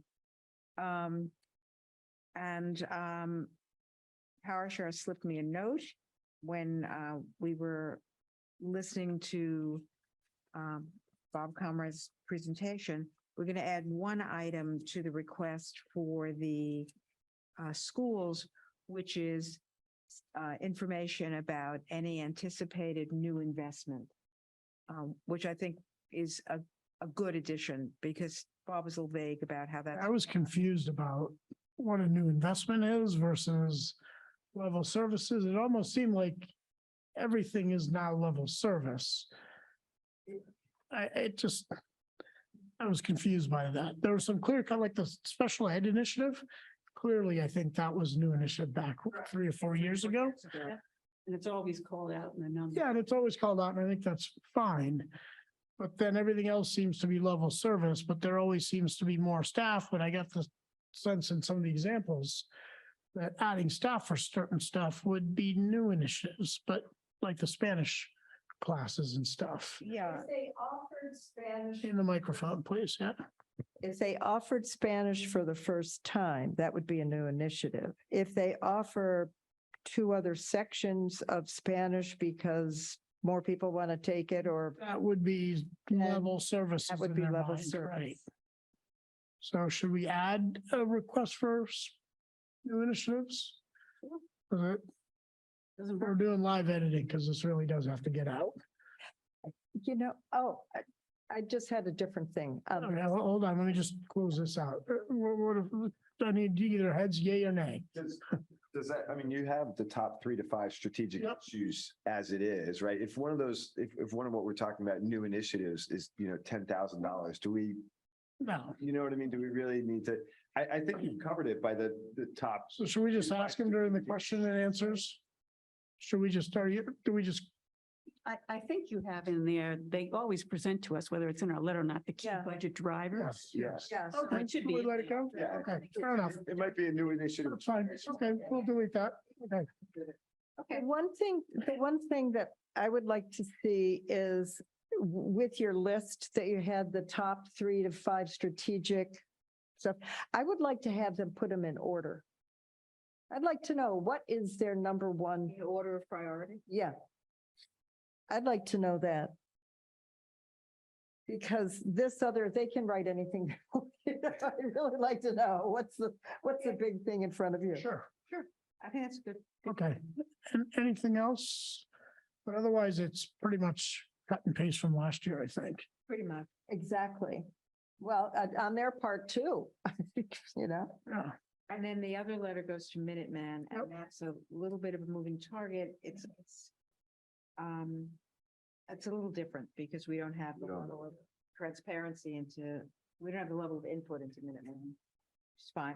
And also Minuteman, I reached out to Steve Ledoux, and what I now know is that Kevin Mahoney is the acting. Wait till I come, I'm superintendent. sorry. Oh, I'm sorry. Apparently Kevin Mahoney is the acting superintendent at Minuteman. I don't know how long that will be in place. And they're in the process of getting a new chair for their school committee.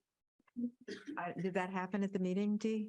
Did they elect a new No, chair? Don didn't say anything Oh, okay. about that. And apparently the guy who was the assistant superintendent of operations and facilities has left. So they're really in a state of flux. So this letter will need to go out by early August, but I will try and get more information about who we should be addressing it to. And one of the people who will get it is Steve, who will be up to date on the developments there, Steve Ledoux. So, but that's much more straightforward, and we won't be hearing from them until much, much later in the process. Yeah. So. Okay. Any comments, thoughts? Otherwise, I want you to just go back to number 5 because you bypassed that. committee roles and discussions and approval? Yeah. We just had that about the liaison roles.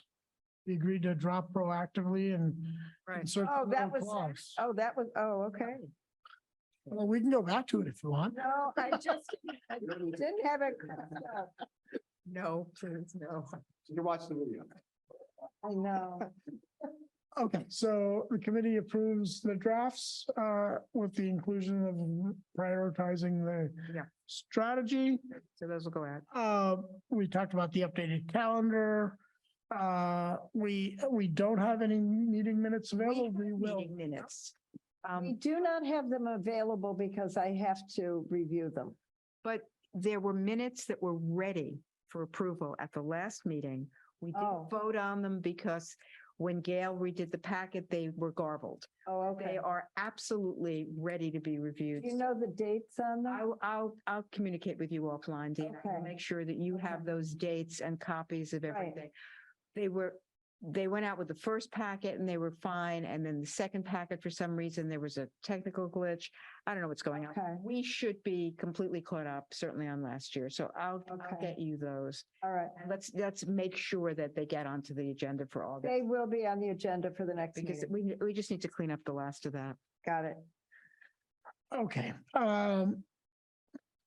Well, I'm just going to quickly take us back to the deliverables. We won't discuss them, but I do want to point out that they're in your packet. There's a request for input from folks. Let me just flip this around here. There we go. So we approved the overarching objectives last time. We actually had detailed deliverables and objectives. We didn't discuss it a lot last time, so we were going to do it this meeting.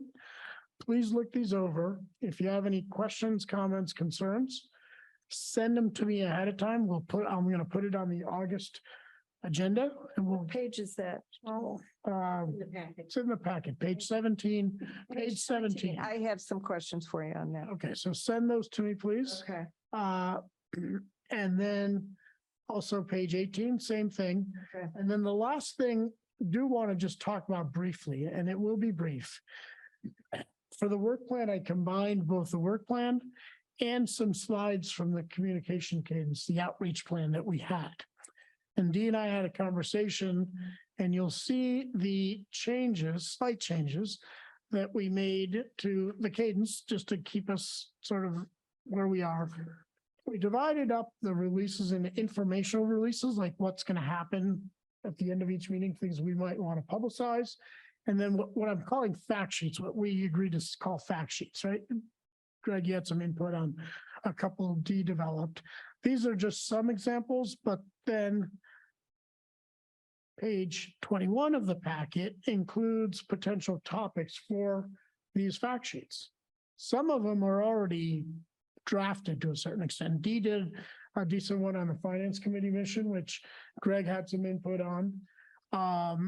And then I've got one going on the roadmap of major milestones that I can circulate.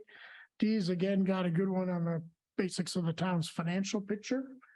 I think a perfect one would be the 4 slides that Lindsay just shared today is the last one on those metrics set to user guidelines. I don't think we need to do any other work except take the PowerPoint slides, put them in a PDF and put them up on the website. So if we're comfortable as a committee with these potential topics, what we can do is as we get them drafted, we can circulate them to the committee. And then hopefully by the August meeting, we can have them up and running and go. The folks like that approach. And then any others we develop, we'll develop them through the course of the year and put them up. Yeah, that's Folks comfortable with that? And if you are, I would propose the first one that we put up are the slides that Lindsay and Lois developed today. Lindsay. You guys comfortable with those? Yeah? Mm-hmm. Okay, so we'll work on that. And the good news is we have a web page. We'll put them up there and then people can subscribe to that web page. So once I get instructions, I'll circulate how to do that and then we can just start sharing with folks.